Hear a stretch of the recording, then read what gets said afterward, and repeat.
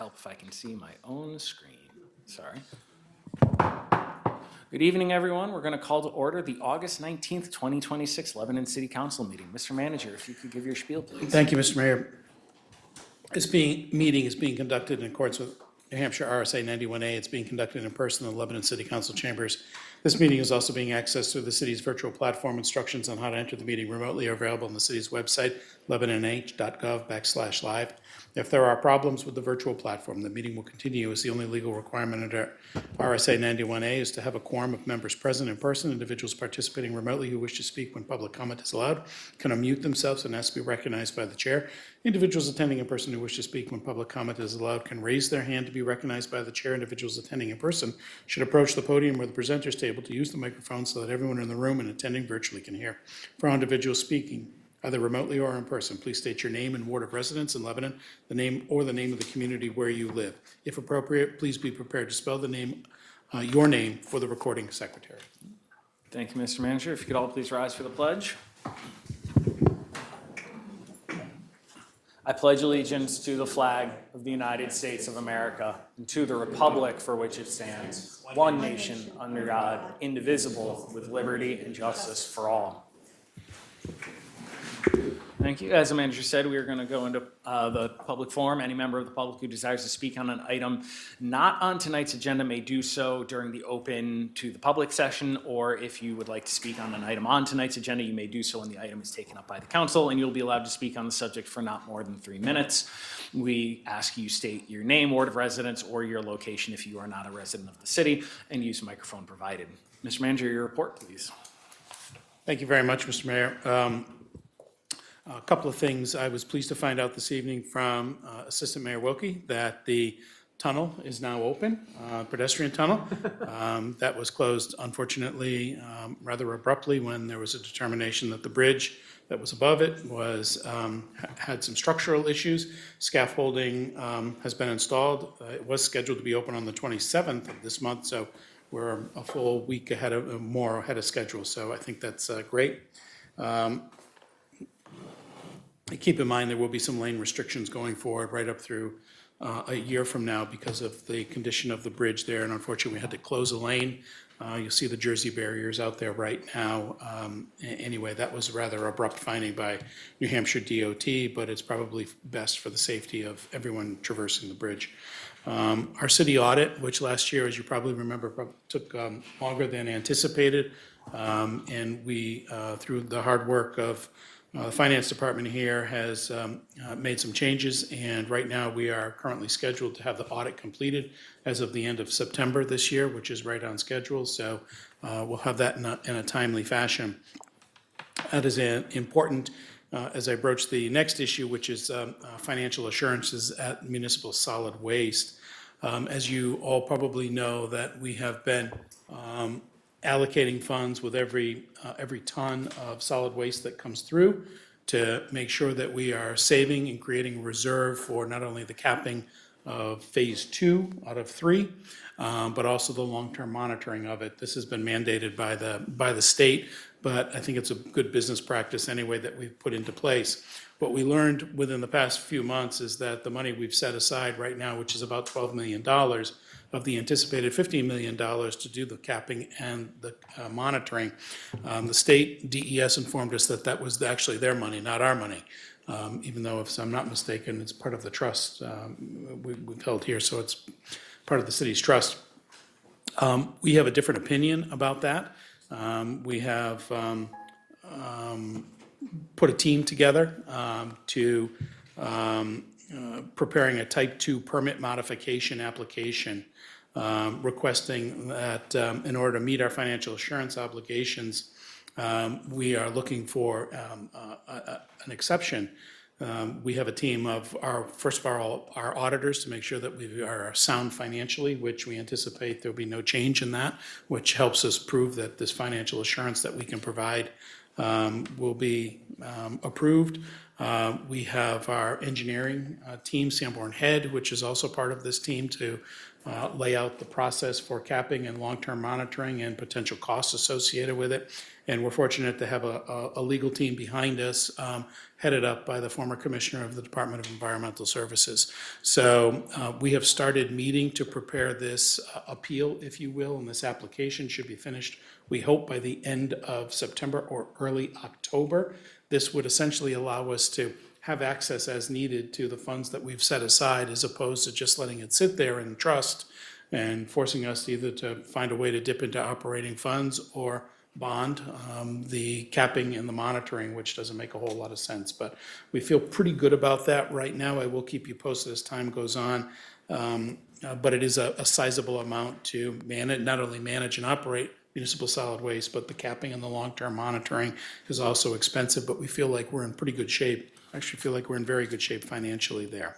Can you just provide the reason why the justification from the state as to why they view it as theirs, and the kind of the consequence of the trade-off? Because the state thinks everything is theirs, Well, until they tell us it's not. But I could be a little more stated eloquent than reason, that. perhaps.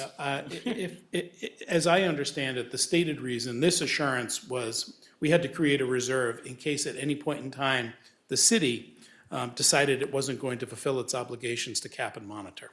I think this law was written and put in place because there was concern broadly that a private entity managing a landfill may go bankrupt or just cease operations. So there had to be a financial assurance that if a company did in fact do that, there would be money available for the state to use to cap and to monitor.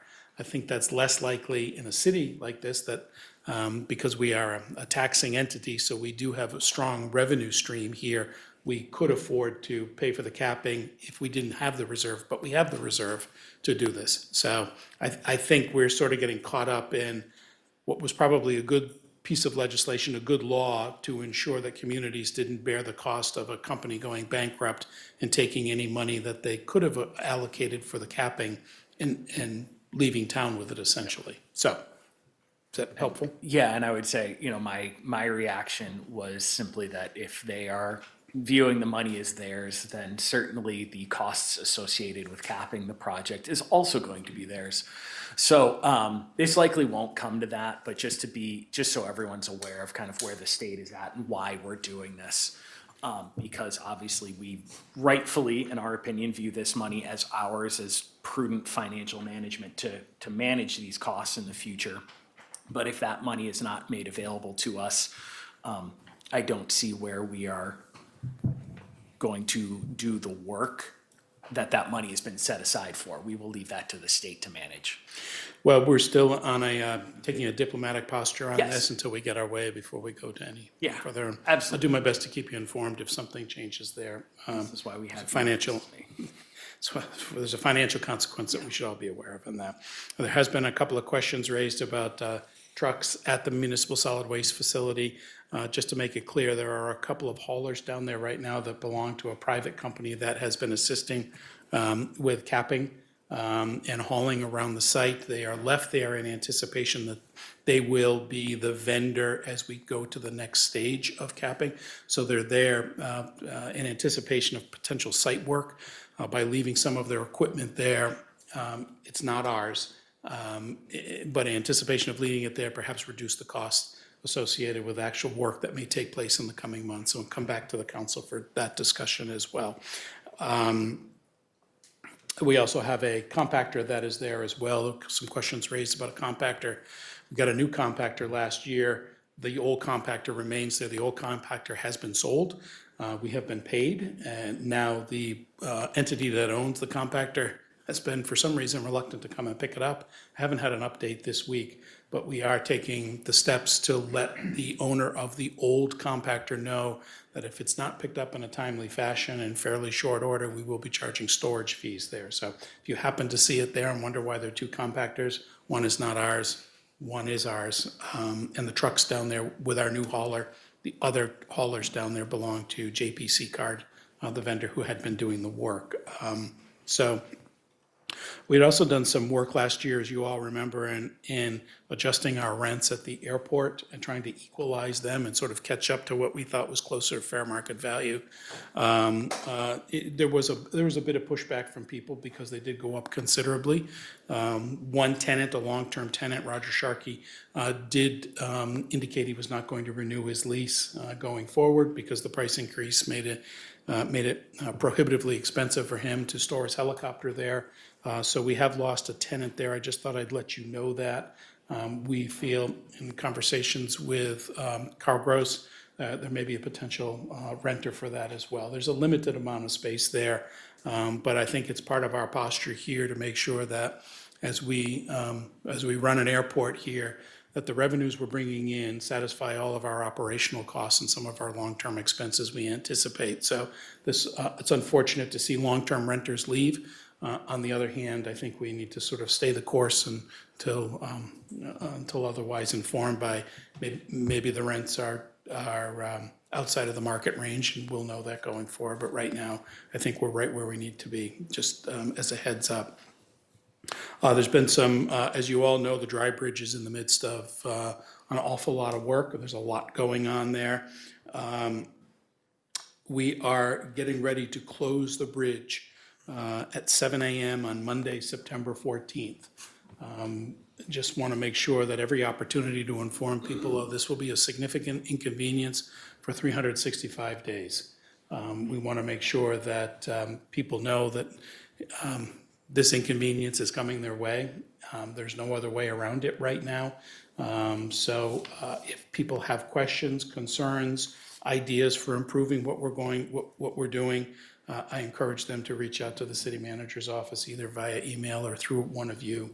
But this will be a challenging 365 days, and I know you all knew that this was coming longer than I did. So that would conclude my update for this evening. Yeah, absolutely. It will be closing at 7 a.m. on Monday, September 14th, 2026, for a period of 365 days. Okay. That would conclude my update this evening. Again, I'm happy to take questions about the update, either here this evening or a follow-up after council meeting. Councilors, questions? All right. Seeing none, we will move into open council discussion. Councilors, any items to bring forward not on tonight's agenda?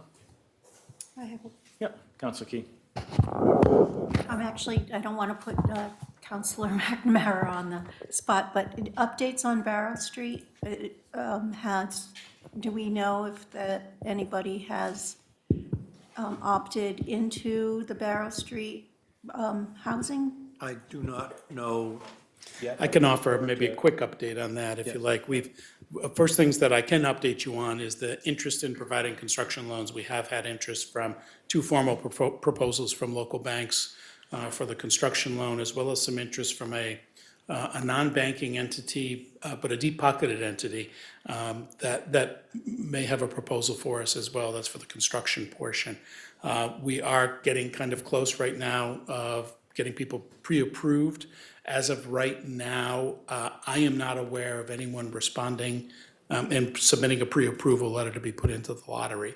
There's still a little ways to go. So we have been reaching out and encouraging people, if you're going to do this, the time is quickly approaching to take advantage of this opportunity. And we're also, Councilor McNamara and I don't want to steal his thunder, but we've been meeting with other groups who there may be some grant money available that we can take advantage of, which would lower the purchase price of individual units as well. So no guarantee, but we're still trying to reduce that price point to something that is more affordable, if you will. And we're also finalizing budget numbers with the contractors, who've been selected. We've got a few line items that we need to work on there that I'm actively working with them on. So, and we're waiting on the bonding too, performance bonding. We haven't signed any contracts or anything yet, nor will we for a while. Thank you. Maybe send a follow-up email out to the one you sent out previously, just to. I sent out a lot. I was, just to the groups that were interested in applying and doing the pre-approvals, I would say Yes. just sending a follow-up and just pushing it, like giving a harder deadline, just because we Yeah. are getting close to the construction. Yes, I'm happy to do that, yeah. Great, thank you. Councilors, any other items? We'll open it to the public. All right, seeing none, we'll open it to the public. If there's anyone here tonight who'd like to bring an item not on tonight's agenda, you may do so now.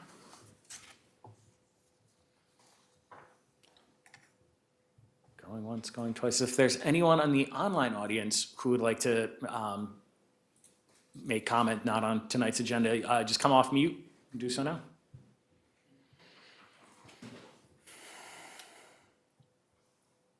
Okay. Seeing none, we will close open to the public session. We do have one recognition. If the council could stand, and I'll read this.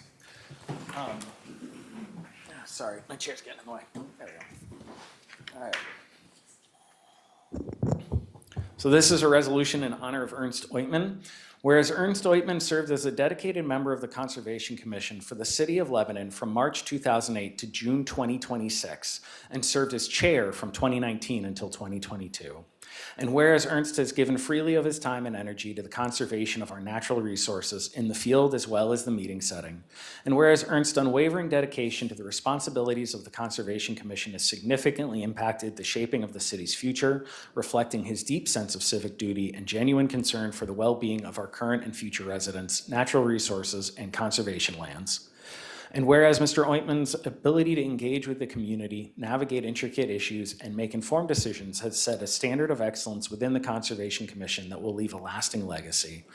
And whereas Ernst Oitman consistently went above and beyond, contributing to the creation and implementation of policies that have positively affected the lives of the residents of Lebanon, New Hampshire, his selfless service, leadership, and commitment have been instrumental in the successful operation and achievements of the City of Lebanon's Conservation Commission. Now therefore be it resolved that the Lebanon City Council, on behalf of the City of Lebanon, extends its sincere appreciation for the dedicated service of Ernst Oitman for his years of service as a member and chair of the City of Lebanon's Conservation Commission. Dated this 19th day of August 2026 at Lebanon, New Hampshire, Douglas Whittlesey, Mayor, on behalf of the Lebanon City Council.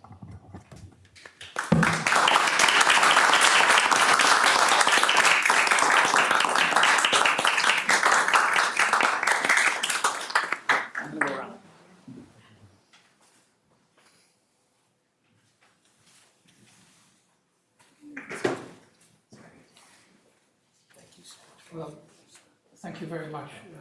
It has been a pleasure to serve on the Conservation Commission. It has been a pleasure to serve on the Conservation Commission. It's also a pleasure to live in this town.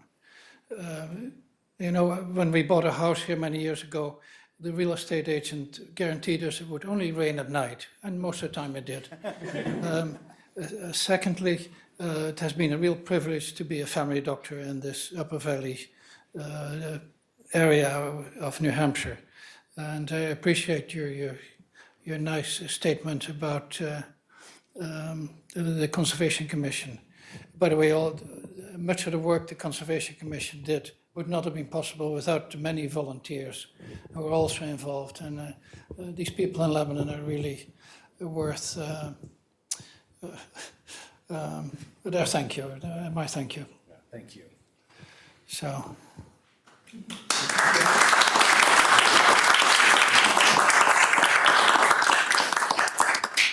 Thank you, Franz. Thank you. I appreciate all yours.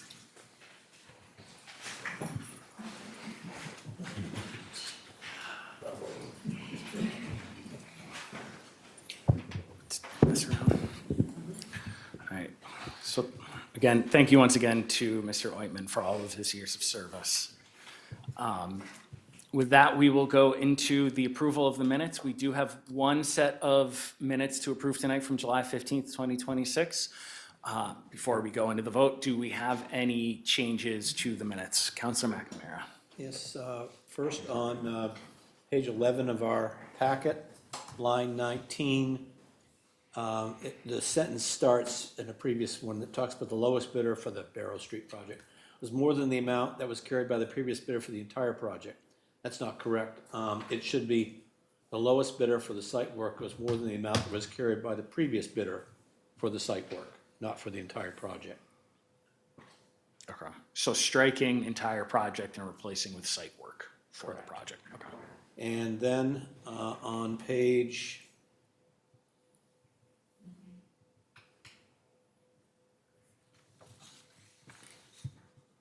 gotta go to my highlighted sections here.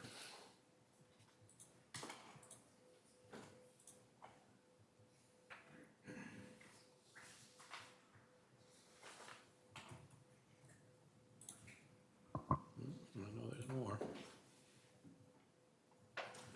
Hang on.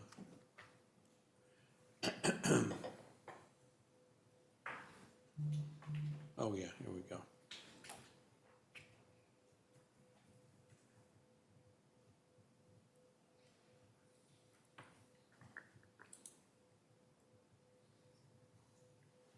Oh, I highlighted more.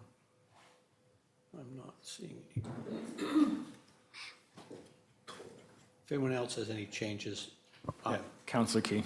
It's page 19 and line 26, which is why I asked my previous question. This says, this was talking about what would we do about the applicants and how would we open up more applicants for Barrow Street, and trying to get to the beginning of this very long sentence. Basically, it says, and should there be insufficient candidates, no fewer than 10 applicants, within 30 days from announcement of the proposed lottery, then current city residents, as of July 15th, that means residents living in Lebanon as of July 15th? Yes. Okay, because it could be read, current city residents as of July 15th would also be considered for any remaining properties. So I don't know if there's a way that you want to restate that so it won't be misinterpreted that, oh, July 15th, it's come and gone and I'm in the city and I should be eligible. So any current city residents housed already in Lebanon as July 15th? I don't know how you might want to say that. That was the conversation we had, that it was, if you are a current city resident, basically up to July 15th, then you would be considered. I don't know if we can change that as a motion.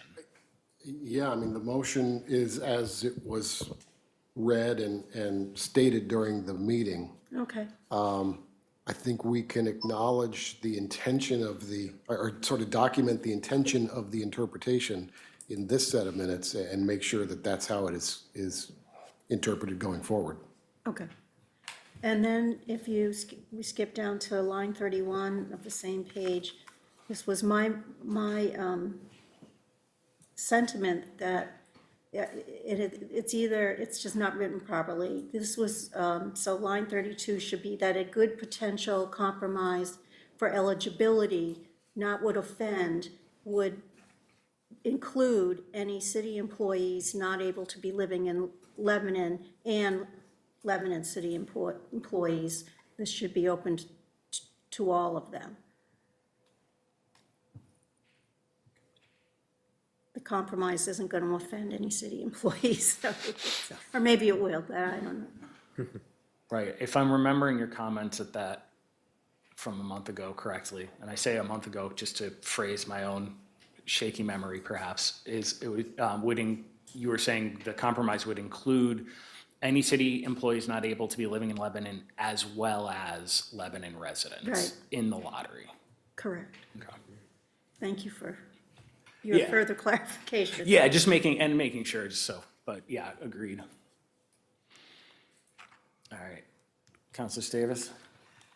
Yeah, what a difference one letter makes, Counselor Key. This is also in that same section. It's in line 31. I believe you said, noting that she was probably going to vote no. No, not, It says yeah. not. Yeah. I found my other one. All right, Councilor McNamara. Page 7, there's a sentence that starts on line 35. It says, it's about the water department. He also thanked our friends in Hanover, New Hampshire, who provided water to us through their the pump station and I would get rid of the word "the" between new and pump. Okay. Next line, line 37, there's a sentence that says, "This should remind us about the need to continue the maintenance of some of the city's infrastructure." I would suggest that we get rid of some and have it continue the maintenance of the city's infrastructure, because all of our infrastructure needs to be maintained. And then on line 41, it's talking about the PFAS at the airport. And it's unknowingly polluting the airport's ground. I think that should be groundwater. And then lastly, on line 44, also on page 7, there's a sentence that reads, "Control tower, but before the tower could be replaced, some site work was being done to determine," I would suggest we would use "is" instead of "was," as it's ongoing. That's it for me. Thank you. Councilors, any other adjustments? We have one more. Oh, yeah, Council Cole. Page 9, I think basically line 4, and correct me if I'm wrong, but I think when we were voting in the members of the strategic plan task force, I believe that George Blake was being voted in as a regular member, That's correct. Yep. and Francis Cassell was being voted in as an alternate member. Correct. And maybe that would be helpful to have that Yeah. in there.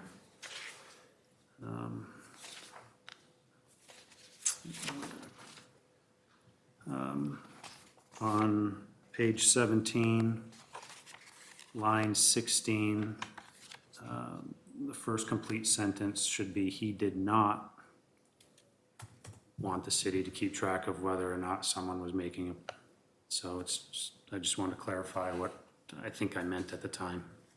So it should read, "He did not want." And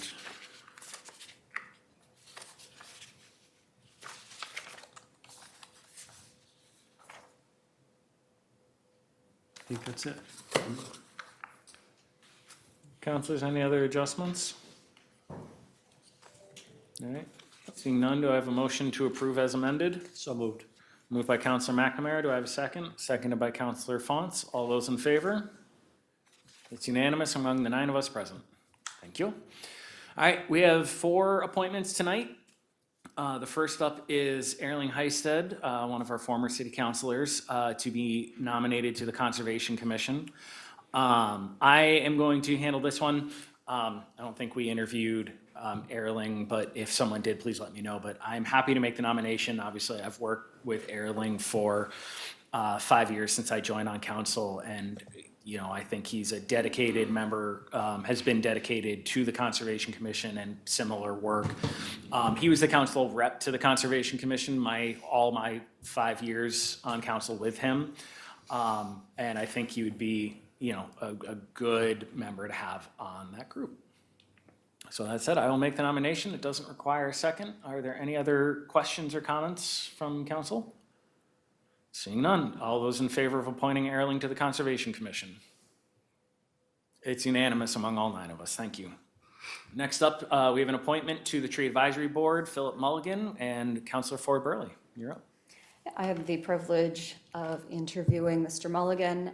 He has a lot of experience serving on various committees and boards. I've had the privilege of working with him in another volunteer capacity, and he is one of those residents who we're privileged that he's willing to volunteer his time, so I'm very happy to nominate him for the Tree Advisory Board. Councilors, any questions? All right, seeing none, we'll move to a vote. All those in favor of appointing Philip Mulligan to the Tree Advisory Board? It is unanimous, all 9-0. All right, next up, Upper Valley Lake Sunapee Regional Planning Commission. Dan Nash has been nominated by the Planning Board as their rep to the UVLS RPC. So if there are any questions of council, we can answer them. Otherwise, we can move straight to a vote. Seeing none, all those in favor of reappointing Dan Nash to the Regional Planning Commission? It's unanimous. Thank you. And last up, with the Welcoming Lebanon Task Force, Martha Teka. Yes. Thank you. And Martha Assistant Teka Mayor. is not a resident of Lebanon. This is a seat that was designed specifically for someone who may not be a resident but who serves in an organization supporting Lebanon residents. She is part of SHARE, and she's precisely the profile of the candidate that we had envisioned in such a seat. So I had a conversation with her, and even though there's very little time left before the task force issues its recommendation, she's happy to get involved and do what she can. So I am happily nominating her for this position. Thank you, Assistant Mayor. Councilors, any questions? Seeing none, we'll move to vote. All those in favor? All those against? All those abstaining? It passes 8-0 with one abstention, which is Councilor Cole. All right. Moving forward into public hearing items, we're going to have a bit of a overarching presentation on this. We're starting with the reclassification of a portion of Old Kings Highway. We've discussed this in a couple of times now, but Mr. Corwin, if you would. Thank you. As you may recall, Mr. and Mrs. Townsend own a lot on Storrs Hill Road. It's approximately 70 acres currently. The lot has frontage on Class 5 road, Storrs Hill Road, and also on Old Kings Highway, which is a Class 6 road. The property is U-shaped so that the western end of the property has the frontage, has most of the frontage on Storrs Hill Road, the Class 5 road, and then the western end, did I say eastern, western? The western end of the property is mostly has frontage on Old Kings Highway. Earlier this year, the Townsends obtained subdivision approval from the planning board to create a two-lot subdivision. The first lot is outlined in green on the image on the screen, and that would contain about 4 acres, as well as the existing home. And then the remainder lot 2, would consist of approximately 66 acres. It's mostly vacant except for a pole barn that is, we understand, to be used for agricultural purposes. Sorry, Tim, and which is north, up, or down in this? North is up. Okay, thank you. And so because, so the property is located in the city's Rural Land 2 RL2 zoning district, within which lots are required to have minimum frontage on a Class 5 road or better of 200 feet. Lot 1, as proposed, will have the minimum requisite 200 feet of frontage. However, Lot 2 only has a small portion of frontage on a Class 5 road. It fronts on Storrs Hill Road for only about approximately 34 feet. And so the planning board conditioned its subdivision approval on a reclassification of a sufficient portion of Old Kings Highway in order to give Lot 2 the requisite 200 feet of frontage on a Class 5 road or better. Again, that's a condition of subdivision approval, and the reclassification is necessary in order to record the plat and finalize that subdivision and create the 2 lots. Following that condition of approval, the Townsends contacted the city and requested that council consider reclassifying again about a minimum portion of Old Kings Highway from Class 5 to Class 6 in order to provide that requisite frontage on Lot 2 and finalize the subdivision. That's the opposite, right? You said Class 5 to Class 6. Class 6 to Class 5. Thank you. Thank you. And so following that request submitted by the Townsends, staff met with the Townsends on site. Members of planning staff were there, Department of Public Works, Fire Department, to evaluate existing conditions. And it was determined that the existing gravel drive that's located in the subject area, the proposed area to be reclassified, is sufficient for city purposes. However, Department of Public Works did request, and the Townsends have agreed to provide a turnaround easement in an area on proposed Lot 2, which I've outlined in yellow on this on the reclassification plat, a copy of which is included with the agenda packet materials.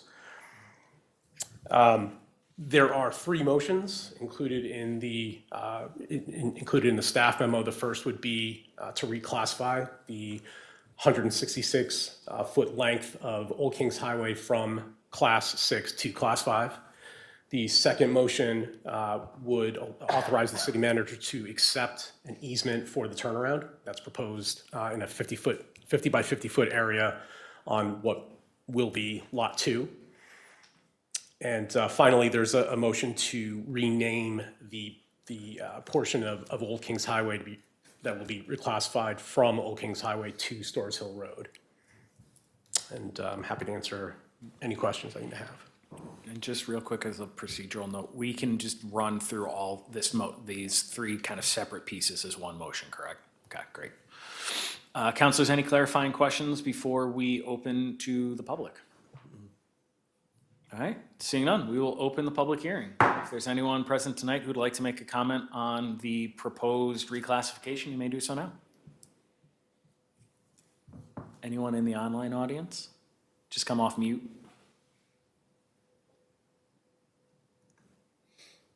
Okay, seeing none, I'll close the public hearing. Councilors, any questions? Yep, Councilor McNamara. So I'm quite familiar with this stretch of road. This makes perfectly good sense. It's not going to be used any differently than it's used today.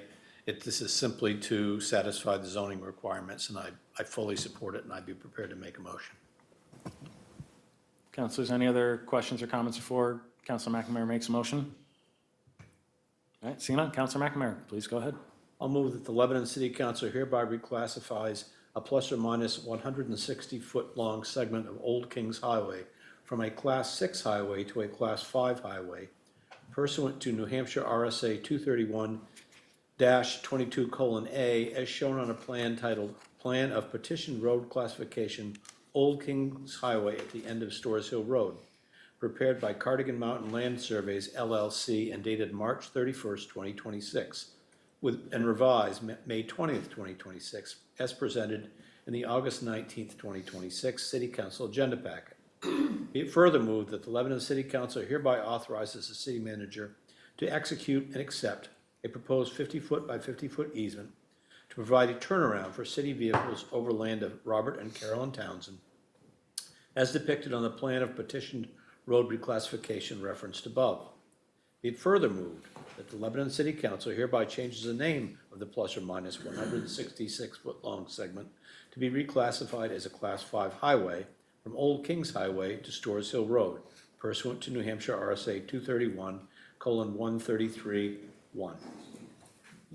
Thank you, Councilor McNamara. Do I have a second? Second by Councilor Appleton. Any other questions, comments before we move to the vote? Mr. Mayor, Mr. Mayor. Yeah, Mr. Brooks.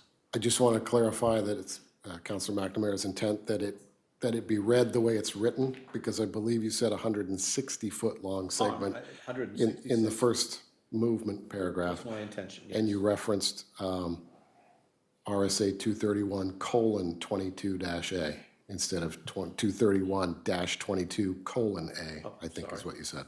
So if it's As written. read as written is the intention. Perfect. That's correct. Do you accept? Yeah, accept the revisions. Great. All those in favor? It is unanimous among all 9 of us. Thank you. We'll now move on to the airport PFAS site investigation. This is a supplemental appropriation of up to $104,500 for airport PFAS site investigation capital project as required by New Hampshire DES.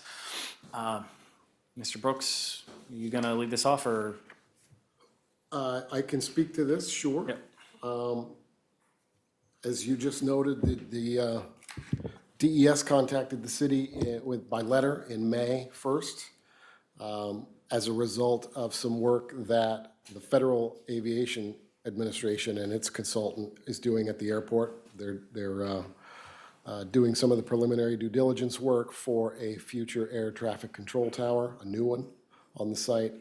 Some of the groundwater testing that they've done and submitted to DES turned up PFAS at concentrations higher than the allowed ambient groundwater standards. So DES reached out to us as the owner of the airport and said, you must complete a site investigation pursuant to administrative code, which is outlined, and some of it's provided in the agenda packet.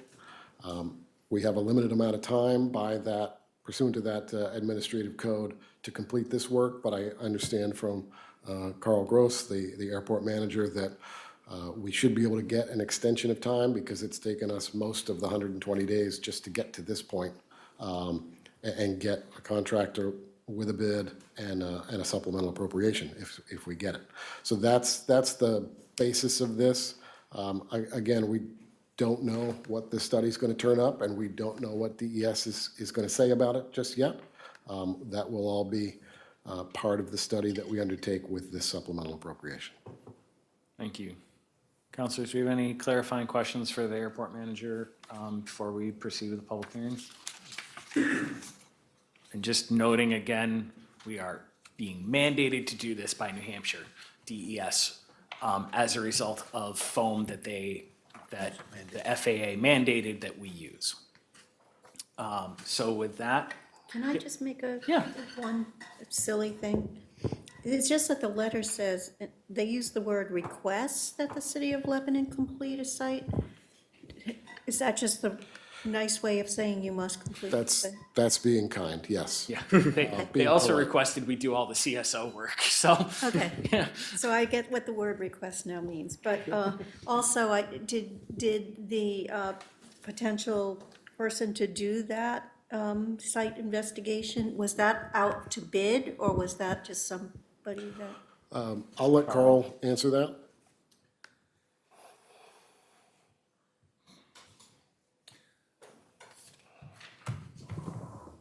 We reached out to New Hampshire DOT, in particular the Aviation Department, for recommendations of contractors that they've used for the study. They provided 3 names. We provided a copy of the FAA investigation and the results, and requested that the consultants perform a study per the RSA. And we received 3 bids for that. Okay. And I'm assuming we got the lowest bid. Correct. Okay. Just checking. All right, councilors, any other clarifying questions? All right, that we'll open to the public. If anyone here or online would like to make a comment on this, you may do so now. If you're online, just come off mute. Going once, going twice. We'll now close the public hearing. Thank you. Councilors, any questions or conversation, or shall we just have a motion? Yep, Councilor McNamara. Oh, I was going to make the motion unless you. Oh, I just want to, so part of the information we were provided included some testing that had been done of drinking water wells off-site. I assume that there are others, perhaps including myself, who live in the immediate vicinity who would like to get their wells tested. If the city could put together a list of contractors that individuals who want to get their wells tested can reach out to, that'd be helpful, because most people don't know who to call.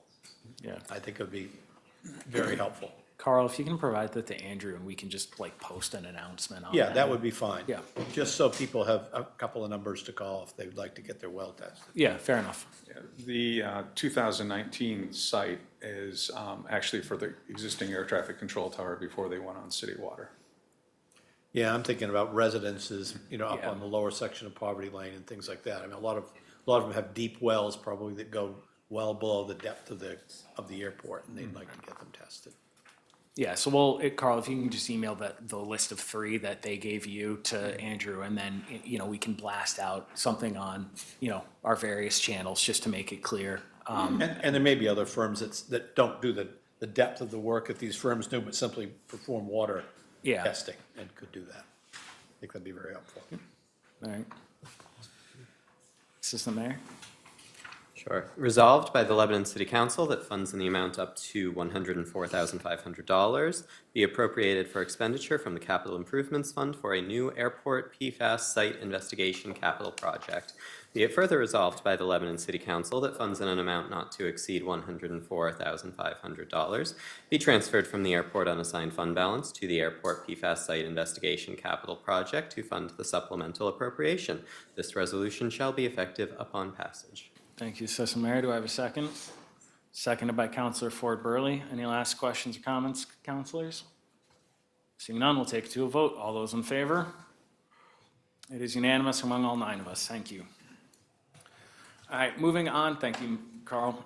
Moving on to new business. Just as a note, we don't need to belabor the next piece. We are just including the proposed amendments to the Lebanon zoning ordinance as a way to close out the work that had been initiated relative to the Boys and Girls Club siting at Seminary Hill, which is now no longer needed. This is separate from the discussion we will have later on in new business. This is really just intended for your awareness that this work has been discontinued. With that, we'll go into the appointment of the 2026 Chair and Vice Chair for the Finance Advisory Committee. We met last week, if I'm getting my dates right. So with the Finance Advisory Committee nominated Jay Sims to be Chair and Bob Moses as Vice Chair. And I will make that motion. So we are just here to kind of make the motion and vote on it. But if there are any questions first of council, before I just make the motion. All right. Obviously very qualified people, both CPAs.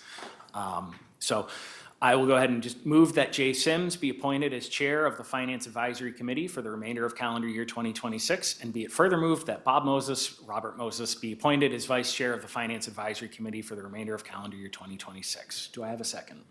Second by Councilor Key. Thank you. All those in favor? It's unanimous. Thank you. Which is good because Jay did this at our last meeting, and I really appreciate that being formal now. So we're now going to go into new business. Just before we start, I am going to swap G and F just as a note because item G for the Kilton Library HVAC system is really setting the public hearing, whereas I suspect that there's going to be much more robust discussion around the ground lease agreement. So just kind of switching those up a little bit just to reflect potential timing. So with that said, we will start with a review and discussion of the elderly exemptions program. Mr. Mayor, do you want to kind of key up how this came to be while we get everything kind of set up? Sure. Earlier this year, back in April, I believe, Mary Davis, who's in the audience, brought forward a question for the council to revisit the existing elderly exemptions program, particularly with respect to the asset limits, which haven't been updated in just over 2 decades. During that meeting, in spite of the council's best, in spite of their desire to make some changes, we were kind of out of time because the changes weren't going to be able to take effect before the statutory requirement for when these exemption applications are due. So we sort of paused and the council asked the manager and the administration to put together more information, come back with some of the details, and present a more comprehensive bit of information for the council and the public to weigh the options about what to do and how to handle these exemptions. Great, thank you.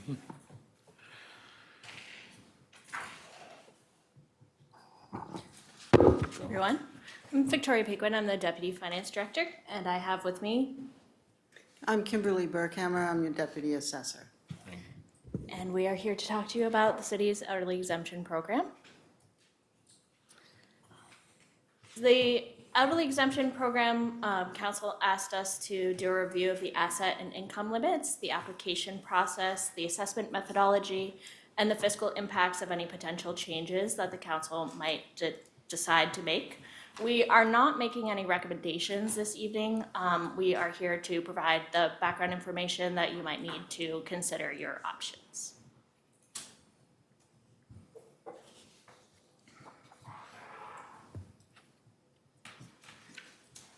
This one's you, Kim. Okay. So, So the elderly exemption program is available for Lebanon homeowners. The qualifications are that you have been a resident of Lebanon, New Hampshire, for at least 3 years. You have to have been 65 prior to April 1st in the tax year for which you are making the application. The income must be $45,000 or less for single applicants, $65,000 or less for married applicants, and your assets are $100,000 or less. And this excludes your residence and the minimum acreage that is required by zoning. We have several different zoning districts in Lebanon, so this can be from 10 acres on down to those smaller lots in the city. Then the exemption amounts, currently, they were changed a couple of years ago, are categorized. So 65 to 75, it's $116,000 off of the assessed value. 75 to 80, it's $164,000 off the assessed value. And if you're 80 and over, it's $290,000 off of your assessed value.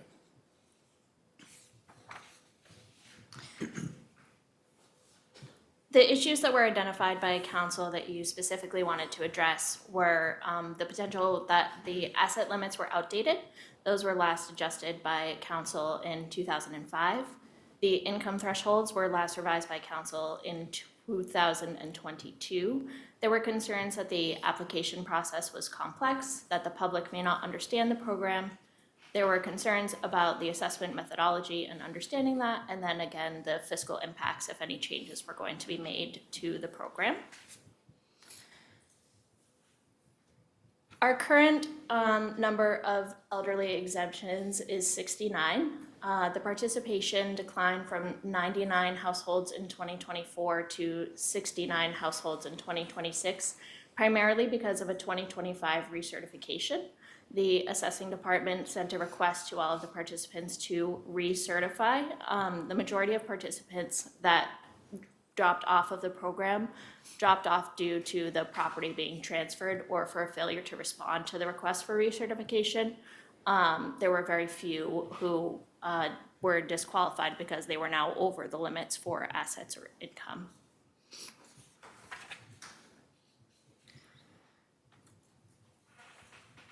Your tax bill amounts and your pre-exempt valuation amounts demonstrate that your participants receive an average of $4,350 in annual property tax relief. And you can kind of see you've got in 2025, 22 of the participants paid $0 in tax, and then that kind of scales up to a tax amount of greater than $7,501.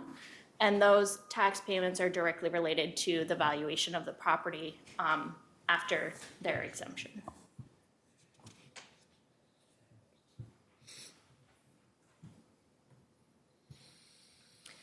In 2025, the total elderly exemptions removed $13,952,480 from the city's grand list value, which is a net result of about a 4-cent increase in the tax rate per thousand, or a $50 annual increase on a property that's valued at about $350,000.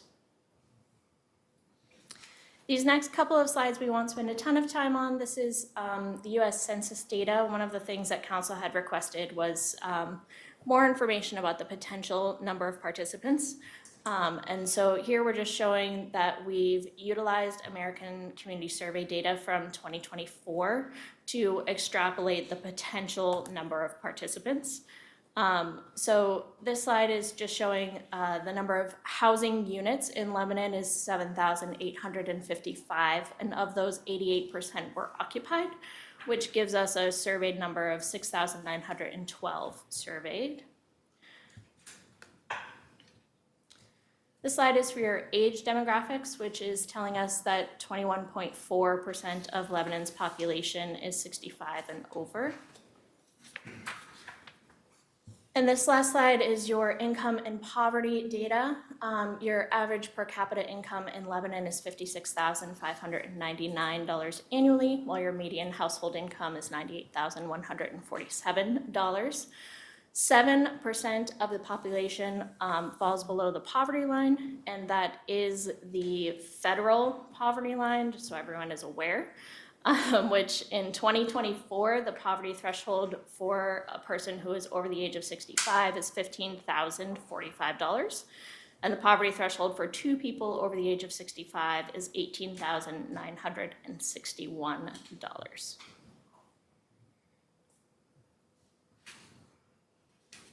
This next slide is information about Social Security income, because we hear from a lot of our seniors that they're relying on their Social Security income to make their ends meet. The maximum Social Security benefit in 2026 is $4,152 per month. Annualized, that benefit would be $49,824. In order to receive that amount, it means that from the time that you were 22 until the time that you retired at 67, you were contributing the maximum dollar amount into the Social Security program. If you were contributing the maximum and you had retired at 62, your benefit amount falls to $2,969, which annualized is $35,628. The average Social Security benefit in 2026 is $2,071 a month. At an average benefit, the annual income for a single person is $24,852, or for a couple would be $49,704. Based on the previous census data, we've determined that Lebanon has 6,912 households. Of those households, half of them are likely to be property owners, which represents 3,456 properties that are owned. Of those households, statistically, 25% are over the age of 65, which is 864 potential senior households.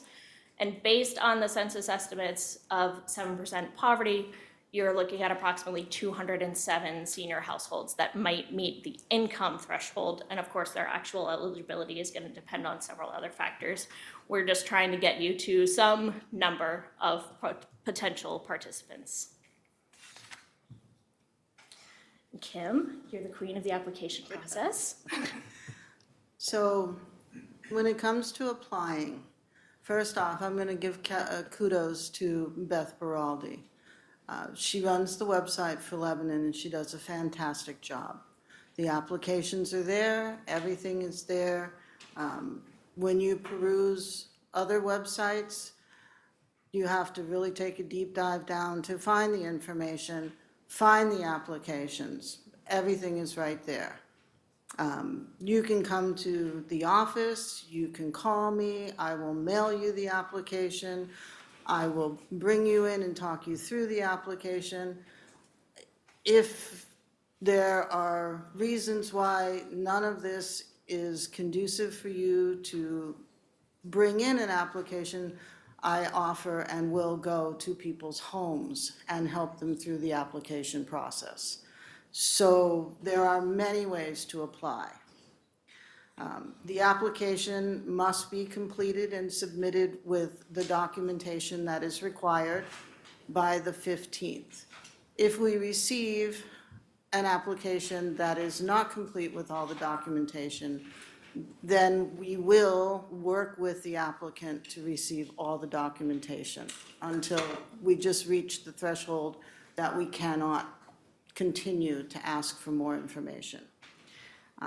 And again, we just do everything we can to make sure that they can complete what we need to have. I think I went past that slide. Sorry. The participants are responsible for reporting changes in their income and assets. We review the current exemptions. We are mandated by the state to do it every 5 years with the revaluation. We try to do it on off revaluation years just to make the workload a little bit easier.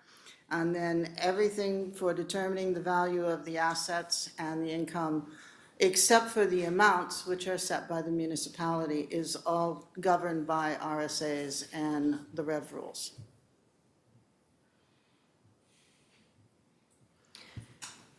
This is an example of qualifying individuals who are single. Again, just looking to demonstrate if your annual income is just based on your Social Security, you're living in a manufactured home on 0.15 acres, which is typical of manufactured homes, and your valuation is $155,000. You could have a personal vehicle valued at $40,000, a savings account at $10,000, investments at $40,000, and your total assets would be at $90,000, which is under the city's current threshold. And just demonstrating the tax bill, if you did not qualify for an exemption on that particular property, would be $3,344. And if you fall into that 65 to 74 bracket, your taxes after exemption would be $845. Another example of folks who would qualify, this time a two-person household that qualifies. We're assuming, again, Social Security at an average benefit times 2 people. You potentially live in a single-family home on 2 acres that's valued at $370,000. A couple of vehicles, again, a savings account, some investments, you're still under that $100,000 threshold, and then the tax benefit that they would receive at different ages by qualifying for the elderly exemption program. This information on the asset limit history and a comparison to inflation. Assets were last updated, as we discussed, in 2005 and has not been changed since then. If the $100,000 asset limit had been adjusted for inflation, in 2026, the asset limit would be approximately $190,000 in assets.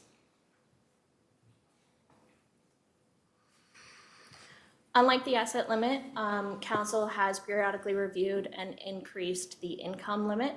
The current income limits, as we discussed, is $45,000 for a single person or $65,000 for a married person. That last change was made in 2022.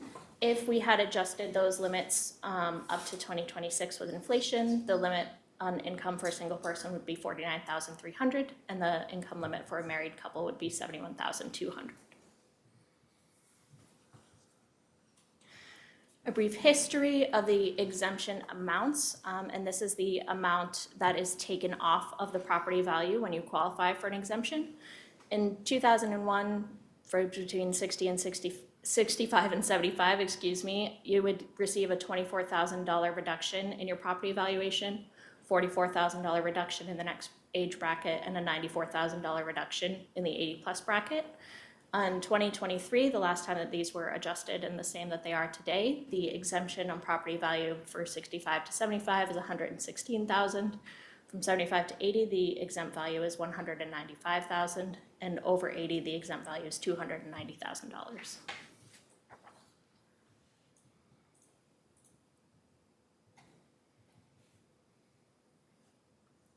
PowerPoint really doesn't want to turn the page. This slide is just to demonstrate a comparison between Lebanon and cities that we might think of as being comparable.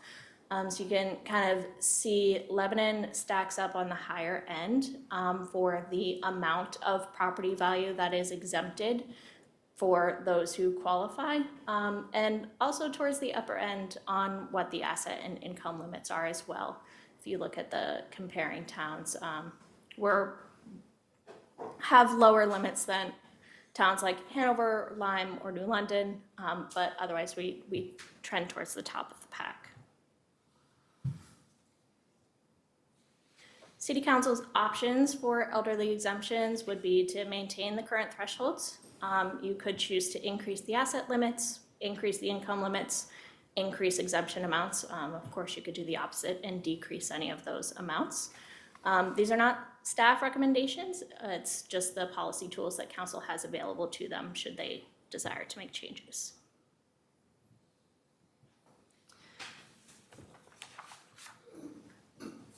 Potential impacts on if changes are made. Based on the 2025 participation, the average reduction in assessed value was $205,180 per participant household. If the participation returned to approximately 100 households, which is what we had just a few years ago, the exempt valuation would rise to about $20,518,000, which would have a tax rate impact of about 17 cents per thousand. Again, because we're just making estimates, we really don't have anything to go on except for prior participation and whether we'll return to that number or potentially surpass that number. And that is what we have for you guys. Thank you, and I'm just going to lead off by saying this was very well put together and very thorough and detailed, so just thank you for that, because it's a lot to pull together, and it's a very complex area. With that, I'll say, councilors, any questions? Yep, Councilor Key. I have a couple questions. One was, I appreciated the work you did to try to figure out the sheer number of people that might qualify. I think, though, if I heard your formula, the way you did it, we can't assume that 25% of, so if 25% of our population is 65 and over, we can't assume 25% of those people are living in their own home. I mean, there's a lot of renters that are in there. We would have to figure out how to put that formula, Yeah, I think that's why they. adjust that formula. Yeah, well, I think that's what they were trying to do through the, like, looking at true homeowners, right? Because they took that 50% owner occupancy rate to the population, which is how they got to the 800. I'm not saying it's perfect, but like, I think they're trying to factor that in. So they took 25% of the 50%. Yeah. Got to the 200. All right, I didn't. Yeah. Yeah, no, That. Sorry, it's a real statistical wish to kind it's- of yeah. get to a number. Recognizing that this kind of analysis gets really like decision tree really quickly. But yeah, I think it was saying basically like half of all of the population actually are owner occupants of a house. So therefore, if you say like, okay, our total population is this, only half of them own their house, therefore would be kind of considered for this. Therefore, like of that, they kind of funneled it down. Sure. My other question is, and I have read some recently, knowing this was coming up, some other novel ways that, and I don't know if this is even possible in the state of New Hampshire, but how they've looked at elderly people trying to, stay in their homes. And one of the things that I think is a different way to look at this is a freeze on the value of your property at a certain age. So if you're 70, your property value will not increase, even if so when you have another, like we have had 3 reevaluations in the last 5 years, that your valuation of your house would stay stable and it wouldn't increase. I think the thinking is if you can afford to be in your house today and we can, not let the value of your house keep escalating. This is assuming that you haven't actually done improvements to your home that would, but if your house stays the same, you would, if you were in a $400,000 house, then we would not escalate that property value any further. I know it gets a little cleaner in some ways because of somebody that only has, it seems to me it's not realistic to think that we can only allow somebody to have such small amounts of money squirreled away. I mean, one bad event in a hospital and that could be wiped out, that whole amount of money. But it just gives some, I think, security. It was the big thing that people could feel that they had more of an opportunity to stay put. And I would add that one thing that this presentation specifically doesn't address is the homeowner's opportunity to apply for an abatement in a case where they've come into that type of financial hardship where it's, a one-off unexpected expense, but also the option for property tax deferral if they don't qualify for the elderly exemption program. So Davis.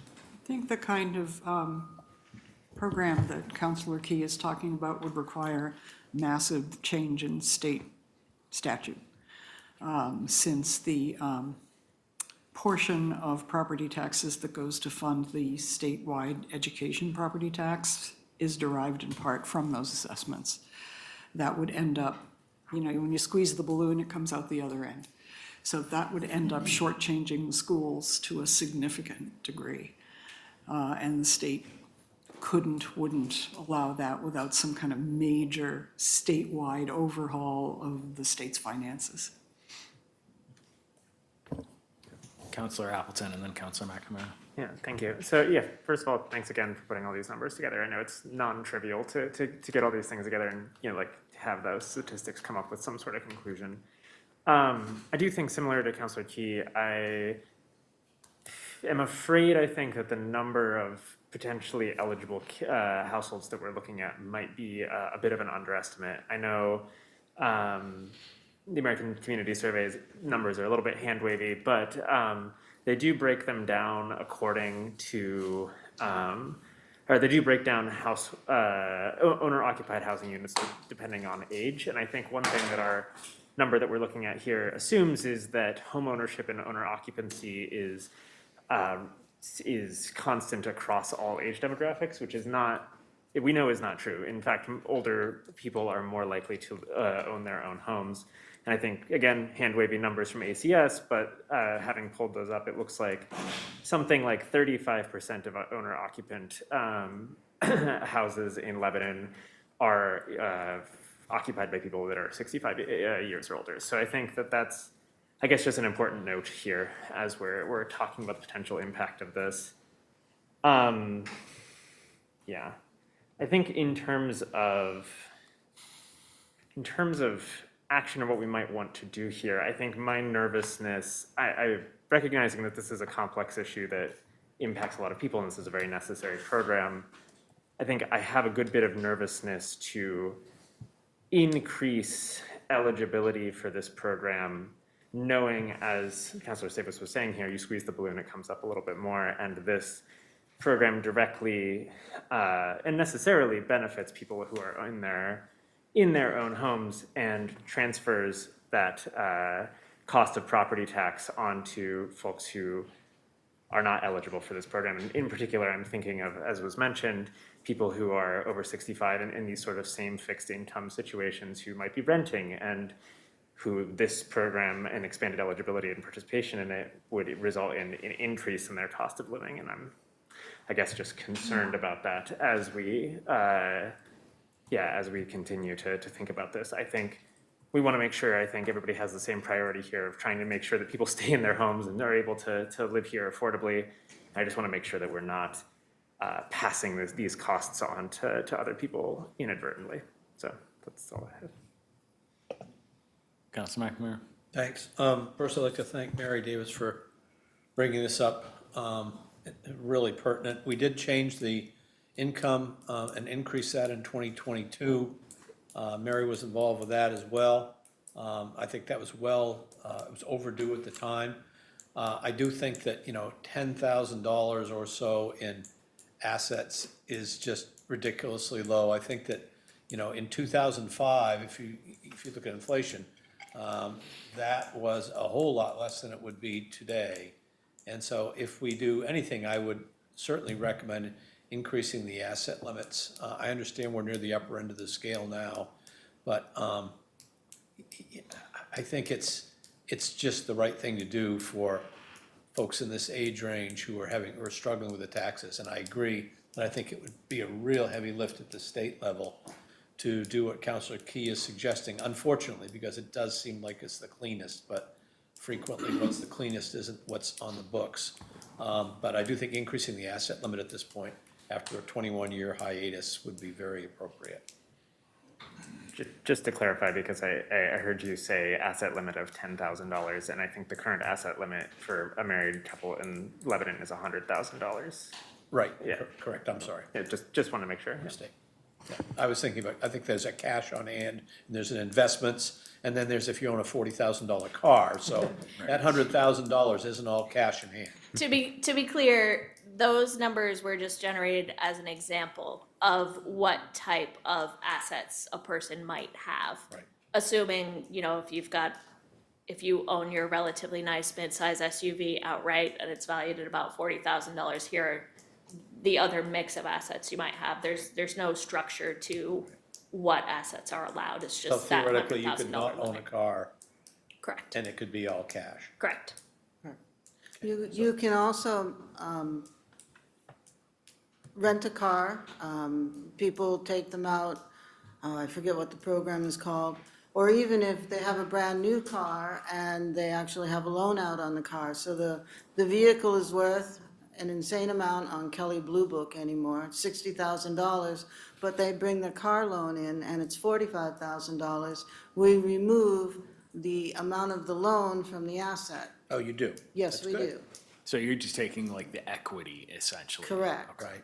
So that all comes into play when you're looking at what they have for assets. It's what is marketable asset, so. I would also hate to think people need to sell their car in order to bring their assets down. I think that's asking a bit much as well. This is a question that I am not able to answer myself by glancing through the section 72, but do we have the ability to differentiate based off asset type, right? So like in your example, so this is, I love your joint example because I think that is a pretty good one, right? 2 cars worth 60,000, let's say, liquid assets of 40,000, right? So essentially like equipment versus liquid assets. There's only so much you can do to pay off your taxes if you only have $40,000 of liquid assets and the rest of your assets is taken up by, necessary vehicles around here. Do we have the ability, or maybe this is something just to research to take away, to set differential limits based off of like a kind of asset type? Yes.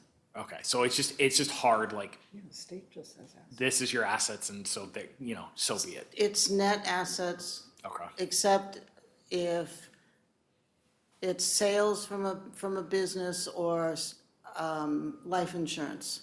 Okay, That's written into the RSA. okay. But, Yeah, Councilor but outside of that, the RSAs are very, very generic. Yeah. It's assets, Yeah, and it leaves it to the municipality. but we can't necessarily, we can define assets, but we can't necessarily structure it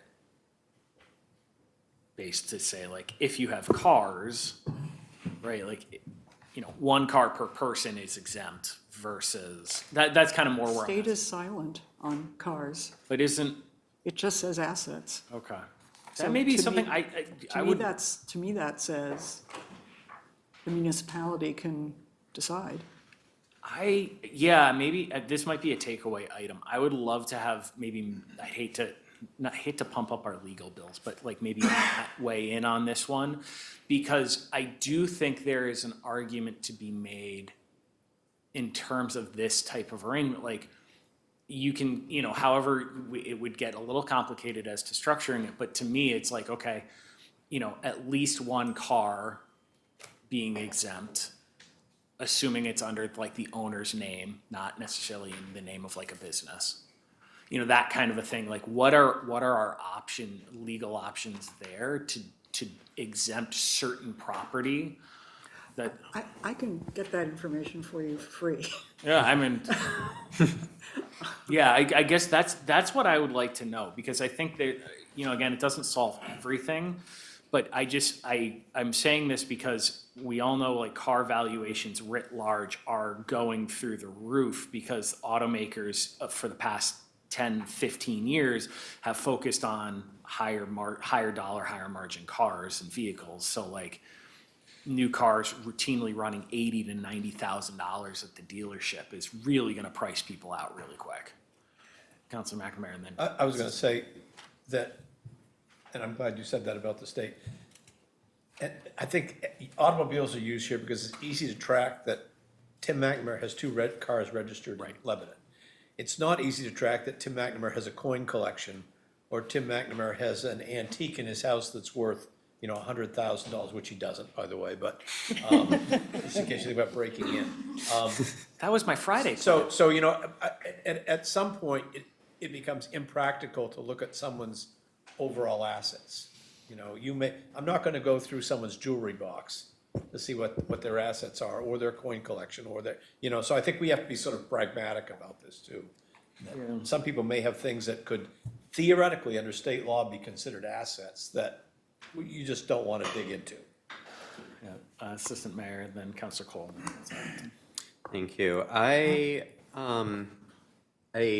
agree with a lot of the comments that I've heard here. I think Councilor Key brings up a really good point that even when we're talking about liquid rather than illiquid assets, it's still not necessarily an ideal metric, because what we're saying is you need to draw down your liquid assets to be able to get to this point.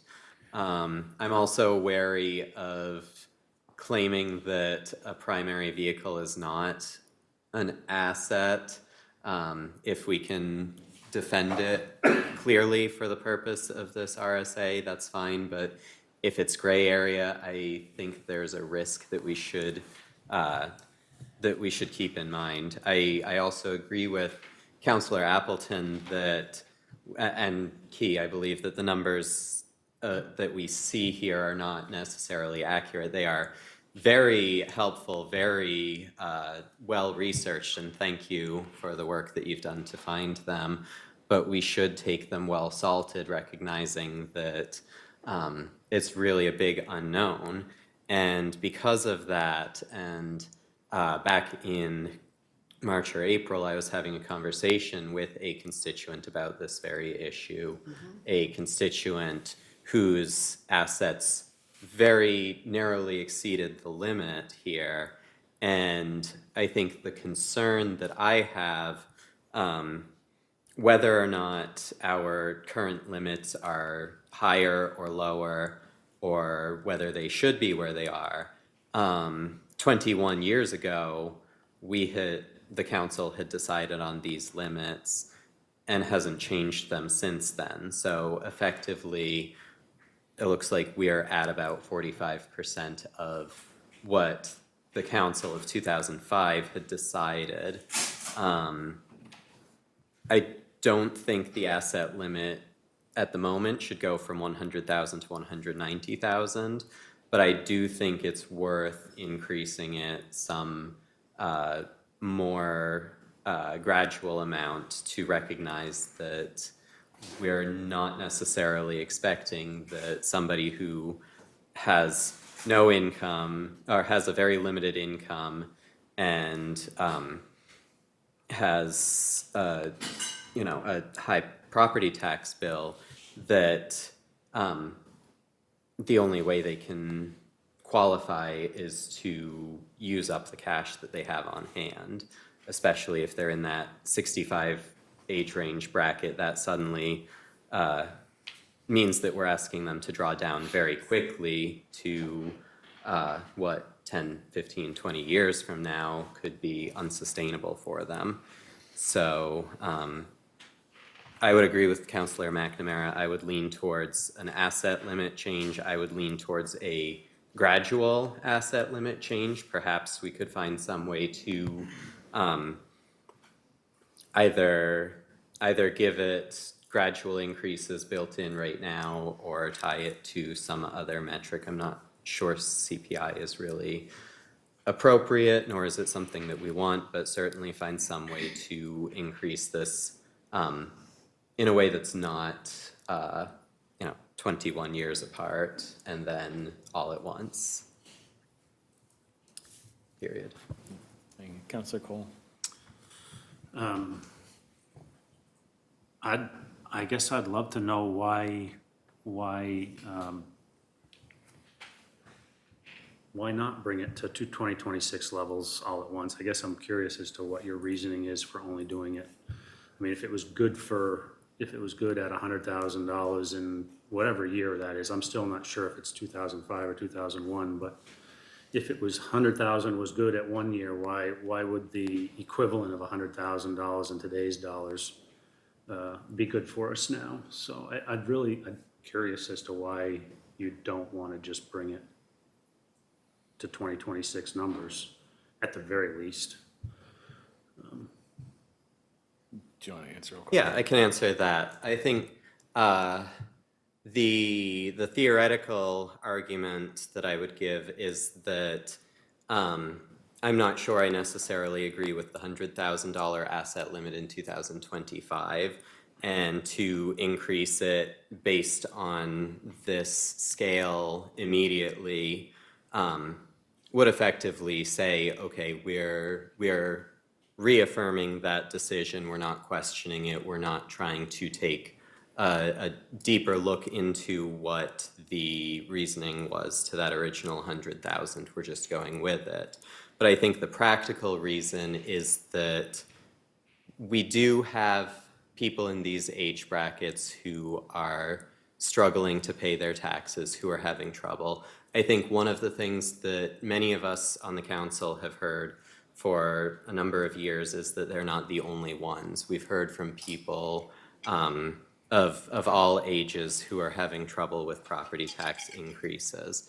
And so I don't think it's necessarily the answer to open this up very broadly in such a way that we could be risking the other people in our community who are suffering. And we're not taking anything away from people by doing this. However, we are adding to this elderly exemption program in a way that allows us to see and moderate that increase. I think what we saw 2 years ago, that when we had a significant change to the tax rate, it caused a lot of upset, very justifiably. And I think we need to be responsible and careful that we don't make decisions that could do that in the same sense. Councilor Appleton, you had comments?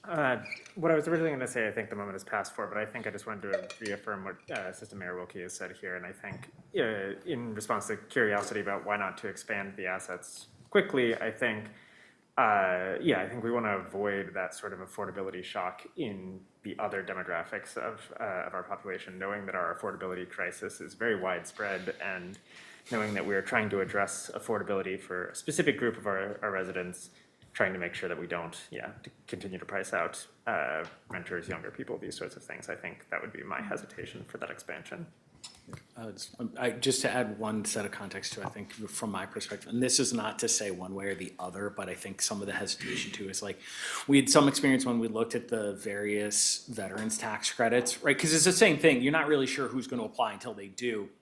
And we had increased them, in recognition of their service to fairly significantly. And this is not a knock on how the numbers were generated. It was just to the point of what the assistant mayor is kind of saying.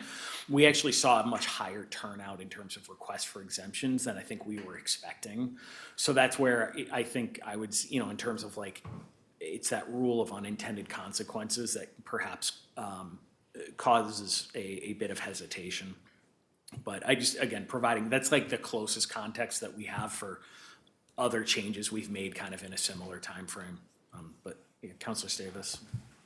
So two things. I was also going to mention that this is not the only tax exemption that the city offers. There are many. So it's awkward, I think, to increase one and not look at all of the others. But as a practical matter, we can't, because the state limits what we can exempt and what we cannot exempt. For example, we can't just decide we want to make a huge increase in the asset limitation for the elderly tax exemption because the RSAs state an actual number. We, in fact, tried to raise that number substantially in this last legislative session, and the state Senate killed it. So we have some constraints, but in the domain of assets, we're wide open. It doesn't define assets. There is a section in the RSA that defines certain types of residences and how you inhabit the residence and what your ownership stake is in the residence. But in terms of assets, it's silent. So the rev rules Administration Rule 413.04 says for the net assets, an applicant's net asset shall include the market value of all assets, tangible and intangible, except as provided in B below. An applicant's net asset shall not include the market value of the applicant's residence and the land upon which it is located up to the greater of 2 acres or the minimum single-family residential lot size specified in the municipality's zoning, and the good faith encumbrances upon each particular asset other than that identified in B and 1 above. So it is the market value of all the assets, the coin collection, the antiques, gambling winnings, cash. That's what we have on the application, and in good faith, we expect people to give us those assets. Then if they do have a loan on a car or an RV or anything else, we remove that loan away from that tangible asset. Because it's not an asset, it's a liability. That portion of it is a liability. At one point in time, there was a court case where people were trying to take their unencumbered debt and apply it against their assets, against what they had in their savings and their 401ks to make them apply for this, and that court case. Yeah, so it's an asset. That's how it's being used. So when you talk to people, when people ask questions about what's an asset, do we say to them, well, it's your baseball card collection, it's your coin collection, it's your jewelry box? Do we say that? If it's something that you can sell to support yourself, it's an asset. Well, you could sell your blood, but. I wouldn't want you to do that, and no, but it's, if you have a tangible asset. Yeah. And I understand, these are the things that, I understand that you're saving them and you want them, and it's your house and it's your family, but you have to weigh, what are we doing here? We want to help, but we're passing the burden on to the other people of the city. So what I have to do is make sure that the qualifications fit the person. Understand, that's absolutely your responsibility. So someone could, for example, if they had family heirlooms, whatever those are, they could give them to their children or to Yes. a relative, and just they're no longer an asset per the law. Yep. They could come back and apply the next year without those family heirlooms, without the baseball card collection. Yeah. It's an annual application. Okay. Hold on, sorry.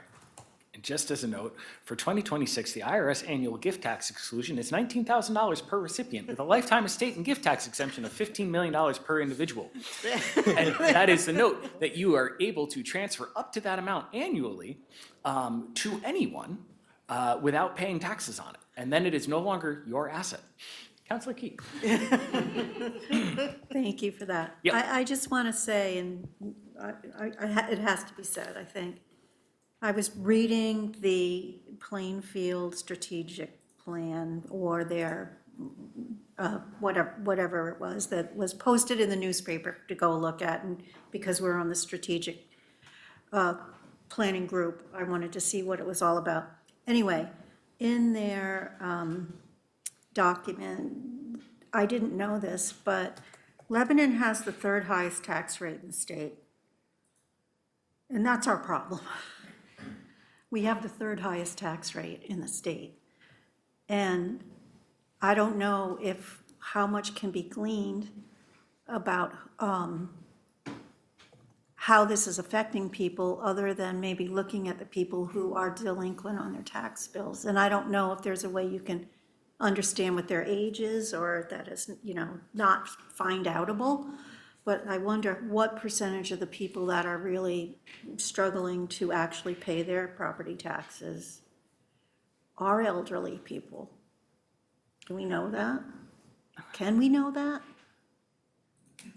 Per RSA, I am not allowed to put together a list of elderly people. But they have to give you their age if they come to you, so you know what category they're in, right? I know. But what other than category. that, Only if they come to apply for an elderly exemption. If they don't qualify for the elderly exemption, I offer them a deferral on their taxes. I offer them a hardship abatement. We have other programs that I do try to help them with. well, I think for me, I need to know more about the other programs that an elderly person could take advantage of.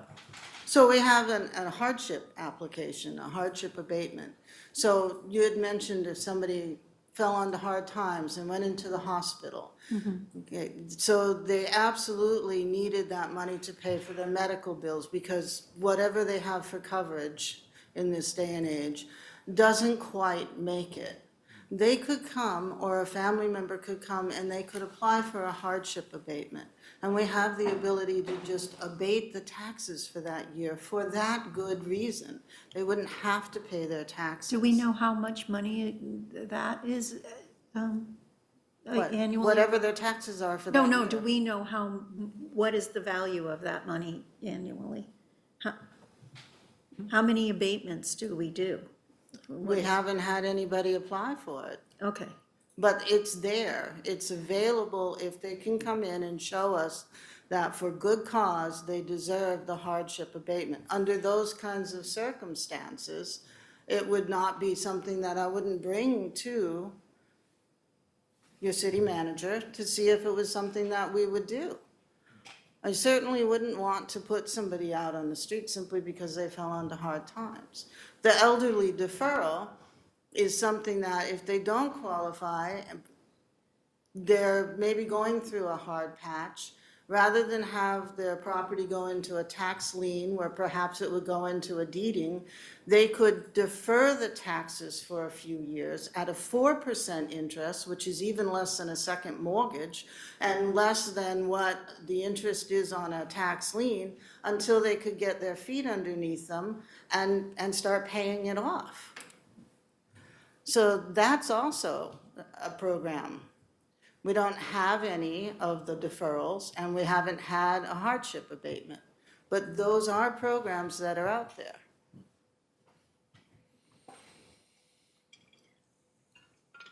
And I do offer those to people when they come to the window. Hold on, Counselor Colhett and then you go Counselor ahead, Sable. All right. Sure. Yeah, it's fine. So I guess this is a question for Counselor Key and the Plainfield document, and you mentioned tax rate. Can you be more specific? They just What you had mean a by tax table. rate? They had a table, and it said for surrounding municipalities. Because just to be clear, the state sets the rate, not the municipality, The tax rate? the tax rate. No, wherever they found that information, and they had listed for different municipalities what the tax rate was. And it was I just ranked don't want in there by to be the state. misinformation about, that Lebanon, the city, is intentionally in a high tax rate area. This is a state decision, it's not the municipalities. But it's based all on what our budget is every year. No, it's based on the value of our real estate, Bit Okay, of both, but mostly on the value of real right? estate. Because it's a seesaw. Yeah.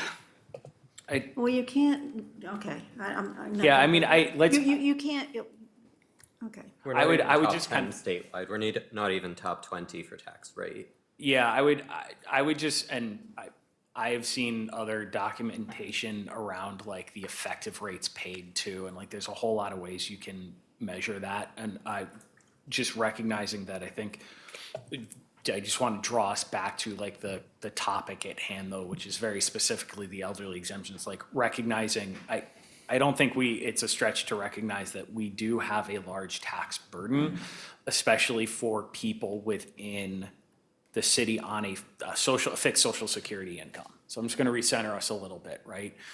I want to recognize that for people in that situation over the past, let's say 10 years, more or less 5 years realistically, the likelihood for owner occupants who have owned their home that entire time is their home is now worth twice what it was pre-COVID. They are still on a fixed income that has increased to an extent at the rate of inflation, right? So just to, again, focusing on these facts, the rate of inflation has not kept up with New Hampshire's and even more specifically Lebanon's lived experience of housing valuation. And we are working within a system of tax revenue that is all like 80% focused on property.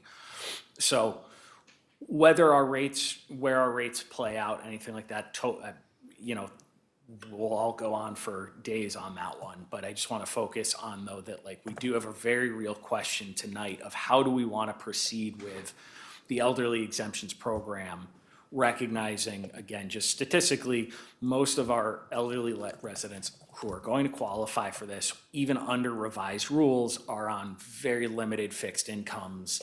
How do we want to proceed with this? Do we want to change any of these limits? And if so, by how much? Councilor Cole. Yes, minority. All right. A couple of things. What I'm hearing is that the apprehension of bringing numbers to 2026 numbers is that we don't want to offend one group for the benefit of the other. I have a hard time with that one. Most of these elderly folks have lived here for many, many decades. They did everything right. And I'd like to bring your attention to the fact that we go through pretty substantial efforts, i.e. Barrow Street, to make concessions for other demographics within the city and even outside the city. So we're doing Barrow Street for a demographic that doesn't even live here potentially. So the fact that we don't want to raise the numbers for the elderly to 2026 numbers for fear of offending another demographic that we do serve in plenty of other ways, $700,000 sidewalk for that demographic. So we do things for everybody. And I think it's the right thing to do to bring these numbers up to 2026 standards, to levels. We know for a fact that we can't hire employees in the city because they can't afford to live here. I don't know what the minimum wages are for the average city worker, but I bet you it's probably $60,000. And they can't live here because it's too expensive. Well, I can guarantee you that a good share of our seniors make a heck of a lot less than that. They're in a permanent state of hardship, but you can't abate their hardship forever. So I think it's the right thing to do, but it's been since 2001. I'm not sure why it hasn't been done since then. I would just like to see the city council just approve updated numbers every year based on inflation and just keep it going. Councilor Ford Burley, then the assistant mayor, then Councilor Fawns. So first, I'll say I am in favor of increasing the asset limit. I am very, very hesitant to do it the full amount because that's going to be a very massive shock to the taxes on other residents. This is definitely not about generational warfare. It is about the fact that while we would love to give every resource available to 65 plus there is going to be, it does need to be offset by the tax rate paid by other residents. That includes people who are 62, people who are 55, people who are not necessarily in a different or better situation. I also take issue with the idea that once you hit 65, you don't use sidewalks anymore. So I don't really see where that's here or there. And also, Barrow Street may very well benefit retired individuals who are struggling. And the fact of the matter is that it's entirely possible that there are people who are otherwise struggling due to fixed income, due to the limitations in their assets, but do have an asset in the house that they own, which perhaps gives them flexibility that other individuals don't have. And I don't want to use too broad a brush to put more of the financial pressure on other groups unintentionally because we're focusing on just one group. Assistant Mayor. Thank you. I agree with much of what Councillor Ford Burley said. Also, as somebody who actually walks on the streets of Lebanon, I see plenty of people over 65 who are using the sidewalks, including our new one, which is looking really great and has gotten plenty of use from people of all ages. I'm very happy with that, including our older residents. I will say that I'm not necessarily or objectively opposed to the increase to 190,000. It's not something that I personally want to recommend, move, or lead the charge on, because I do feel that we need to be responsible for all the residents and not just a subset. I do worry that when we are looking at this, we should keep in mind we are not, as I believe Councillor Ford Burley indicated, we are not simply looking at everybody who is 65 or older. We are also looking at renters. As Councillor Key mentioned, there are people over 65 who are renting. They are not going to be eligible for this, incentive. They are going to simply continue to pay the rents that will go up in many cases as a direct result of other abatements being offered to residents. I do think that my personal preference would be something less than the 190,000. That said, I also realize that that we probably should increase the asset limit. And if there is appetite here for the 190, if somebody feels compelled to lead the charge, even knowing that it could lead to repercussions from many of our residents who have been talking to a number of us over the past 2 years about their tax increases. I'm not sure that I would oppose it. I would be willing to entertain it. It's just not my preference. Councilor Fons. Yeah, I'm going to steer clear of this particular argument for a second and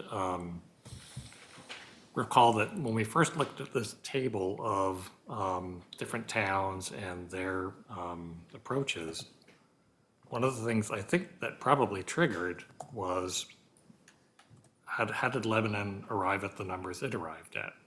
And what's still not clear to me is that for each of these towns, what is their effective tax rate? What are the property values that tax applies to?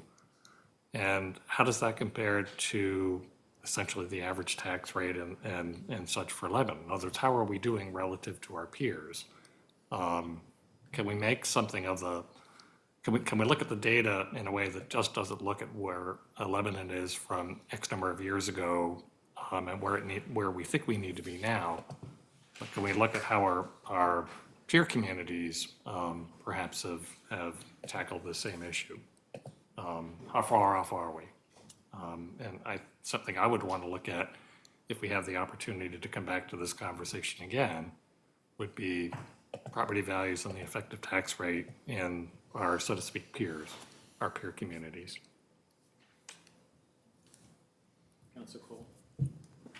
I just want to be clear, I had no intention of implying that people over 65 didn't use their sidewalks. I was just trying to make the point that we're doing things for other demographics within the city. And that was it. I would never assume that people over 65 aren't using our sidewalks.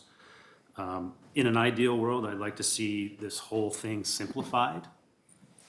I think it's incredibly difficult. I think, the process may be some of the barrier as to why we don't see, and you seem very willing to make that process as painless as possible, but still, I think it's probably a barrier to some folks. Whether they know it's available or not, sometimes I wonder that too. But all in all, I'd love to see it be simpler. I've seen some studies base their, like a tax cap based on the percentage of their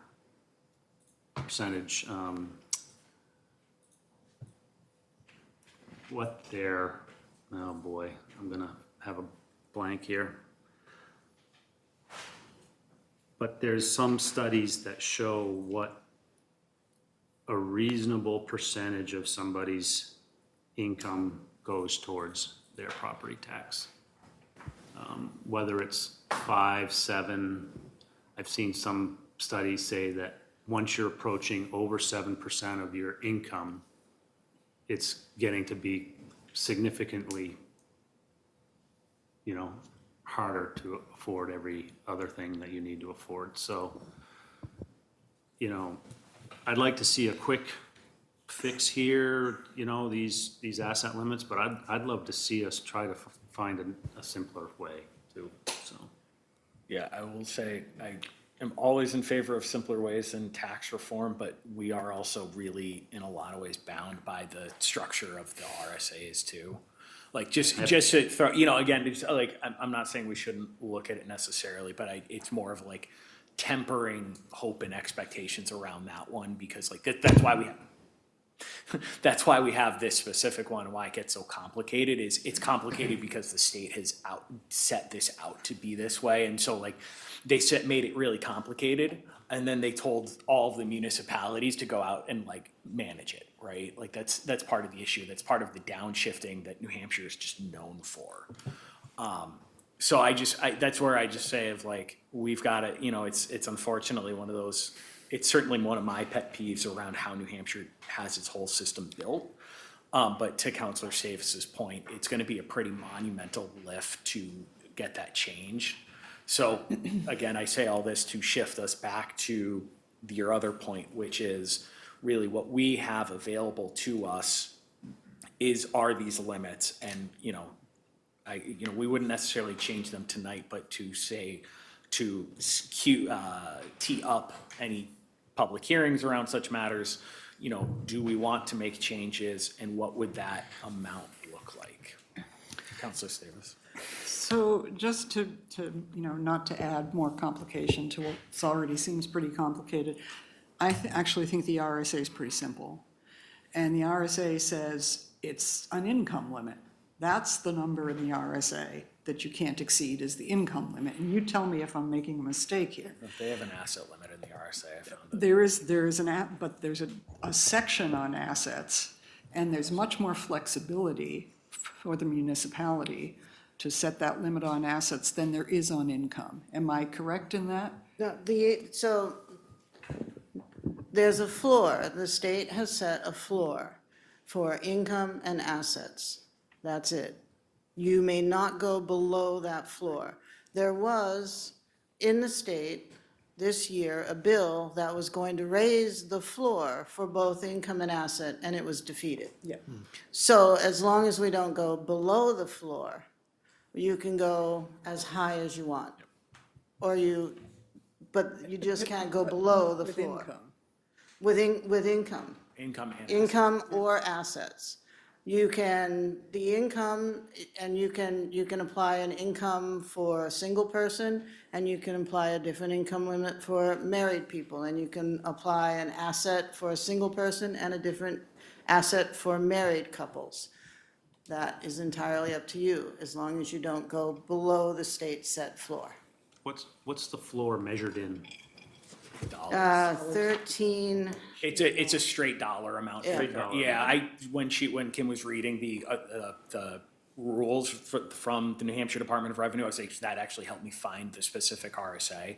So all those items that she listed out are specifically within the RSA, including the definition that net assets is literally any asset owned by the individual or family, less any good faith encumbrances on it.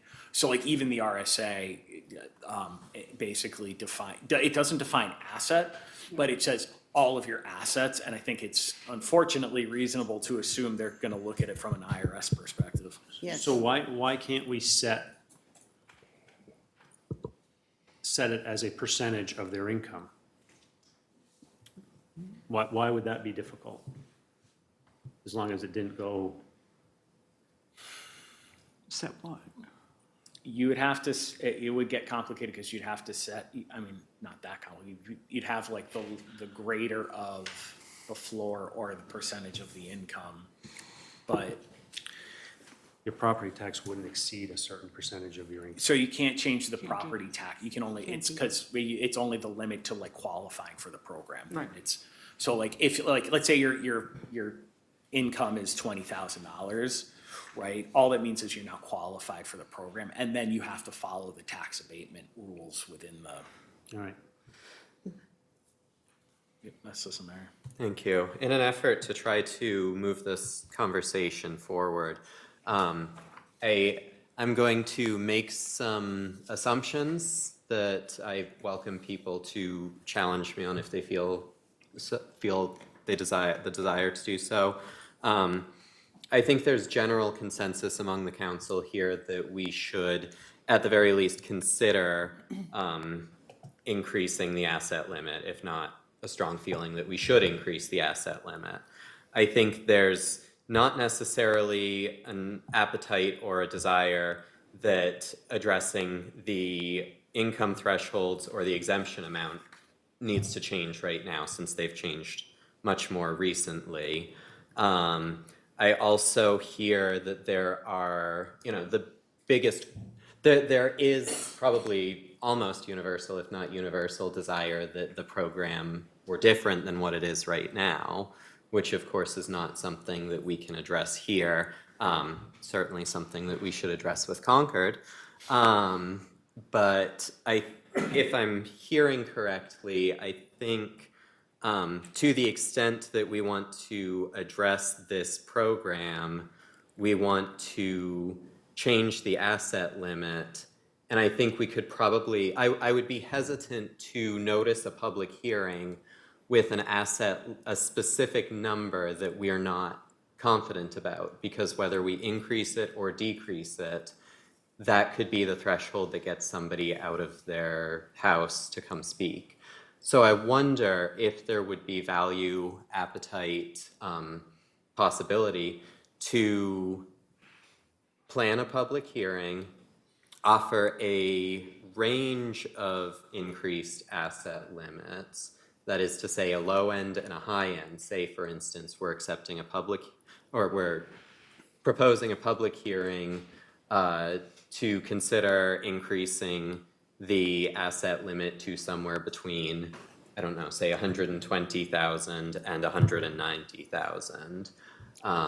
That way, anybody who would be compelled to speak at either end of that spectrum would come out and do so. It might also prompt us to get the input from the public that while some of us are hearing anecdotally, we as an entire council haven't necessarily heard from one source. So if there's interest in that, I think that's what I would like to do next. David, does that work from a procedural perspective? Like, since we've gone over this a few times and I still don't fully understand it. Yeah, I mean, The difficulty is if you pick a single number, and then you want to go above or below, that might change whether somebody was comfortable and decided to stay home or is uncomfortable and decided to come out. I think you could do a range. I think the proposal could work. We could figure that out. Okay. I'm concerned that we're looking at this in a silo. To the extent that we can pick any number you want, you can exempt everything. Yeah. And everybody can say, we did the right thing by some of our most vulnerable in the community. But what's the impact on our taxes? It doesn't affect the operating costs in the city and how we're going to pay for it, and then how we shift that obligation to the others. So I don't mean to be insensitive here, but ultimately, we've got to be careful of arbitrary numbers until we know the exact impact, or as close as we can get, on the balance of the community. But could we not get that data? Let's just say we set a public hearing and said, are we looking at increasing it between this and this? And then, as part of the data that's gathered for that hearing, we could show what the potential impact is on the remaining tax base at different increments. And I don't know the level of specificity we can get to. I'll leave that to the experts in finance, but I think making that decision without knowing the consequence of it, it would do us a lot of harm. I agree. I think we have to have that. I mean, that has to be part of the data for a public hearing. And let me also just advocate for, do not shock the system right now with a very high increase. I think it's got to be measured, structured. We have to know the potential impact. And if we revisit it next year and move it again, that at least gives us the time in the city to do this in a pragmatic sense that doesn't rapidly shift a tax obligation and impact those that are, may be equally as vulnerable, just not at the senior citizen level. If we're going to do a public hearing, which I would suggest we do, I'd love to see us do it well in advance of the April 15th deadline so people have a chance to apply. I will say just to, Mayor, can I add a couple of things quick? oh, fine. So just to add to what Andrew was saying, there's a few things to keep in mind. Any action that you're going to take ideally is done by the end of this year in order to have the appropriate time frame for people to know the new information and to come in and fill out the applications and have it completed by the April 1 deadline. And just to advocate for the other side, because we hear the feedback from all residents, whether it's somebody that's in need of the elderly exemption or somebody that is on the other side of that.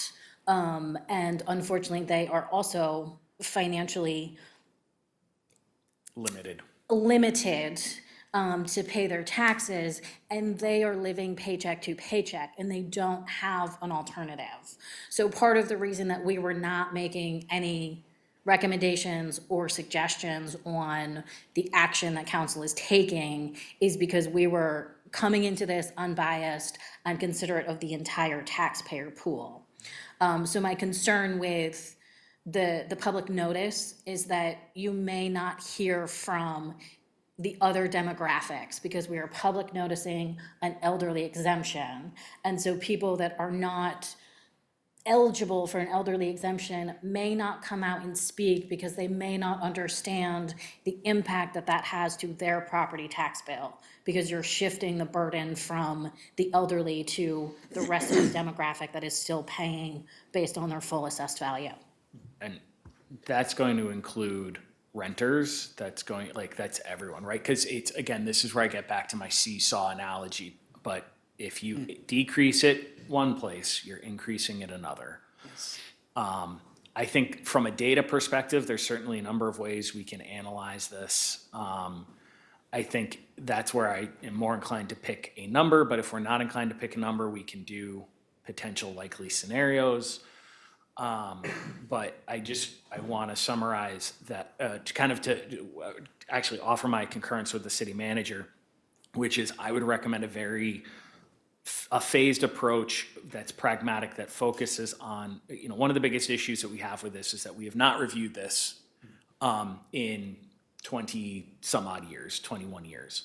So we need to this, along with our other tax exemptions, and similar to what we've started doing with our fees, we need to get on a cycle of regular review. So my recommended plan, if for whatever we end up choosing, is we don't do the full amount, would be my recommendation, but again, that's more up to the council. But no matter what we decide, we review it. I don't necessarily think every year, but every 2 years, 3 years, but get it on a regular cycle of review, similar to the way we do fees. We should loop in our other various tax exemptions, which are really around the veterans credits for the most part. And we treat this in the same way we do our fees, which is just another part of how do we fund the budget. We have not necessarily always fulfilled our responsibilities for reviewing this. Obviously, that's also on me. And so I do think that, if we do the phased approach, that needs to be kind of married to, we'll then reassess it formally in terms of any changes in like a year, 2 years, 3 years, but also coming back with the data so that we can see the consequences of our decisions. I get back to, again, when we changed the veterans credits, we did so. I still think it was the right thing to do, but I recognize that the uptake of those credits was greater than we expected. And we are in a time where people are being pinched. We heard it last budget year when the reassessment came in and people's bills were going up 30%. That the city's portion ownership of that was really 8%, right? That was the increase we did, but people saw the 32%. And so it's that same kind of a thing. And I just want to avoid that situation for our residents writ large, who, as our finance director noted, may not be able to afford it or are going to pay it indirectly. I would also, just in terms of timing, recommend we do so expeditiously, not just to give our residents time to fill this out, but also to note this will have budget consequences, because we will need to understand, are we going to do this through unassigned fund balance, which likely we can't. So therefore, what does it mean for tax decisions? And again, I say this too, to say we should have at least a rough estimate. It's not going to be perfect, I recognize this, but a rough estimate so that as we've done the past couple of years, when we make revisions to the budget, to understand the kind of real consequences to the bulk of our taxpayers. Because, typically I will say, I have looked at, if we cut this 30,000, it will be 1 cent off the tax rate. Well, that's only true for some groups. So I just say, if we're going to do this, we should continue this forward relatively quickly in terms of our relative timeline. I would honestly say in this current calendar year. Councilor Keelan. I just want to correct what I said earlier about the tax rate, because I just brought it up, and Lebanon is currently, as of 2024, the full value tax rate is at 199 and they only use New Hampshire communities. They didn't use the 228, they used 220 for some reason. And we are at 199. Out of what? Out of 220, Claremont being the highest tax rate at 220, and we rank at 199. Charlestown also surprisingly up there, but that's separate. Councilor Cole. I agree. I think this needs to be taken care of as soon as possible in order to let it all. Yeah. I'd hate to see it go on too long. I'd like to just get it to the point, and I think I'm okay with a phased approach, as long as we can get it to a point where we can regularly update on whatever the regular basis it is, but to take the arbitrariness, that's not a word maybe, but take and just make the increases based on inflation I don't understand why we go 5, 6, 7, 20 something years without just continually Or just do it every year Just or do 2 it every- years or whatever. Exactly. Yeah. Exactly. It takes all the crap crap out of it, and it just makes it easy to just do, like we do some other things here. It's like just an automatic. I'm going to put in another plug for our looking at what other communities are doing and how they arrived at the numbers they arrived at, just because it might be helpful in explaining our choice, how it stacks relative to those others. Just a thought. Okay, I'm gonna summarize. So we haven't taken any action tonight. I think it sounds like we are requesting a motion to come back to us with for a discussion and set a public hearing at a late date to be identified. David, I know we've talked about agendas, but I'm thinking probably like late October, that second meeting in October. So like we'd have the discussion, set a public hearing, the first meeting of October for the public hearing, the second meeting in October, since September's pretty booked. I'm just throwing out a timeline. We gotta start somewhere. It's your call. If we come back, if we understand what the number is, Okay. we can schedule the public hearing. Again, it has to, the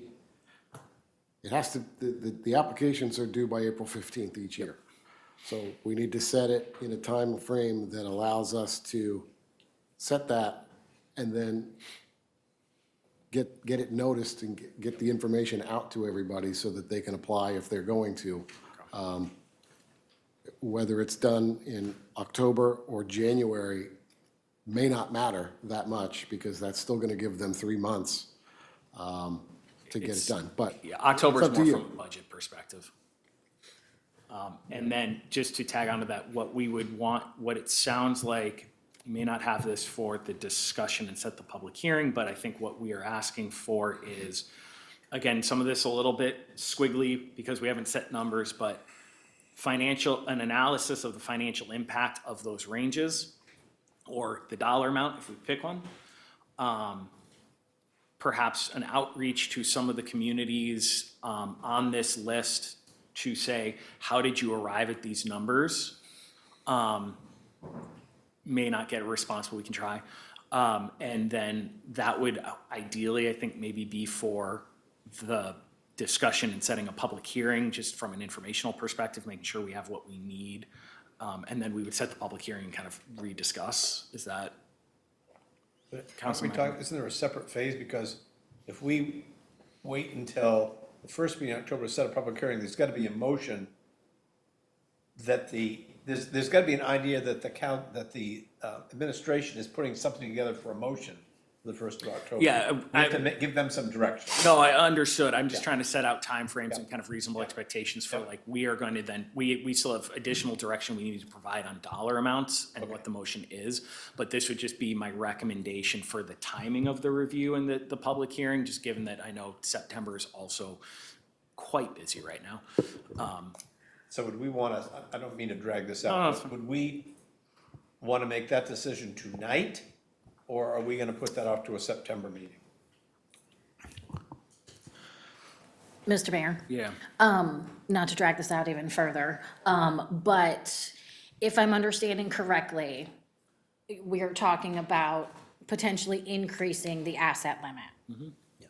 So from my perspective, and Kim can chime in here, there is nothing outside of this presentation that we could provide you that would support increasing it or explain and give you an estimate of what the budget impact is. There is no data source out there that compiles or allows us to have access to somebody's asset limits. We only have that information if they apply and they provide that information to us. Correct. So if we are talking specifically about increasing the asset limit, regardless of whether you increase it $10,000 or $90,000, there's not a budget impact that I can provide for you. And when it comes to that, as far as the budget itself and whether you have this public hearing in October or January, Again, there's nothing additional that we can provide to you because we wouldn't know the impact on the grand list value and what is further being exempted based on the additional people that now qualify for an exemption, because we wouldn't have that information until they submit the applications in April. Yeah, I was gonna base. It's very convoluted, but. It is, and it's a good note of what I was gonna say, which is a lot of what we would be able to provide would be based off of things like standard normal distributions and like statistical assumptions, which may or may not hold true. It is never going to be perfect.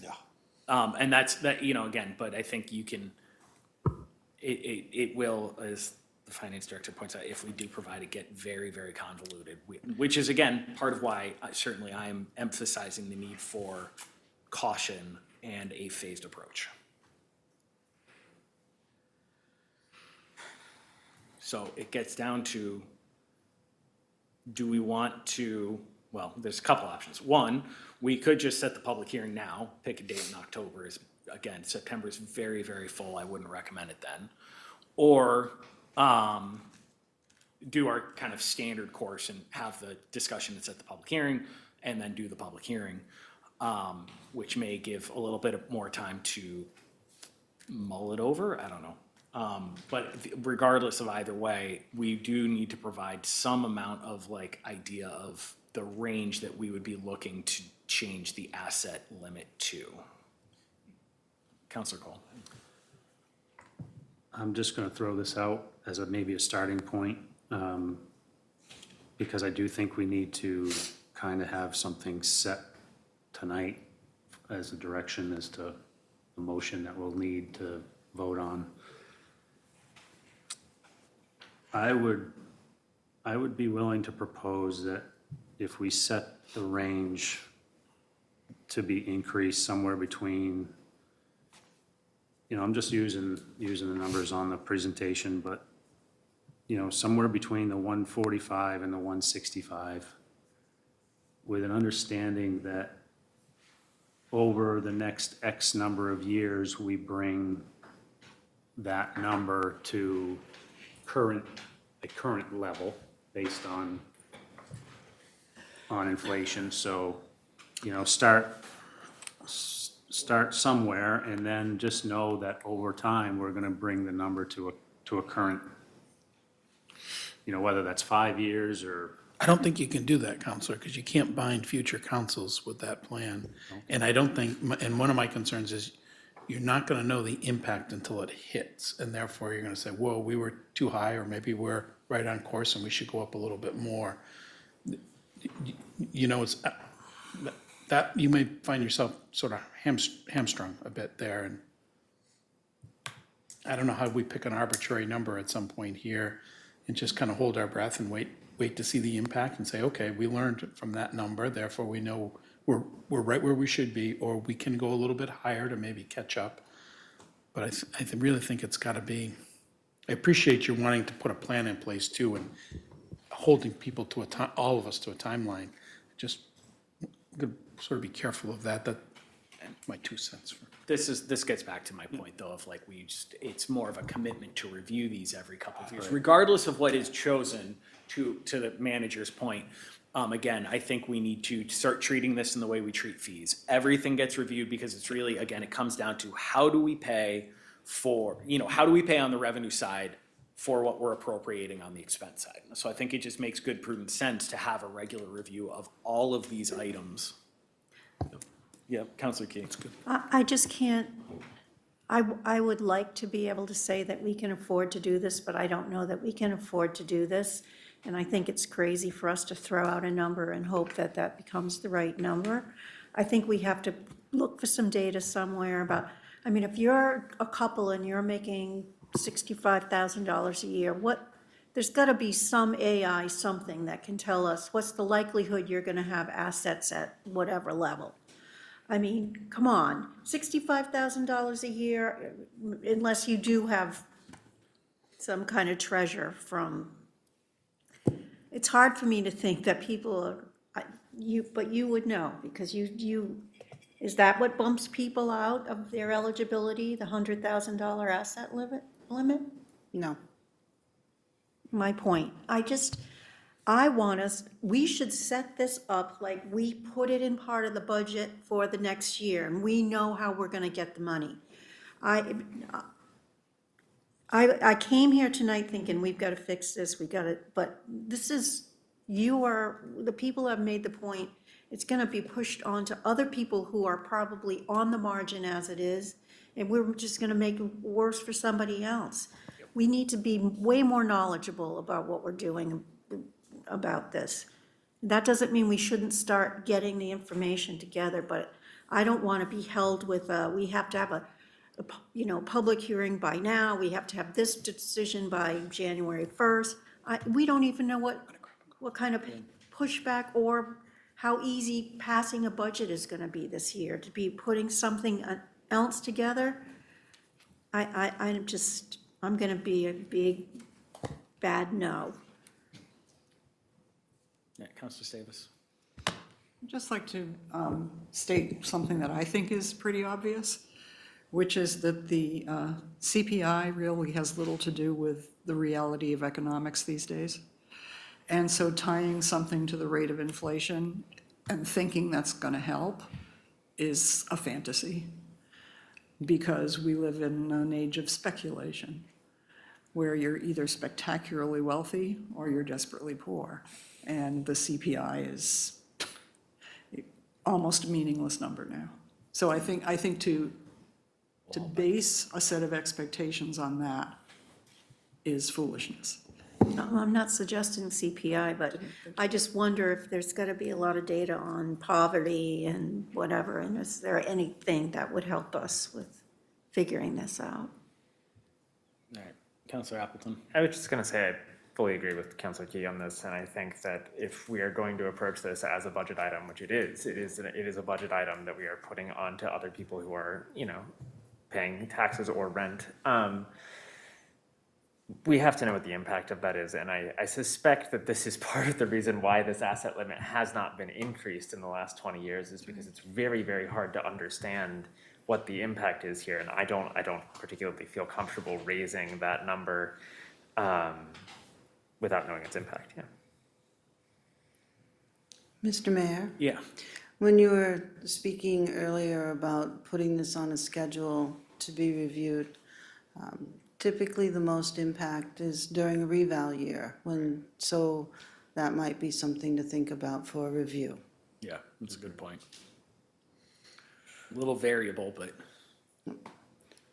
So perhaps a year before the Yeah, reval. no, I just mean like when we have to do the revals, it's Yeah. been so variable with our property. Well, with the market as it is now, but typically they're about 5 years, so. That's fair. All right, so we're always gonna come down on one side or the other. Do we have a sense of, though, that it's worth continuing this discussion and having the public hearing? And to get back to, Councilor Cole has thrown out some numbers, 145 to 165 is the range that we would evaluate. That's as good in range to me, because I was gonna say like 150, so, but, I just wanna make sure that we don't get lost in the fact that we do have next steps we have to set. Taking the manager's perspective, you won't know if you've overshot until you do. Right. Which might suggest that it's a 120 plus or minus as opposed to a 140, 160 plus or minus. Just a thought. Yep. There's nothing saying you can't go down if it's. Oh, No, it's like what, because if you go down below that, right, like I would say in this case, it would be if you go higher, it wouldn't necessarily be, but because you've got like repercussions on both sides, that's where I think we have to provide a certain degree of band, if that makes sense, because, right, like, if we say we're looking at 145 to 165, people may not come out if you were gonna set it, because they're like, oh, well, they're not setting it at 175, so like, it won't be a big impact to me. But if we then, go lower, whatever, or on the flip side, same thing. I think that's where, because there's impacts to both sides, we have to be careful about, kind of as David has said before, of like, what would get someone out of their seats? Because it's not gonna be one-sided on this, which is part of where I'm trying to provide us with trying to get us to have a kind of a clear dollar range or amount. I don't care if it's just an upper bound or lower bound or a single number or whatever, but we need to be very clear that we are going to evaluate between, you know, the current limit and X, or the current, like, or we're definitely gonna do something between 145 and 165, which we may not. So maybe to just say, like, we are going to look at the raising the asset limit somewhere in the range up to, pick your number, 165, to borrow Counselor Cole's. Which does give us a lot of flexibility. Also, it's a high expectation. Right. Yeah. Yep. I Counselor. do think it's worth setting a public hearing, number one. But the data presented to us tonight could be interpreted that the eligible population could be around 200 people. So in other words, double what we had before. So when we're looking at impacts, we could use, I would suggest, say, okay, we assumed 200 people where we've only had 66 or whatever it is this year, 99 prior to that. Because of the data we have here that indicates, you know, that population at that age range at that income level. Yeah. Right, so, I mean, I think that would give us some margin of error to say, okay, it looks like, based on the data, worst cases, we'd get, call it 200 applicants. So it would double the number of people. We could base something on that. Yeah, I would take it one step farther, not to add more work to our overworked city staff, but I would provide a table. Yeah. What is it current state? If no one takes it up, there's no impact, right? Absolutely. If it's 100 people, it's this, you know, Yeah. 17 cents per thousand. If it's 150, if it's 200. Yeah. Because then, again, that'll give you that range. You've got your worst case at 200, could be worse than that, but like likely worst case. And then you can kind of see how that dollar shifts depending on, you know, where within the range you'd fall with number of qualified households who actually apply. And you could further divide it by 140, at 145, 155, 165. Yeah. And I know it gets a little four-dimensional, but Yeah. I think it could be a reasonably understandable table. It's not going to be 100% accurate, no question. Yep. Kim, can you explain it, and maybe it's just me, but the reason for going from 100 exemptions down to 69 in 2026, I understand part of it, but the 2025 recertification, why did that, what about that, like? So besides the transfers, when we requalified people, we sent out letters. And we said, we're going through the requalification and we need you to provide the documentation to show that you qualify based on your income and your assets. We had several people who Just not just do that. did not reply. Okay, when you say requalification, recertification is the same thing? Same thing. Okay. I'm sorry, the terms are Yeah. the same. Okay. That was, 1, 2, 3, reaching out at least 3 times via mail, phone calls, so, you know, monthly, sending out the whole packet, following up with another packet, sending out a letter, calling, just not receiving anything. So the final letter just went out and said, you know, we're very sorry, but due to your lack of response, we're removing the exemption. Do you think, I mean, you're the one that's doing, you know, right front and center, do you think that a increase in the asset limit, I mean, you just said that that's generally not the reason why people don't qualify, but do you think that an increase in the asset limit to somewhere in that mid-range that we're talking about would result in 140 more people? I think you'll see more people coming in the 65 to 75 age bracket. Your first timers, the ones that I see at the window that come in and they ask about it. Oh, I saw it on my tax bill. I'm here to apply. I bring them the paperwork. We start talking and they're like, oh, no, my income. It's my income. Yeah. So I give them the paperwork and I tell them, you know, it's an annual thing. If it changes, you can come back. They don't even get to the asset limits. Perhaps you'll see some people that will qualify because you're increasing the assets. It's set in those categories because we, or the state, has determined that at 65 to 75, you might still work part-time, you might still want to work. I'm 68 years old. I'm still working full-time. I enjoy it. I'm gonna work until you guys throw me out of here. But, so they're determined you're still gonna make that income, you're still gonna have assets, and then eventually you're going, as you age, you're going to start taking them down. You're gonna draw from them. That's what they're there for. So the idea is, okay, that's why you get more of a bump in the exemption amount through the categories, because now you don't have as much of the income and assets to draw on. But to expect it to go to 200, I don't You're not- you determine don't that, want- I know you don't that's wanna- you. yeah. But it's. But I mean, and 200 exemptions, 200 actual exemptions, to see it jump 100, 130. Lebanon is a city that people want to be in, I will tell you that. And I have been an assessor in the assessing department for 30 years in various communities. And people shop. They shop. They'll call and say, what do you offer for exemptions and credits? And they will move to a particular municipality. They'll move because of hospitals, they'll move because of VA, they'll move because they know that they can get the services that they want. Jump to 200? Probably not. A considerable jump? Yes. I don't have a crystal ball. So a couple other tidbits that may be of use to you. And Kim can verify this as well, but as the property tax rate and the assessed values continue to increase, there is a higher volume of people coming to the assessing department and asking those questions.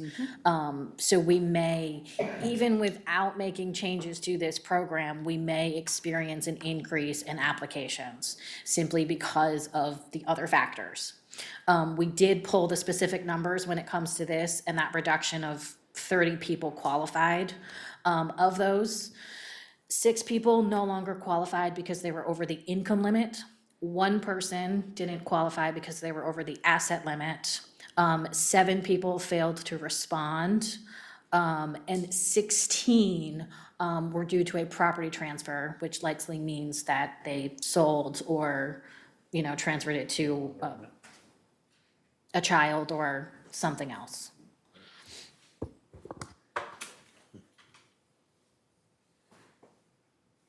So, again, we get back to the fundamental question, how are we going to proceed with next steps, given that it is now 8:30? It sounds, generally speaking, like we would like to set a public hearing. Our reasons may all be our own. But now we need to, if we are going to set said public hearing, we have to put an amount together to provide that notice. Do you have to provide the notice of an exact dollar amount, or can you just say you're considering it as a whole? And then we, as a staff, can bring various levels of exemptions, use our best estimate to estimate something. I think you could say, I mean, the amount is 100,000 now. I think you could say we're going to consider raising the limit up to 165,000. And that gives you the full range of no change all the way up to 165. And you can, staff will pull together all of the 4-dimensional numbers of all the different combinations of variables and give you the options to consider. And that would, and people who see that notice and are comfortable, oh, I could live with 165, whether they're able to take advantage of it or they're on the other side. They can decide whether that's meaningful to them and come out and have the, participate or not. I would hope the council will consider doing that, and on behalf of the city, we'll do our best to put together some data that, based on those parameters, and you can weigh that then It will take a while to put this together, but maybe we can just move it to that and give you as much data as we can to make an informed decision, and you decide what to do after the public hearing. But if you'd like to do that, I would like a little extra time. Keep in mind, we're in the thick of putting our budgets together and planning our budget workshops, and it's tight right now, but if you give us into End of October. To be Alicia, honest, what would be the time frame that you could do something here? I'm hesitant to commit to anything prior to perhaps December. Only because where we are currently in the calendar year, we are approaching busy season for both the assessing department and finance, with putting the budget together, collecting the last minute kind of data that we need for that. But we're also preparing DRA forms that have very specific deadlines. The MS1 is due by September 1st, along with a few financial forms. And then after that, we're going to be prepping everything else to set the tax rate and get the warrant prepared. So there's a very small window of available time that we would have to compile the various data that's being requested. Assistant Mayor. I'm not opposed to the first meeting in December, which also is generally input on the budget, which could get more community involvement than we might otherwise see. I'm curious if we are planning to set the public hearing tonight, or if we're planning to get more information in October or November to set the public hearing for December meeting. I'd take a placeholder in December and anticipate getting more information when it's available. You can always rescind between now and then. Councilman. I would suggest the first meeting in January, getting through budget season, and then we'll have probably, once the budget's passed, we'll have better data to go into this with. And it takes some of that pressure off, and it still gives people 3 months until April 15th. I mean, I would ordinarily not want to postpone this, but I'm painfully aware of everything that has to happen between now and the end of the year, and I would suggest that gives us time to put together better data. Can help you. Okay. Councilor Key. I think that's reasonable, and I guess I want to just say, if the table that you showed and where Lebanon stands against a bunch of other places is, if we were really an outlier in the other direction, we already are an outlier, and the limits we have are generally higher than most other places. I think that buys us some time to make sure this is something that we can really do properly and something that we can afford to do. I'm very focused on, I just don't know what the next few months are gonna look like. And from an economic perspective, I just don't know if this is the right time to jump in full steam ahead. I just think it's good to wait. So should we put a placeholder in January then for this, as deep a dive as we can give you, and that gives us ample time, we think, to get something together for you to make an informed decision, if that's good with all of you? That sounds good. As long as we have specific guidance on what it is you're requesting. I think Councillor Fonce, with using this and potentially reaching out to neighboring communities or seeing what's available on their websites to see how they got to these numbers, I think that that's feasible. It will likely take some legwork because it's not always publicly available. Or you have to do a lot of calls and follow-ups to get the information. I'm less confident in making estimations about tax rate impacts simply because we don't know what somebody has in their bank account unless they're willing to offer that data. Do we need to do a motion if we're setting the public hearing? No, I don't think so. Great. All right, I Councilor. mean, I think we can, Oh, sorry. we understood, similar to the public hearing we had tonight about the airport supplemental. We'll put it on the calendar and know that it's coming, and we'll make sure it gets advertised properly. Great. Councilor Cole. Other than on this list of other municipalities, other than Keene, if I'm not mistaken, there's no other cities. Claremont, right, it's Claremont's the city. Oh, yeah, Claremont, yeah, right. Would you like to know what Can we Keene's pull in, was? can we pull in, what's that? There's Keene. The DRA, I pulled this as a snippet just to do neighboring communities. Sure, totally understand. We can pull Everything. any list or any municipalities that you want from New Hampshire. DRA has the full list published. We can email you the link if you want to look at it yourself. Yeah, it's on the DRA website. Yeah, I mean, initially it was filtered on Grafton County, but because Claremont is a city, they're comparable to us in population, et cetera, but they're part of Sullivan County. I pulled them in anyway so that the pool was representative of not only neighbors in Grafton County, but neighbors in general in other counties. But if you want the link, we can certainly send that. That'd be great. Absolutely. All right. So January, first meeting in January, up to 165,000. Are we good with that? So that we can get the notice in? Sure. Great. Perfect. Okay. We'll now move on to the abatement request for Lady Rich Express Car Wash. Okay. And just, No public comment on this last thing you were talking about? No, okay. yeah, I don't know, counselors? One comment. Yeah, sure, absolutely. Go I ahead. misunderstood, I thought we had to wait till the item came up. No, yeah, that's fine. You can, please give your comment. Okay. My name is, should I talk to this or? Yeah, if you can. Okay. My name is Donald Lacey. I live in East Lebanon in Ward 3, and my issue is a little different. I have no trouble qualifying, and I've been a long-time grateful recipient of the program that we've been discussing, the Elderly Tax Exemption Program. And I must say, Kimberly, through the years, has been extremely helpful to me in navigating that, so, you know, kudos are well-deserved there.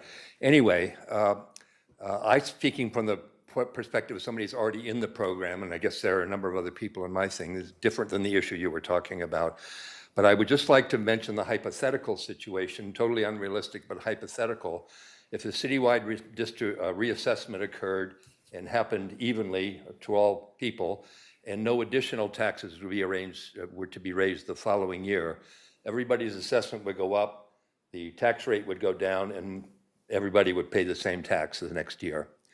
However, I think I've done the math right on this, that would not be correct for people participating in the elderly exemption program, because their exemption amount remains fixed. So the proportion, not dollar-wise, but proportionally, their share of taxes would go up. So I think this last year's tax reassessment, which was so high, 32% it was mentioned, I think not dollar-wise, but proportionally hits people participating in that program higher, more so than people are not participating. So I wanted to come to just encourage the group to consider increasing the actual exemption amount.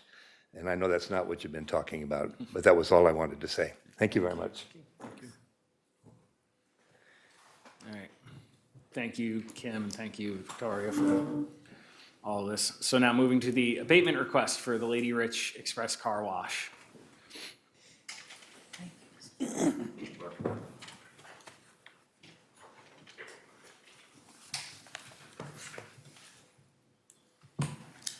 Renee.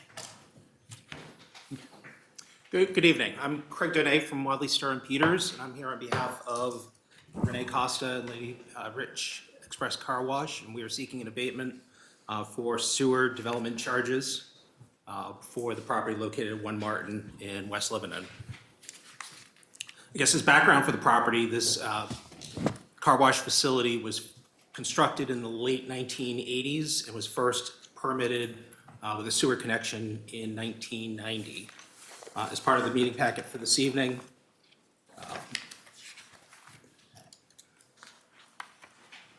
there's a couple of items that date back to that time. First was there was a sewer connection notice. It's page 112 of your packet. And that was for one connection at 1 Martin Drive, map 37, lot 1, to connect to the city sewer system. And this indicates that it is a new commercial building. And also in conjunction with that, there is at page 113, the Department of Public Works for commercial and industrial sewer connection permit. The permit that was sought was by the then owner, Richard Bardoff, for property located at 1 Martin Drive, tax map 37, lot 1, and requested a permit to install, and that box is checked, and increase use of, and that box is checked, a commercial industrial sewer connection serving. The name of the company was Four Seasons Auto Wash, and then it says which company is engaged in self-service car wash, and that was handwritten in. Also within the permit, it indicates that there's a number of exhibits A, B, and C. Those are not available. I think those have been lost to history. If they exist, they're not something that's available to us. My client bought this property in 2023, and when the property was bought, it was the existing improvements that had existed since the facility was constructed, perhaps minor updates and the like accepted for that. But when my client did buy the property, she then sought and obtained a building permit, and that's at page 108, and it's an alteration renovation commercial permit. And the work description for that was to renovate an existing car wash and then replace the siding, car wash equipment, and various mechanical upgrades. And notably, the permit talks about replacing the siding and the car wash equipment.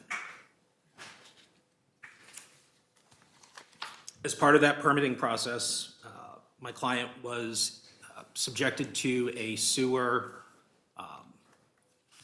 impact fee under Article 15, the sewer development charge. And with that, when we look at the section 136, 121, that's page 115 of your packet, it talks about that the sewer development charge is hereby imposed on all future customers and on all existing customers who seek to enlarge existing sewer services. My client actually didn't seek to enlarge existing sewer services. There was already a sewer permit that was there. Did not seek to expand the number of connections, did not seek to expand the size of the connections, did not seek to add additional facilities on the property. Essentially, the footprint that existed since the property was constructed is the footprint that is there. And as the alteration permit notes, it was to replace the car wash equipment, not necessarily to expand the car wash facility located on that site.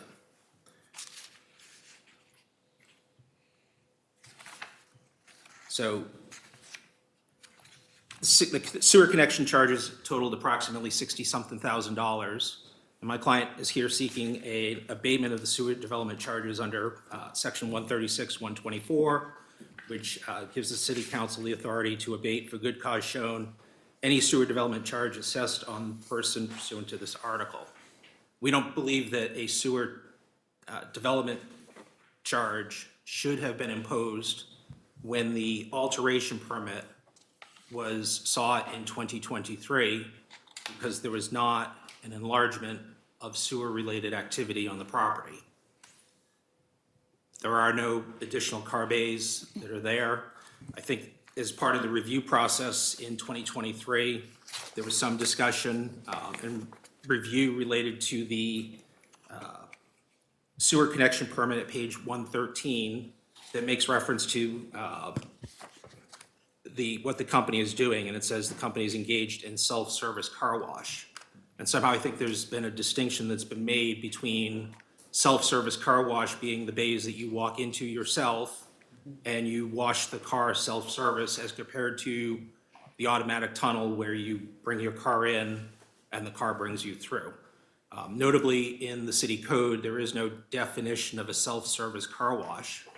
And I guess inherently in the nature of the activity that was being conducted with Four Seasons Auto Wash, self-service car wash would be you or I bringing our car to have the car washed and then having the ability to elect, do I wash it in one of the bays or do I drive it through the tunnel? Self-service for the customers who are there, not necessarily commercial fleet service, which could have also been something that could have been put there. So it's self-service in relation to the customer who's using it. If some counselors haven't been there, can you explain the layout of the property right now? I understand what you're saying. I've driven through and taken a look at. Yeah. But So the property, I guess, consists of, I guess, a number of bays where in you. the back of the property, there are those self-service No. drive-in stalls, right? Where you can drive in, pull your car in, and with hoses and spray down your car, wash it, and similar to what you would be doing if you did it in your driveway at home with your garden hose. Those types of things. But better. But better. Yeah, I absolutely want to use a commercial operation like that. So that would be one option that's available on site. The second option that's available on site is the automatic tunnel type of car wash, where when you drive up the vehicle, you put your vehicle in alignment with the track system that will then pull the vehicle through the car wash. And based on what you elect for the type of car wash and sprays and finishes and waxes and whatever else, all of those things will happen with your vehicle as that system automatically pulls you through, does the wash, does the rinse, does the soap, does the cleanup, does the vacuum to dry the vehicle off, applies any of the finishes, and then lets you out at the end. Were the back bays, I'm sorry, Mr. Mayor, were the back bays built first and then the tunnel added later on, or were they built simultaneously? It was the express, well, according to Yeah. the permit, the 1990 permit. Yeah. The express tunnel was built first in 1986. Then in 1990, they gave the permit for the back bays. Currently, the back bays are not operating. Yeah. So the underlying issue, though, is that in 1990, when that permit was issued, both those self-service bays as well as the automatic tunnel were improvements that already existed on the property. And notably, the permit relates to the connection at the map and the lot. It doesn't make a distinction between this is allowed to connect or that is allowed to connect. The distinction that seems to have arisen is based on what the company is engaged in doing. And the handwritten note was self-service car wash. But again, that has no definition in the city code. It has no definition that I know of that would be particularly applicable here, other than perhaps the customer, the consumer who wants to get their car wash, self-select, brings their car in and goes and washes it. As compared to perhaps a company that is engaged in fleet car washing types of services, which that could have also been something that was indicated. But the distinction here that's being made between the 1990 permit and self-service, it's somehow reading that to being the bays with manual car wash, as compared to the already existing automatic tunnel that was already there. So just so I'm clear, the number of buildings has not increased. No. The size of the buildings has not increased. No. The number of bays has not increased. All that has happened from the 1990 approval to today is that the equipment has been replaced. Yep. Which may be more efficient, I don't know. Yep. And you've cosmetically improved the looks of the buildings. That's correct. But the capacity has not increased. No. No. Okay. Actually, I made it better. Okay. So the piping and everything that I put in the pit, actually none of the grime or any of the dirt goes to the sewer. So the Because- quality of the Yeah. water. Okay. All right, that's what I thought, but Yeah. I want to make sure we were clear on that. Just to add some definitions, right? Because sewer unit is its own whole thing, but our RSA is defined it as one sewer unit is equivalent to 210 gallons per day or 10,000 cubic feet per year. So the original permit was also basically only guaranteeing them up to 420 gallons per day. Right. So there's interesting question of when some of that got built relative to permitting, which wouldn't affect yours. I just saying, like, in terms of like what was approved on the site was the equivalent of 420 gallons per day. And I would note that if it was 420 gallons and the consumption is higher, then obviously my client would be paying that in the rates for the actual use of water services as well as sewer services. I guess our issue is that within the language of the ordinance itself, it basically defines that the sewer development charges can be imposed on either new customers, and this was no longer a new customer in 1990 when that permit was issued, or alternatively, when there's an enlargement of the sewer services. And it's our position that the existing facility, the existing infrastructure, the footprint of the buildings that are there is exactly the same as it was when that permit was sought and granted in 1990. The only thing that may have changed is consumption, but the reality is the consumption is going to change based on temperature, season of the year, weather, desirability by individuals to go and do that. All that's really happened at this point in time has been the upgrade in the equipment, in the same way that you replace your refrigerator or your toilet at home. And maybe the refrigerator now has a built-in water dispenser, and so your water consumption is up. Your new toilet might be more efficient than the old one. But those are the only things that have really changed. It has not been an enlargement of the facility or the utilization of what's there. If my client came back and said, we want to put 5 extra bays in, that might be a different story, but that's not where we're at today. Where we're at today is what was bought is still the same footprint, the same number of bays, the same types of systems, perhaps with better later development technology that may in fact actually be more water and energy efficient than had been there 35 years ago when that permit was granted. And also Renee was mentioning that on the property itself, there's a containment catch basin systems that when the car wash is done, the water from their systems will then go and catch in a basin. And then from there, at some point when the water level gets high enough in there and it needs to flow, that water is going to then ultimately flow into the city sewer lines. But there's enough of a catchment basin so that if there's any debris from the vehicles, leaves, sticks, twigs, sand, other things that come off, those end up falling into the basin. And then every quarter, my client has Belmore Catch Basin Cleaning Company come out, and there's a copy of the typical bill that they receive that's included in the packet, and that runs $5,000 a quarter. So the water that's actually hitting the system is essentially gray water that is relatively, I'll say, pure in the sense that you're not getting straight flush of debris, all those twigs, the sand, the rocks, whatever else that might be going into the city system that would clog it up. So I take it to assume you've read through chapter 136. Yes.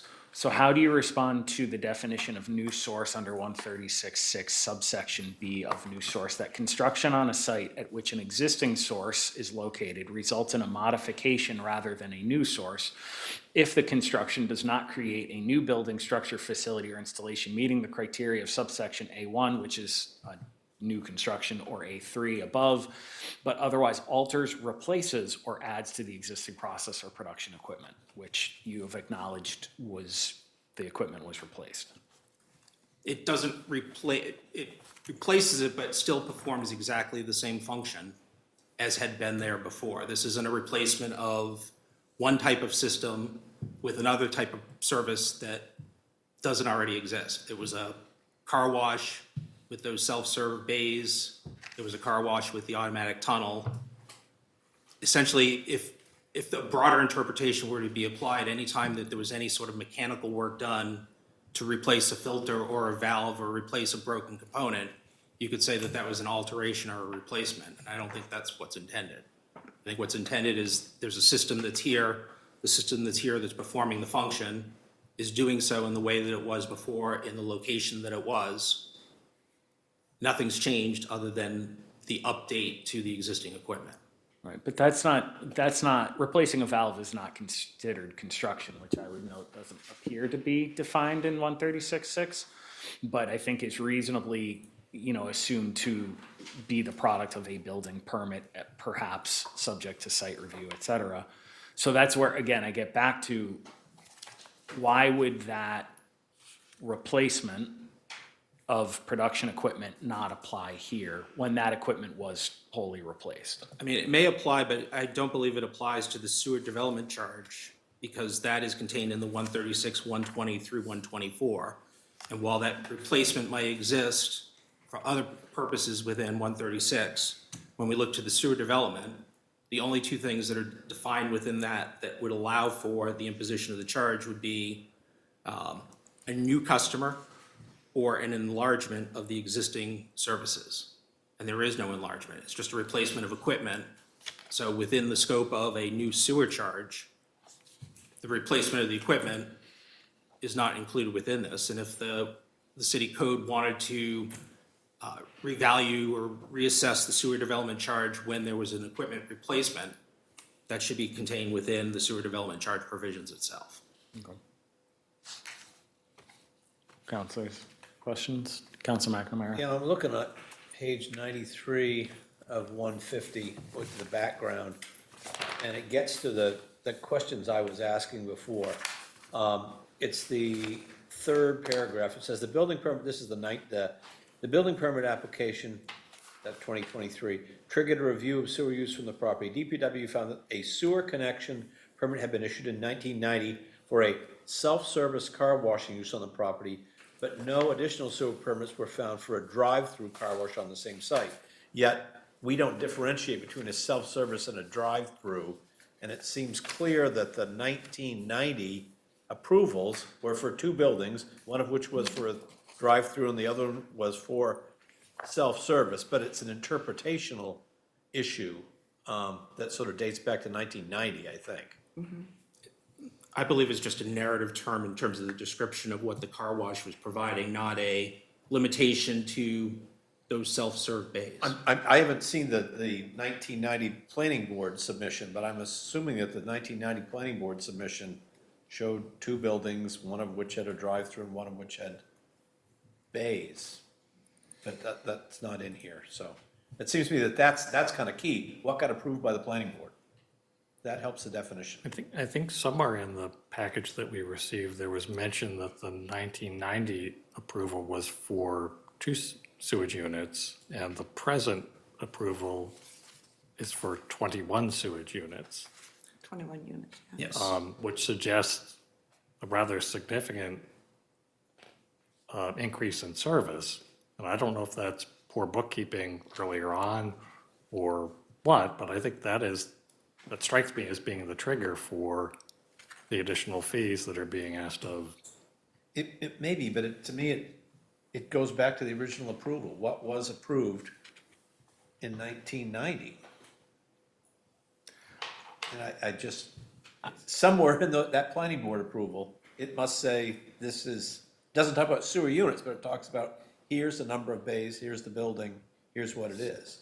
But the fee is triggered by the increase in the number of units. Yeah.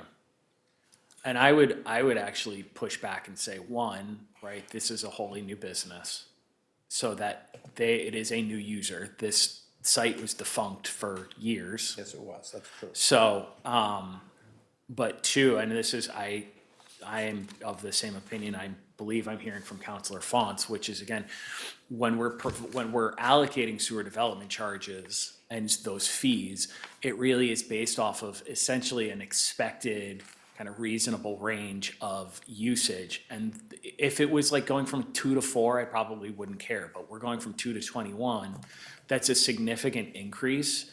And so really, and it's based off of the credit process of like, you know, when it comes down to it, is they only paid, the previous owner, where the credit comes into the future owner, is that they only paid for 2.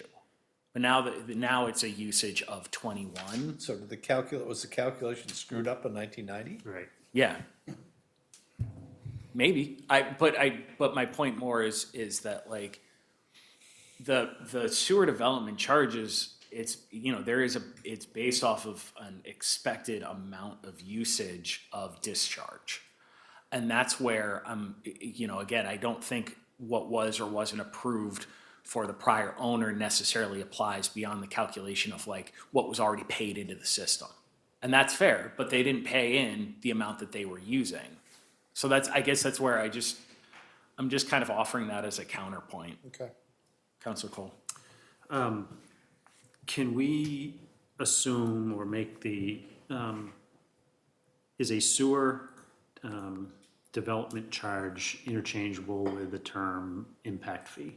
Can we just, is that similar? So is a sewer development charge for expected increase in usage of the infrastructure? Like an impact fee would be, Yeah, Brian, you wanna? Yeah, if you just pick one. Pick a free microphone. You want mine? Or they can go to the podium. I guess. I'm happy to give up my microphone. Hey, Brian Vincent, city engineer. I'm assigned to doing this permitting for the city. And so the question you had was, why do we have a sewer development charge? Is that more or less what your question was? And what's it go toward? No, is it interchangeable? Council Crowe wanted to know if that was like an impact fee. right, is it essentially an impact Well, fee? it may be. It's a one-time fee, sewer development charge. It stays with the property. And it pays for capital infrastructure projects. It doesn't pay for usage on a daily basis and, employees working on a daily basis, operational matters. It's really for capital Right. improvements as needed in terms of permitting, EPA requirements, just upgrades to the material and equipment as the community grows, those kinds of things. That's the purpose of it. Resulting from an increased use? Right. It's a function. Okay. It's a function of the impact to the sewer system. So the Because of more an we, increased the use. more we have flow through the system, the more it stresses, especially at the treatment plant. There's also a pipe stress too. But at the treatment plant, there's this added stress. And at some point, the treatment features we have in place at the plant get overwhelmed. And now, okay, I guess it's time we need to upgrade this clarifier or get another one or what have you, because now we have more flow to manage. So my question is, are you guys using more capacity, or are you putting more capacity into Lebanon's sewer system now as a result of your upgrades versus what they were using in 1990 when that was being? So I think that's in some ways a hard question to answer, but I can, I guess, answer it a couple of different ways. One is that the original 1990 permit, at page 113, condition 6 said if flow exceeds 5,000 gallons per day, no permit will be approved until applications have been filed with the city, by the city with the New Hampshire Water Supply and Pollution Control Commission and approved by the commission. That's a precursor to NHDES. So at that point, there was a 5,000 gallon limit that was applicable in order, and you need to get the permit if you exceeded that. Right. As far as I know, during the historic ownership of the property, no permit was ever sought, in part because the consumption never exceeded that. And I guess when we look at the actual calculations by the city engineer, it was 4,600 or so gallons. And so the consumption that was contemplated, I guess, with that original permit and saying you need to go get that special one if you exceed it, and the calculations that are occurring today are still below that threshold. And so, and I guess the other way I'd answer is kind of by analogy. My 8-year-old son turned into a 16-year-old and my water consumption went way up. It's still the same shower, it's just how is the consumption happening? But in terms of the infrastructure that was there, it was the same infrastructure. There's a certain finite number of vehicles that can go through the car wash facility on the automatic system or even on the manual system with the equipment that you have. And to the extent there's a replacement, I'm not aware of anything that's become less water conservation minded, less energy efficient as that technology improves. So if you're not using, or if you're not putting more burden onto our system than what was before. Correct. Why would we charge an impact fee? So I will say, it's not about usage, it's about capacity reservation and allocation of our water treatment system. So the permit that they were approved for the 2 units, reserved essentially 420 gallons per day of our wastewater treatment plant, or whatever, the treatment plant to process. Could that car wash have operated on 420 gallons a day? Oh, yeah. It could have. It could. And I guess the other thing I'd also note is that where that reference to the 2 sewer units is made is on page 114 of the packet. And the 2 sewer units back in 1990 was $5. So I don't know whether the 2 sewer units that are determined in accordance with Ordinance 40 of 1990 is measuring connections or water volume or anything like that. But I guess coming back to the present-day version of the sewer development charge ordinance, and as the city engineer noted, that when you pay the SDC, it's tied with the property. A fee was paid in 1990. For the capacity processing, though. And this is, I'm going to come back to this. I apologize for cutting you off, but I need to, it's a fine point, but we need to, it is not about the size of the pipe, which is separate. There are charges associated with that too, but the sewer development charge is specifically with the amount of wastewater being essentially allocated from our plant's ability, plant has 100,000 gallons per day, for example, you get 210, it's X percent, right? If you're going up to 4,000 gallons per day, that's a huge increase in percent. And that's what the sewer development charge is targeting, is the capital improvements necessary for us to process an increase in the utilization, regardless of the pipe. If you put in a 20-foot pipe and you still use this same amount, that's where the sewer development charge should be. Again, assessing usage versus pipe length. And not borne disproportionately by the person, the other ratepayers for the service. Councilor Savas. So has the usage increased? No. That's what I'm asking, is it increased? Right, I mean, I have- very, very complicated what you're saying, but Right. basic question is, are they using more capacity, as you put it, than they were using before? They said no a I second mean, ago. the only way we're using more capacity is if you had a rainy day, cars get covered with mud, and we end up getting a long string of cars, or that first day in spring when people want to get the salt and sand off their vehicles, it's going to be higher on those days, but not necessarily after rainy days. So it's. Going back to this paragraph, you guys were told that you still fell below the 5,000 gallons Correct. per day threshold and would not require additional permitting and modeling. Correct.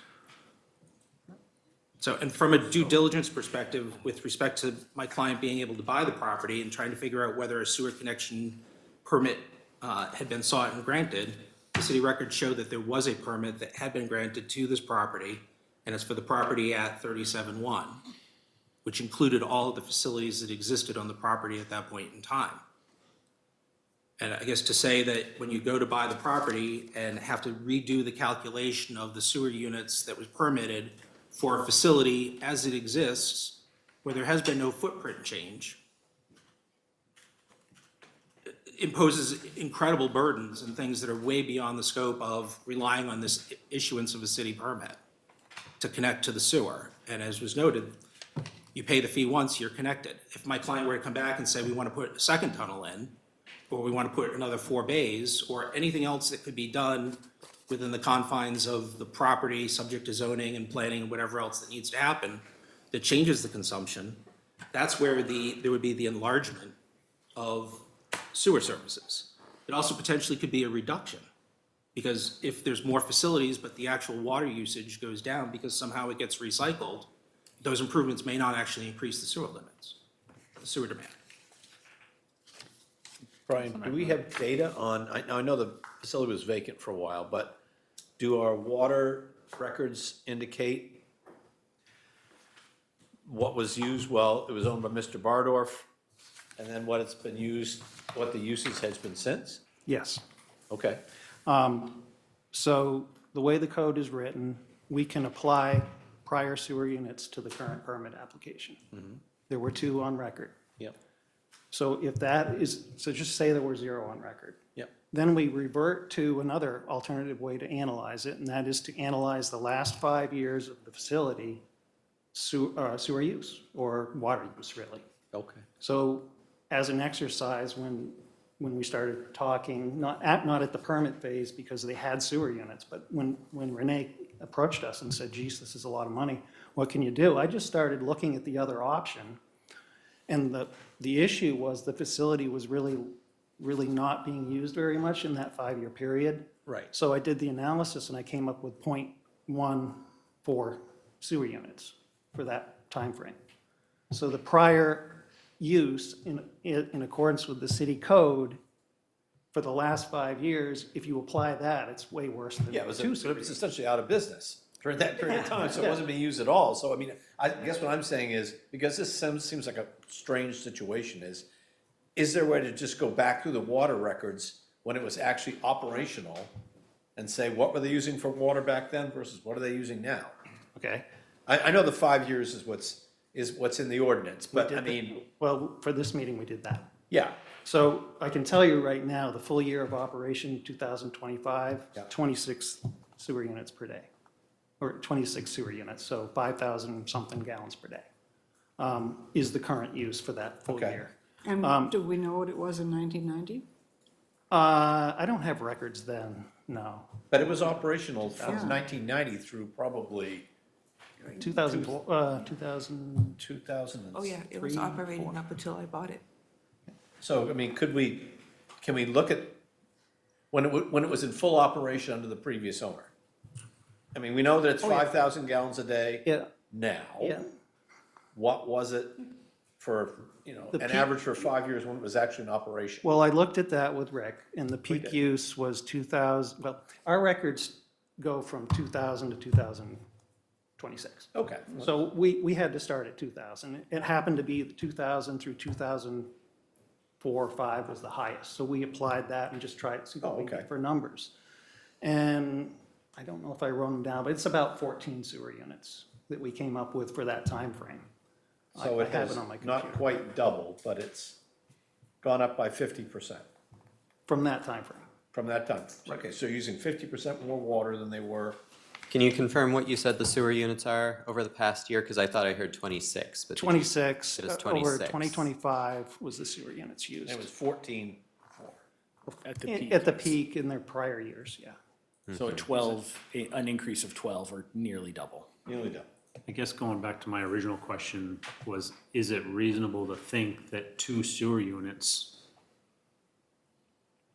was really only be using 2 sewer units in 1990? You know, I mean, is, That's a good question. And Is it and the realistic? problem we have at Public Works is we can't apply judgment. We have to use the code, so we read what we see and we apply the code.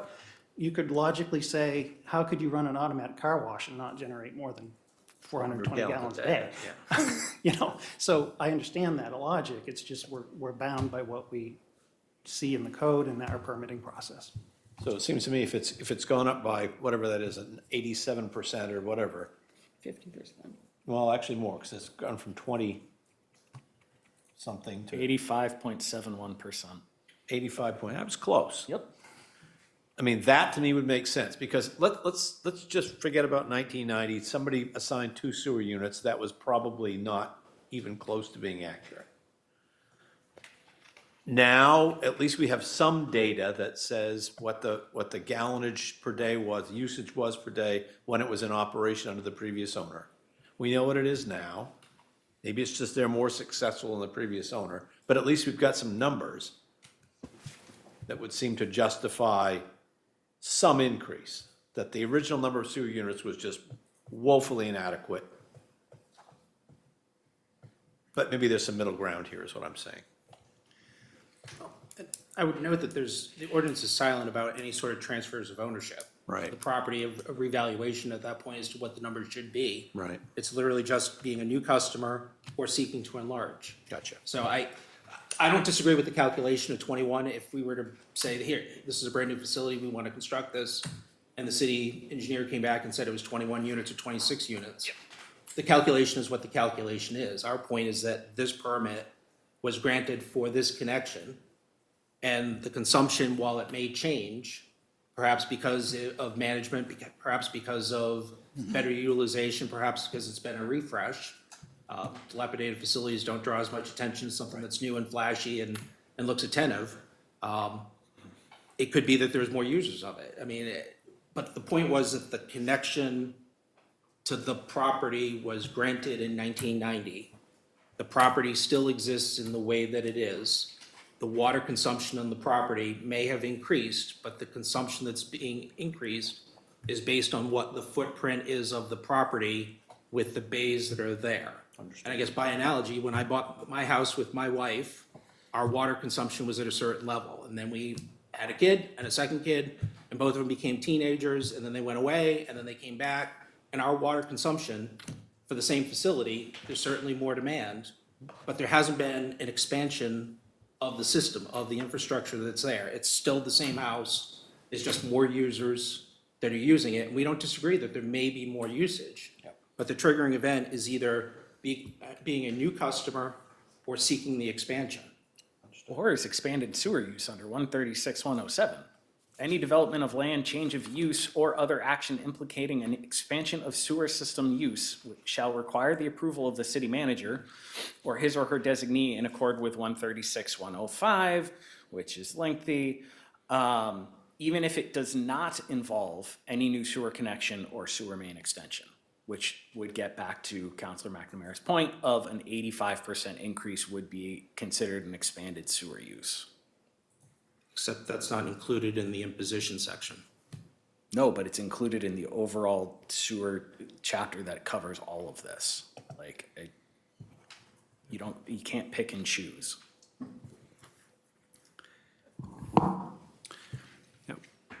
At what point in your process were you notified that you were gonna be, you owed $61,000?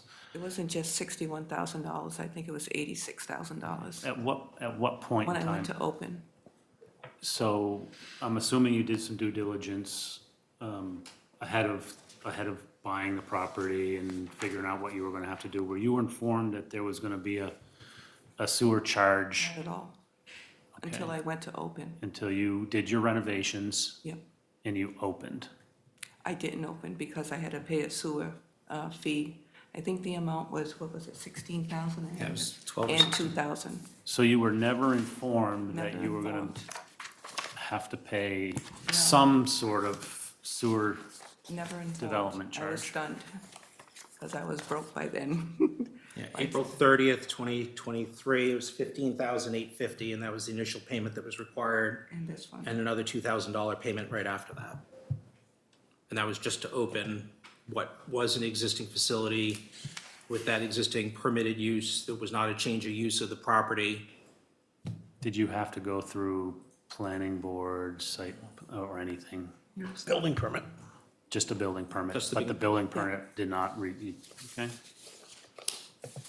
Can I respond to that? Yeah, please do. Okay, so what they're talking about is water charges. So we have a sewer development charge fee and we have a water, separate permit totally is water. So there's a water fee and a sewer fee, both. So you can combine them, it is more money. In terms of timing of notification, I have a list here. So the first notification, September 12, 2023, in the building permit application comment, conditional approval, October 26, 2023, noted in that approval as well. Discussions with Pathways Consultants, which is Renee's consultant at the time. February and March 2024. And those are the dates that I have on record for our communication on this. And it was in writing. Jeff was my engineer, he wasn't my consultant. Engineering. Jeff never Yeah. relayed that message to me. So you were communicating with Jeff? With her representative, yes. And I call him an engineering consultant, so. Yeah.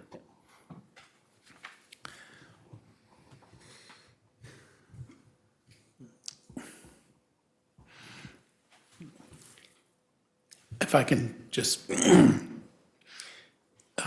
speak to a little bit here, and I don't know Ms. Costa, but I do know there were back monies owed to the city, and we gave her a fairly tight timetable to pay the arrearages. I will say that they were paid promptly, and it was a good sum of money. So I'm not sure how this impacts your decision tonight as a body. But I will say, someone coming in and investing in a property, refacing it, bringing it back to productivity, realizing that there is an incomplete history here with the SDC charges going back. I don't think 2 was appropriate either. But I will say this on behalf of Ms. Costa. I'm not sure if you have the ability to take equity into consideration here. You don't want to set a bad precedent. I think both are powerful motivators. But her efforts over the past few weeks that I've gotten to know her a little bit have been exemplary as far as coming up with sizable sums of money in a tight time frame and paying them to the city. So in many respects, I don't know if you've got the ability to determine what a compromise would look like. I don't know if you have that discretion, quite frankly. But in light of the work that she's done down there and what she brings to the community, if there is a way to not give her a free pass necessarily, but find something that makes sense, that's a compromise and allows her to continue her business. So I would just like to weigh in on that from the record. I guess if I could speak to that. I mean, our preference would obviously be a full abatement of the fees and everything that's been paid to date and the interest that has accrued on the unpaid amounts. My understanding right now is the total amount that has been paid for these sewer-related charges is $39,562.52. So a substantial amount has been paid for these charges towards the sewer development charges. Our preference, obviously, we would like a refund. Those have already been paid, they're in the city coffers. And we just sat through the whole discussion of where the city's budget and tax base is, and so we understand where that's at. But actually, this is a business activity that is contributing to the tax base. And I would hope that the city doesn't want to be punitive and drive business out by imposing fees that are unreasonable or excessive. I guess to the extent the city were to say, we'll call it a day right here, everything that's been paid is sufficient to satisfy that fee. Anything that's outstanding and the interest on what's outstanding could be waived. That would be. Yeah, I don't think the city's being punitive. I can just take issue with that. No, I hear didn't from, a professional engineer who is fulfilling his professional obligations. There's no idea. No disrespect to the city engineer or any of that stuff. I guess my comment on punitive would be with respect to trying to get the business up and running and believing that there was a permit that was in place that covered the charges and a reasonable reading of the ordinance as to who is subject to it under the express language of who is subject to it. Now having to pay that as an added expense from a business that thinks we're going, at least from the business owner, the financial expense of that is where I was going with punitive. So I apologize if That's it okay. was. That's okay. Okay. So have the water development fees, the 15,000, have those all been paid? So total to date, it's been over 39,500 that has been paid. That includes water and wastewater? All of water, partial wastewater. All the water, partial wastewater, okay. So if all the water is 15,000 and change? They have the numbers. That wasn't a subject for today, but yeah. I know, I'm just trying to, so if they paid 39 and let's say it's 15, okay, that leaves 24. 24 of 61 is about a little over a third. So I'm gonna do it a different way, just to say, so as they lay it out, per city code 68, sewer development charge is $3,006 per unit. So if we use your methodology of like the peak amount was 14 and now we're at 26, so that'd be 12, it would be a sewer development charge of $36,072. Of which they currently have paid 24,000. 24, which would leave a balance of. Can I correct your numbers? Yeah, sure, go for it. Oh, So if we're specifically talking about sewer development charges, yep. you have all of this information in your packet. The original amount billed was the $61,094.66. $61,094.66. Correct. Okay. Per the payment agreement that we offered her, she made 4 payments on that. So that left an outstanding balance of $47,667.82 unpaid for sewer development charges. Hold on, sorry, I'm gonna pause you because I wanna just 47,000 what? $667.82. say that number for me one more time, sorry. $47,667.82. Thank you. All right, so, The total amount outstanding, 80,000, of course, I don't have it in front of me. approximately 83,000 something. The difference there is 2024 property taxes, which have not been paid. Yeah, I don't, So they show as a total, because part of the payment agreement was that if the sewer development charges were not paid in full within 1 year of said payment agreement starting, we were transferring the unpaid amount to property taxes so we could issue a lien on the property, thereby instituting our ability to still collect said fees. So I think there's probably some confusion in the data that's out there simply because it's all currently in the property tax software system, because it's all part of the lien that was issued for unpaid balances in 2024. So that's where I'm getting back to kind of more of the concrete numbers. So it sounds like based off of your numbers, Alicia, and the total amount of the SDC of 61,095, the amount paid is totaling of that particular one, $13,427.18. Correct. Okay. So that gets to the calculation that I was suggesting, which is the total cost of, on a sewer development charge basis, of the 12 additional units being used relative to peak usage of the prior owner would be $36,072. So we'll take out the, I'm gonna say 13,500 because it is 9:30 at night. That leaves 22,572, whatever the actual number is, close enough, of unpaid principal.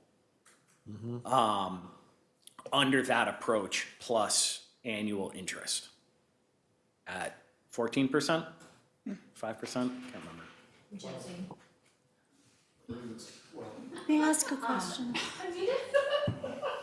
Interest rate for the property tax levy, 14%. Right, so plus 14% annual interest, so that's another, over $2,000 a year. From 20, so let's just say 1 year for simplicity, which would be, bring the total amount up to somewhere in the range of like $25,732, $26,000. remaining. Yep. Which does not, but that only brings you up to like 2025. It doesn't factor in 2026, because I'm just picking them up. Councilor Key. Was there a sewer development fee back in 1990? Yeah, I think so. That's the $5. It's, well, so that's the permit fee, because if you Yeah, look at the actual permit that's provided, they kind of menu it out a little bit in different ways. So you have the permitting fee, which is $5, which you could look at and say, okay, is that we'd have to go back and check, but is that, like a application processing fee? They also have a sewage treatment connection fee under ordinance 41 of $270. They said the benefit assessment was not applicable. And then they had an entrance fee on Route 12A for $1,217.06 for a total, basically total cost of the fees of $1,492. It doesn't say that they paid a sewer development fee anywhere. No, not specifically. Okay. Because I think we're using different language at this point too. What entrance fee could be the street to get to it, that goes onto 12A. I mean, I don't know what that is. Correct. But it's, to me, the way I look at this is, at some point from 1990 to when, Renee opened her shop, there was a sewer development fee at that point in time. But we don't know if there was a sewer development fee at all before then, correct? I have no idea. All we know is there were sewer units. And in today's world, sewer units there's a fee accompanied with sewer units. Back then, from the research I've done, I'm not sure either. I was surmising, though, that connection fee, what did you call it? The entrance. Entrance fee was the sewer, that was my. It says Route 12A entrance fee. Yeah. It's related to wastewater, so it's not the driveway connection. It's this pipe connection? Yeah. And again, we need to split out the sewer units. The fees are based off of having 2 sewer units, but like permit fee is not in itself directly tied to 2 or 4 or 6, at least prima facie on the evidence. we would have to go back and see again, is the permit fee just the processing fee, right? Like the $5 you pay to the city clerk. I get that. I guess my point is, if you think you're taking over an existing business and you're running the same business, and I'm gonna use the word impact fee, because it seems to me that's what it is, you would think that the original person paid the impact fee. But there's no way to know that on this, that there was even an ask for an impact fee. You could also construe that they purchased a business on a property that contained a business that gives them 2 sewer units, and they need 21. And we're sure 2 sewer units was the right amount of sewer units. But we don't know if it was the right amount or not. It's just But that was what they were that was- allocated, that property was. That is what was paid for by the prior owner. And that is transferable to the current. We can't lose sight of the fact that we didn't change the use, we didn't increase capacity, physical you didn't, right? No. Which does not trigger a sewer impact fee. That is our perspective, yes. And I believe a clear read of the language of section 121 itself. I tend to agree with you. And I think that, along with the manager's testimony as to the reasonableness and professionalism of the applicant, is what's driving this notion of finding a middle ground rather than it being all one or all the other. Because I it's, agree. I agree. which I'm all for. Counselor Farberley. Yeah, I'm definitely in favor of a partial abatement, and I think some of the numbers we've been talking about in terms of that increase, I think that strikes me as being reasonable, as finding some sort of middle ground, so I'd be interested in pursuing not a full abatement at all, but some sort of partial abatement to get closer to the change in usage.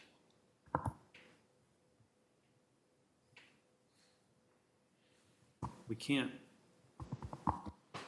can't be sure that what the original car wash was using wasn't similar to what they're using now.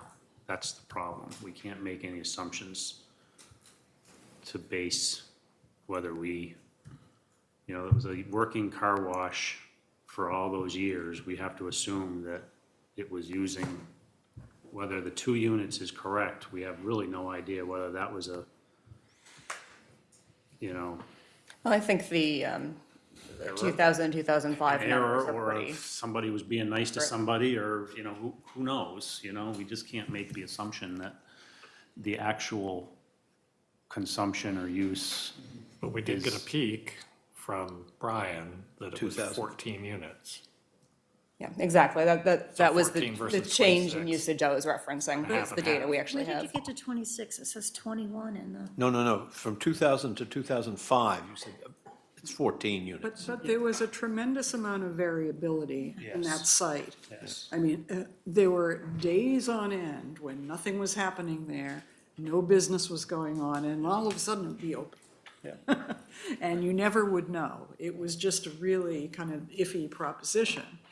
And what Lady Rich has brought to that piece of land is a great benefit to the city, and particularly to West Lebanon, creates much more vitality in West Lebanon.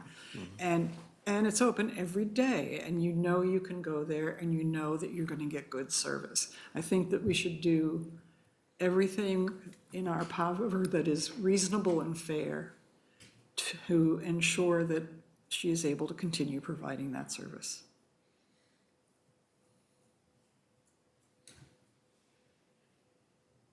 And I know there was some discussion of property taxes that are unpaid and the like. That is not before anything that we're seeking here today. I mean, property taxes, to the extent the property taxes are due, and they're collecting interest on that is beyond the scope of anything we're here for today. We're literally just here about the sewer development charge. And as I noted, a total of $39,500 500 plus had been paid. I know that the city has credited about, I think, 13,000, 14,000, the 47 to 61. But that is also, I guess, there's interest that was paid, and I guess the 4 payments that were made in August, October, November, and then January were almost $5,400 each, almost $22,000 that was paid towards the sewer development charge, if you were to take out the interest on that.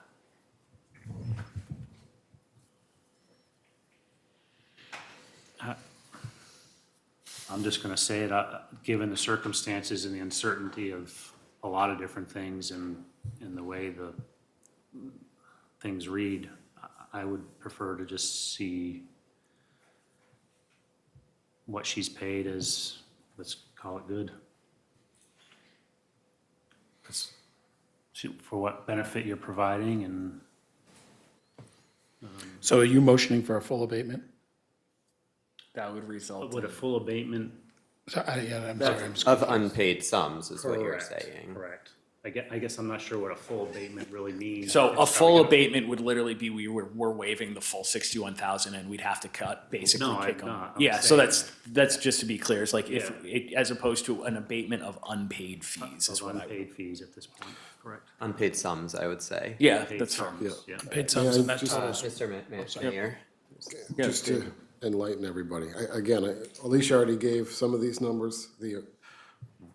What we have as the original amount outstanding is 47,667.82. Yeah. Specifically sewer development charges. Just for the sewer, nothing related to taxes or. And nothing related to the $15,000 in water fees That have been that paid. they are referencing as being paid. What We were specifically tasked with sewer development charges. the interest that accrued on the unpaid amount prior to the lien and interest in accordance with the acknowledgement and the payment plan, and the interest that's accrued since the lien was placed on that remaining balance totals about $9,600. So that the current total remaining balance unpaid associated with the sewer development charges is $57,270.89. So that's, I mean, in accordance with Counselor Cole's suggestion a moment ago of basically saying what they've paid is good enough and we're waiving the rest, that's the amount that you're talking about. $57,270.89. Whatever. That includes the interest. That includes the interest. I think that whatever it is, you can't overlook the fact that there's potentially the sewer development charge was not warranted from the beginning. So I think there's this real strong case there that that's the case. So I still stand by what I proposed, I guess. I would offer up a counter of going back to my plan, the partial, where we say, if we just look at the material increase in sewage usage of 12 units, again, that works out to about $36,000.72. Backing out, and this is going to be the most favorable kind of application in terms of interest, you take the full $13,423.77, apply that to the balance of 36, and that gets you to an amount owed of $22,648.23 at the end of 2014. Roll that forward by 2024. 2024, thank you. So if you charge the statutory 14%, that gets you to a balance at the end of 2025 of $25,818.98. And then it's August, so let's just say 7 months. Sorry, I have to redo that math. 1 plus Does the council have the ability to waive the interest? I was going to ask that. I don't know. Can anyone answer that? Going forward, to waive the interest going forward. Yeah, I don't know. I mean,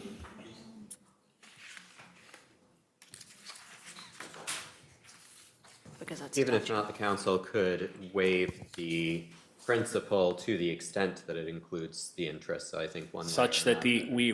we're waiving an amount such that the current amount outstanding would be, again, if I roll it forward to the end of July, that amount would be about $28,228.75, assuming a very simple proration. As opposed to what the amount is right now, which is, $57,270.89, inclusive of interest. So that would still be a total abatement of $29,042.14. If my math's correct, it's 9:45, so who knows? But I could support doing like, we waive principal to the extent that the amount outstanding now owed is, pick a number. I would support that. Yep. So the number that you're moving to is what? It would be abating the amount owed such that the total amount owed inclusive of interest would be $28,228.75. However we get to those numbers. I'm still not sure that they were supposed to have been issued a sewer development charge. I mean, I think that's the question. I know we want the money. So this to me But- isn't about the money. I actually believe we should have assessed the sewer development charge. And I think it's unreasonable to take over any business from a previous owner and assume that whatever they had is going to continue. And then you get into the prudent person rule, which is the general, like, kind of default approach for a court of law, where is it prudent to expect that just because someone had a two sewer unit charge, that that would then apply to them? And I would argue that it doesn't. It's not prudent. It wouldn't be in a prudent person to assume that a modern car wash is only going to use 2 sewer units or 420 gallons a day. When were you made aware that the car wash was only permitted for 2 sewer units? Never. Okay. So why would you ever think that you had no, you never would have thought that this car wash only had 2 sewer units? I guess looking at the record, and I was not involved in the purchase transaction, but to look at the state of the record, there is a sewer connection permit that was granted. And then if you were to look at 136-121 about the imposition of development charges, again, it goes back to future customers, meaning that there's no connection, and totally understand that, or existing customers who seek to enlarge the existing sewer services. It doesn't relate to increases in sewer usage. It's No, I get it, yeah. existing sewer services that are being enlarged. And so I think, to Councilor Cole's position, that really is the underlying threshold question of, should there even be a fee? And I understand that there's provisions elsewhere that might say that there's fees for this or this might apply.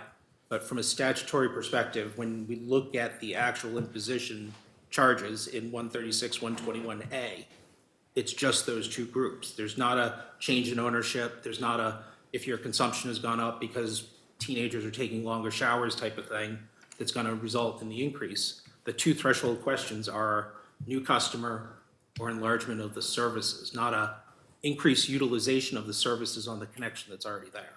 Brian, would we assess a sewer development charge if someone permitted for a new bathroom? It goes by bedrooms.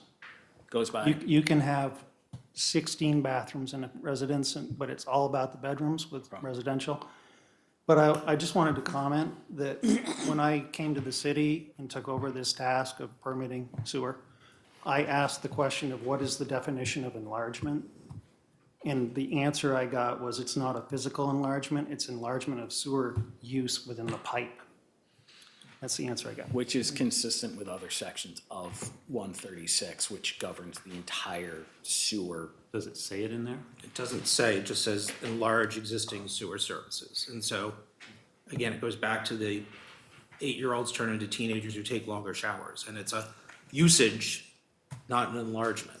So there may be more water going through, there may be more sewer that's going through, but we're not enlarging the need, adding another bedroom that would trigger that. We're not adding another bay that would trigger that review.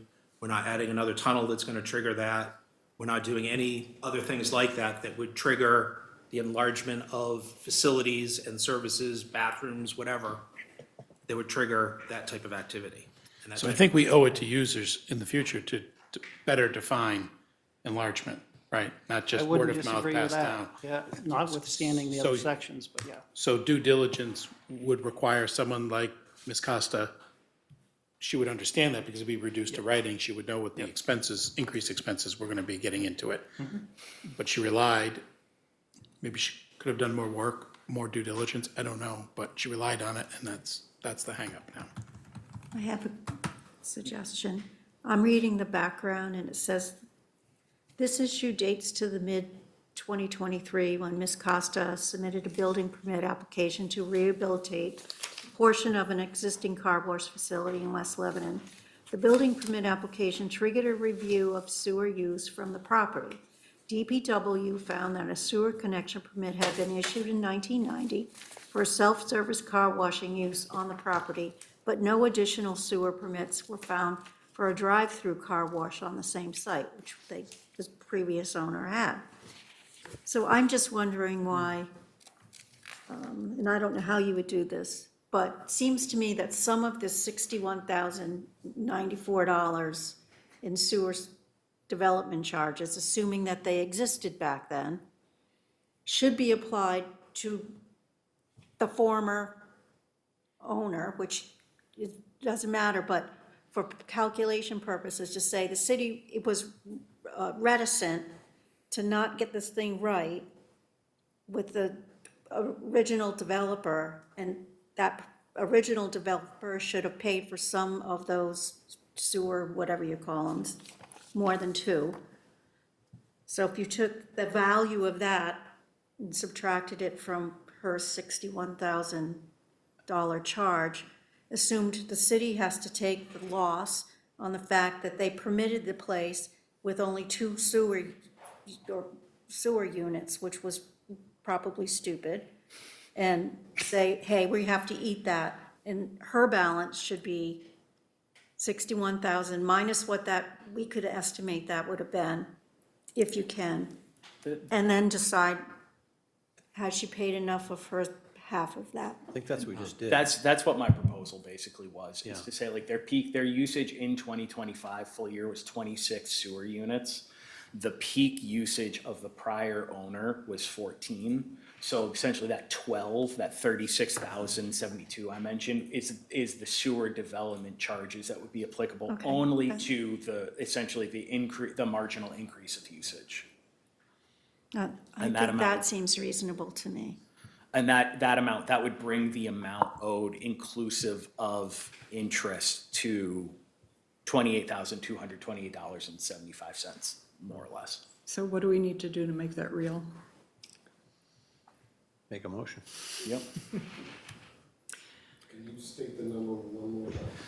Yeah, the total amount, so and I'm gonna just go through the methodology. So are we just gonna ignore the fact that the statutes say what they say and? No. And No, we're gonna review that. We didn't. We discussed that frequently, and I think we came to different interpretations. Multiple interpretations. I would just note that while we're talking about, we can debate what existing sewer services literally or figuratively means and what it could mean to an individual. This makes no mention of facilities. We are not talking about changes to facilities. We are talking about customers of the sewer system and sewer services. So I think we can certainly do that. I think what it means is if you're saying it's invalid, that's a rebate for funds paid is the correct answer, which comes from Our tax My point is that reading the ordinance or the statute does not automatically, does not blare, I'm gonna owe a sewer development charge. I mean, it says that I won't have to, because I'm not increasing the capacity of what's already there. If I was gonna put in a bigger pipe and hook in with a bigger pipe, I would expect an impact fee. But if I was gonna buy a car wash and run it the same way that presumably it was run before me, not increase the capacity that's already there, I would not expect to pay an impact fee based on what that says. But that also gets to, that's one section of a chapter that has 124 sections. And they all apply. Like, that's the other piece. And again, that's where, depending on which sections you're looking at and considering, you can get to very different answers and interpretations. And that's where, like, yeah, I know, Do we get Do you want- just motion? Yeah, just I'll move to, well, at this 10:30. point, I'll move to extend us to, let's say 10:45. All right, I'll Be second optimistic. I'll second that. All those in favor?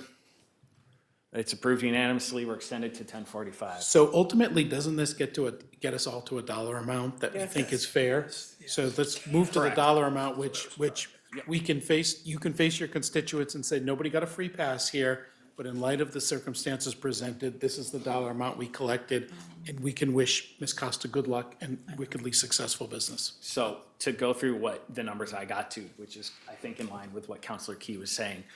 If you look at, there's been a 12 sewer development, sewer unit increase over the highest previous usage at $3,006 per sewer unit. That works out to total fees of $36,072.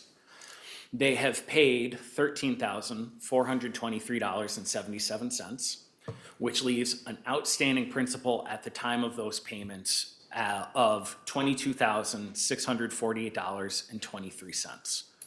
I just took a favorable approach and said that was, applied basically as of the end of 2014. 2024. 2024, thank you. It's 10:45, no. So if you, 1 year of interest at 14%, by the end of 2025, would bring it to $25,818.98. And then bringing that forward another, apologies, I did 8 months. I'm going to assume you're going to pay some amount this month. So let's change that to 7. Yep. I'm keeping track of the numbers, 25,818? 818 and 98 cents. And then rolling that forward for 7 months through the end of July, again at 14% interest, simple proration, would lead an outstanding balance of principal and interest due of $27,927.53. Would this council find it acceptable if it were $24,000, which is $2,000 a month, and give her a period to pay this off? Yes, This council would. yes. You should make a motion. I'd be happy to make a motion if somebody would coach me through it. Yeah, Dave, do we have language around this, like the specific language that we need to abate it to 24,000 outstanding? Just trying to get the numbers. Or do you want us to make it up? I don't want you to make it up, but Yeah, didn't please think don't, so. please don't let me make it up. I'll make it up, it'll me, just be it's wrong. gonna take me a minute. Yeah, that's fine. All right, so, but we are settling on 24,000, to be paid over, 24 months. thank you. And we may not be unanimously settling on that, but we're settling on that as the The motion. motion. As the motion, right, Yeah, right, right. Yes. I don't want to claim Yeah. otherwise when I know that it may not be. No, yeah, I was providing clarity specifically for the motion. Yes. Yes. Shall there be a new payment plan similar to the one that's in the packet, excluding additional interest charges? And is it further subject to lien if the balance is not paid within that 24-month time period? I would suggest yes, we need to have some sort of velvet hammer there, and I think that's wise. Yeah, if 24,000 waiving interest is the easiest way to do that, that's fine. Because then you don't have to back out principal amounts.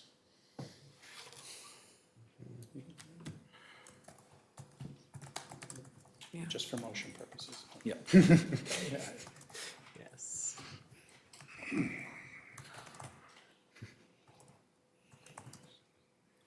If I understand correctly, it would be 1,000 a month, every month, flat fee, face amount, 24 months, and then it would be done. Will the lien? That's what I've suggested, and it seems like Counselor Stavis is willing to make that motion with a second, and that's, Okay, and that's as what I would the understand. status of the existing lien be?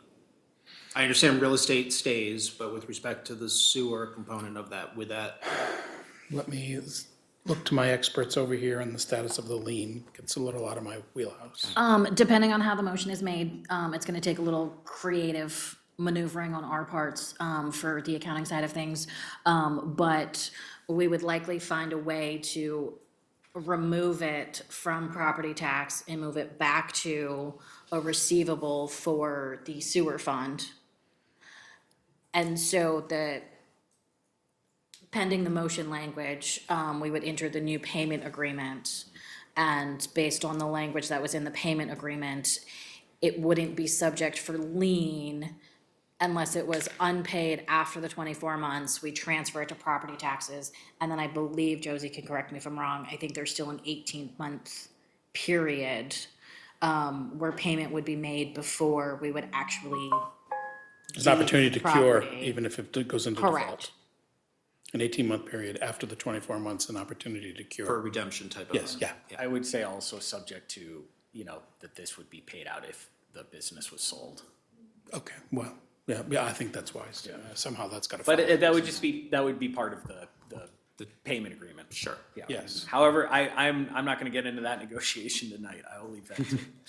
We'll Yeah. structure something that Correct. matches the motion and respects the intent of what we just talked about right now. So, and I know my comment's not going to affect what the decision is, but I think from a settlement perspective, we've come to a point where I think we would be equally unhappy with this as if the board were to approve this as well. Like, we're okay with this.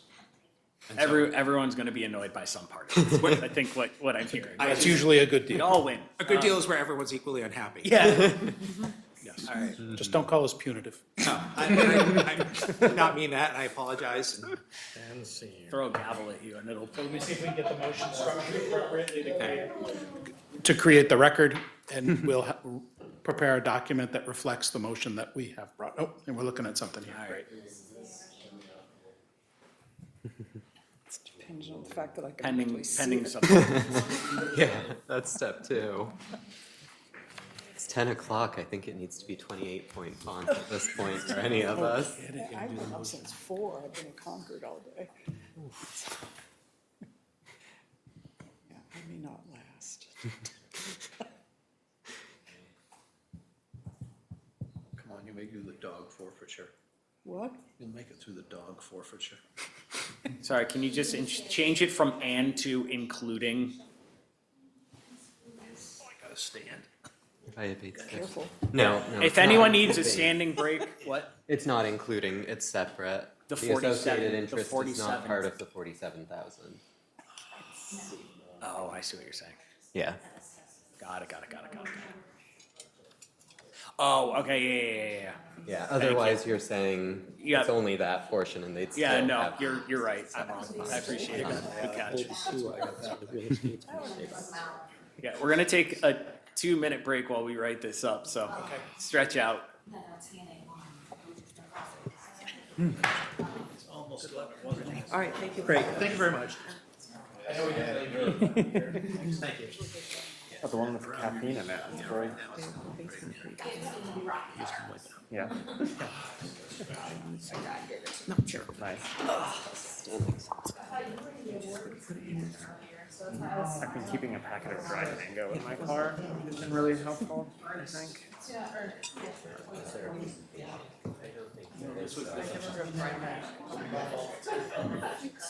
They sell it in bulk at the co-op, it's real nice. Yeah. No, I think that's, let's move it to our next. Yeah, and it was gonna be part of that. All the other stuff. Renee, I'm Josie. Hi, Josie. We spoke over the phone. Yeah, good. We also work with Jay. Discuss further. Yeah.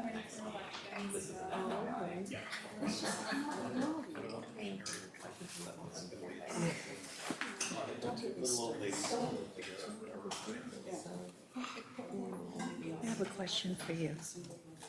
That was supposed to be the next item. Tax deed and waivers. How do you interpret all of this? Because dates jump around. Can they just give us a thing like this property is, like, what's the, like, I'd like to understand what their plan has been. Like, if, couldn't they just give us, instead of, okay, this is the lien, but that's the total due. What's interesting, the recommendation, we don't This. progress tax deed because we have a proper payment plan in place. Yes. No, No, But well, I that's don't the know what part the that's timing yet to is, come. so I Oh don't my see God. all Everything this. else. Yeah, I know. I would just like to see. Now, this. I might agree with you at some point, we have to stick to or make the timely payment. We're satisfied. Yeah. Stick to that plan. I don't know, look at all the little blue things. Oh, no, no, there's property. There is, that's what I'm saying. Okay, so all this tax are they already Excuse me, David, can you put up your motion again, please, so I can copy it for the minute? When I'm done, I will. Okay, thank you.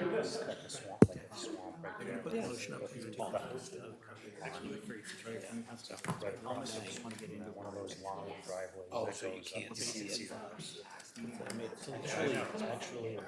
No, but I'm just saying, my FYI, this does not, I wanna know, this is what they owe, this is what they're paid. And this is how we get to this number.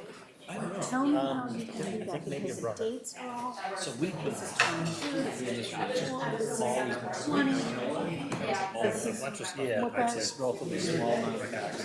Yeah, and then that one. yeah, there's all of that. I'm like, I'll discuss Something for somebody. Aha. if it could be cleaner, it would be very, probably now, lickety split fast. Do we have enough people here? It's just, we got like one more, for, Can we get this ball rolling? yeah, give me 1 sec. And we should really, It'll be in the minutes. Here, why don't you authorize her to start the motion? Otherwise, you're gonna be stirring. Go ahead. We shouldn't be getting better at figuring out. Exactly. Just wanted to check. Yep. All right, let's What bring is it an all back in. acceptable first payment date? Sit down. October 1. Pending their, Okay. okay. Yeah, Councilor Appleton. Oh, hey, I gave everyone 4 minutes, look at me, I'm so generous. All right, so we are going to, 1 second, you're killing me, I was so ready. Somewhere in there, that, That's 3 seconds. payment period, or first payment. Veto. Third time's the charm. October 1st. You jinxed me. Told me to bring people back in and it took longer. I blame you for this. Mm.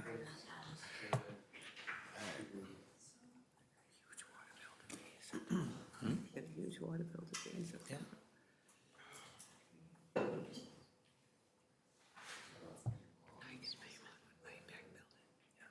Yeah, just do due on. Done? Gonna get in this bucket again. Move that the Lebanon City Council. You gotta say it into the microphone, otherwise they can't. Move that the Lebanon City Council pursuant to City Code Section 136-124, abatement of sewer development charges, hereby abates the remaining balance due of $47,667.82 and associated interest charges for the Lady Rich Car Wash LLC for property at 1 Martin Drive, West Lebanon. Be it further moved that the Lebanon City Council hereby assesses a sewer development charge of $24,000 to be paid within 24 months of the date of this decision, with the first payment due on October 1, 2026, This assessment shall not be subject to interest during the 24-month period, but shall be subject to lien, applicable interest, and penalties if unpaid within the 24-month period. Okay, so moved by Counselor Savis, thank you. Do we have a second? Seconded by Counselor Ford Burley. All right, counselors, any comments before we move to a vote? I'm just going to say one thing. I'm going to hesitantly vote yes for this, but I think that the city has some room for improvement on making people aware of these types of charges going forward. I'm particularly sensitive to this, so as you might be able to tell. Yeah. But yes, I'm going to vote yes. Thank you. All right. Well said. All right, on that note, counselors, all those in favor? It is unanimous among all 9 of us. Thank you. Thank you. Thank you very much. Thank you. Thanks, y'all. Appreciate it. And Josie, just while we're talk to everyone, so we don't need to go do a presentation of the tax deeding, let's just crank through it. Okay. Since we're waiving our tax deeding, let's just, Oh, okay. Get it done. I'm okay with that. yeah, I figured you would be. Yeah. Try and get you out of here. I do think at some point for the new counselors, just follow up and go over the tax seeking process a little bit. So just give me a moment, sorry. Give No, me you're good. 40 seconds to sign in. It's fine, it'll take me that long to find a spot in the packet. As long as I don't lock myself out. Our incredibly easy text system. I was gonna say, well, you do that. So just again, noting, we have a series of properties that have been listed in the packet, 1, 2, 3, 4, 5, 6 of them, where the city administration has recommended that we waive the tax deeding process for those properties, which collectively have an outstanding amount due totaling $235,641.54. Each of these taxpayers is currently engaged in an active payment plan, so we are not gonna take their properties from them for non-payment at this time. Yeah. We've had a update since then, so Karen Buatin's property has since been paid. Excellent. So now we're down to the 5. Just quickly, there's noticing requirement steps prescribed by law that we followed. Those dates are provided to you within the memo. Based on our history of working with individuals, putting them on payment arrangements, ensuring that they're making those good faith payments and efforts to satisfy those delinquent taxes, it's our recommendation that we move forward and we waive the tax deed on these properties. Great. Anyone object to me reading the motion? I can if you want. That's fine, I'll read it. Resolved that the Lebanon City Council, in compliance with the provisions of New Hampshire RSA 8076, has reviewed the tax collector's compilation of outstanding tax liens for the 2023 tax year and hereby notifies the tax collector that the city will not accept tax deeds for the following properties because the property owners have active payment arrangements with the city and have consistently complied with their payment terms, as noted on page 118 of our packet, with the exception of Ms. Boughton, who is fully paid up.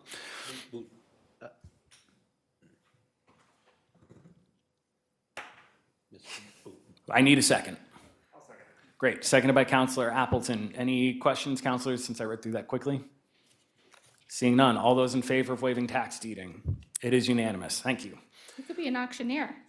Yeah, That was fast. lived in New York long enough. Sorry, the Jersey and New York is coming out. Civil forfeiture update. All right, so let's make this quick. We issued 361 civil forfeiture fines as of the civil forfeiture that was approved by City Council at the June 3rd meeting. Since that time, we've had 158 dogs that have been licensed. Of those transactions, only 88 were for dogs that were on the civil forfeiture list. In addition, 98 dogs have been deactivated in our system since June 3rd for a variety of reasons. Our system doesn't specify those, but it could be return mail with postal notes, wrong address, or deceased dogs. So after accounting for those updates, we're now left with 175 dogs that remain unlicensed. As usual, we'll continue our plan. Our plan is based on continuing our communications, trying to spread the word to those individuals in our community that they have delinquent dog tax. Great. Yes. How do you know how many dogs are unlicensed? We have a great system, a database. So our database, we're able to keep track of all the dogs that vets report out to us. Legally, they're required to whenever we get a new dog within the community, dog age 6 months and up. So that is giving us our base total of the number of dogs that we have within the community. And then as they license, we know what is remaining. So people tell you when they've gotten a new dog, and that's how you know? The vet does. The vet does. The vet does. No, people aren't that honest about their dogs. Vaccinated? When you get your dog vaccinated or whatever, the vet takes on the responsibility to tell the city. It's a legal requirement that, and now we're actually working on getting legislation approved. So when a dog becomes deceased, that the vet also needs to inform us, because it's, who knows how many dogs are on our list that are deceased. Yeah. Okay. Great. Councilors, any other questions? No. All right. Thanks. Thank you. All right. So we have an item for discussion of setting of the city housing goals and potential zoning amendments. I think we will keep this on as a longer term discussion, which it would be anyway. But we will be, I think, at the first September meeting, as part of, let's say, old business, begin the discussion of, what are our housing goals? What do we want to see for, development? Where do we want to see it, et cetera? And trying to start moving us into the discussion to provide guidance to the planning department about potential zoning amendments or other work that may need to happen. But I don't think we're going to have a meaningful discussion on that at 10:15 at night. But we want just start coming, I'd say, prepared for September, if that makes sense. And again, this is going to be an ongoing conversation, because I want to make sure we're getting these decisions really right, for where we're at this point of time. So I'm not wed to getting this onto the March 27 ballot. Yeah. So with that said, again, we're going to switch things up a little bit, because I suspect the Boys and Girls Club lease might take a little bit more time to discuss. We have one item of new business to set a public hearing for September 2nd, 2026 for a supplemental appropriation of up to $94,000 for replacement of the Kilton Library HVAC system. And David, can you provide a brief overview? Sure. Just quickly, Library Director Sean Fleming is on the call. He can speak to any issues or questions that you might have about the system itself. I will cover the supplemental appropriation request, which is to say that the Kilton Library has had some problems with its heat system almost since it was opened. They've tried a few things over the years that haven't really solved the problem. This past winter was particularly cold, and at times it was as low as the high 50s inside the building, which doesn't make for a comfortable place to stay. So they are requesting a supplemental appropriation to augment funds that they already have in their operating budget with funds that are currently in a library a library facilities capital improvements capital reserve fund, as well as contributions from the Library Board of Trustees, so that they can take one more run at fixing the HVAC system before they need to turn the heat on this winter.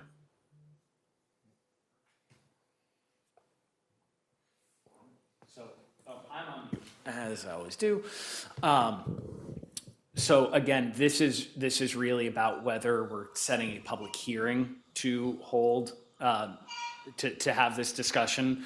We are not making this decision tonight. We will make that decision on September 2nd. Counselors, are there specific questions you have that you would need answered to set the public hearing? Why are you looking at me? I would just say, so this was a problem almost from the get-go. There was, I'm sure there was a company that installed the system or an architect that designed the system. And I want to know what skin in the game do they have here that this thing's never worked? The not the civil engineer, the HVAC engineer who designed the system was a Lebanon resident and is deceased. He was a one-man operation, and he died a number of years ago. My understanding from the system is it was supposed to be state-of-the-art at the time. There was a groundwater heat pump system. There were, I think there was air source heat pumps for the air conditioning portion of it. There was a pellet boiler, and the combination of the groundwater heat pumps and the pellet boiler was insufficient to heat the building. They pulled the pellet boiler out, they put a propane boiler, a small propane boiler in, thinking that that would augment things sufficiently, and apparently it did not do so, and that's what they're now talking about is a full-size propane boiler. But the skin in the game would be the design engineer, and he's long deceased. I guess I do have one question. Yeah. Sorry. No, it's fine. Do we know that it's the heating source that's the issue, or the heat dispersal system? Unfortunately, I have a similar issue with my house. Are you looking for? This is not the right Here- time, Counselor I Paul, know, to fix. I know a fair bit about this because I've thrown 3 heating sources at it, and the ability to move that heat through the building is not there. So if we just replace the boiler, are we actually fixing the problem? What's the evaluation? Has there been an evaluation on whether or not we can actually move the heat through the building? So one of the things I'd like to see in the public hearing is a presentation by the current HVAC engineer saying, here's why this is the solution. All right. Yeah, We could, that makes sense. we can arrange for that. Okay. So we'll make that part of the public hearing. Yeah, Good question. I'm happy to make a motion. Please do.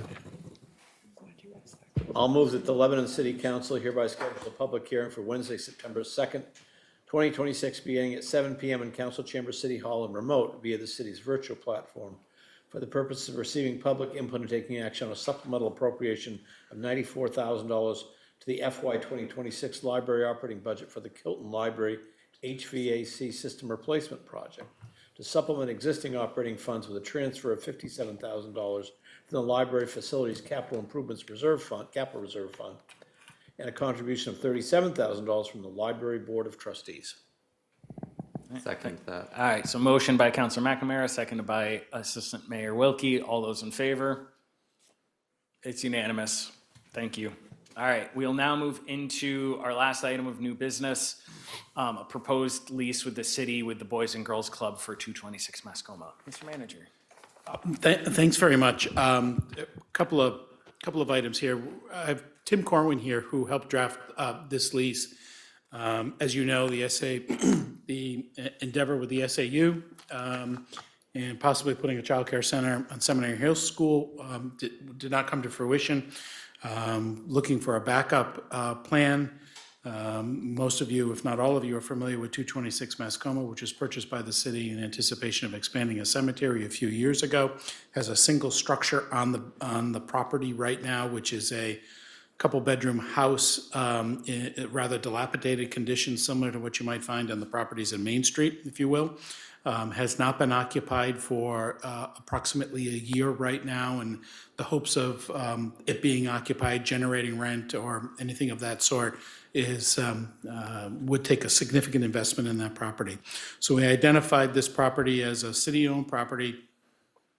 Not the most ideal location, but certainly an adequate location that allowed the Boys and Girls Club to consider it as a place for a child care facility with adequate parking on a main road.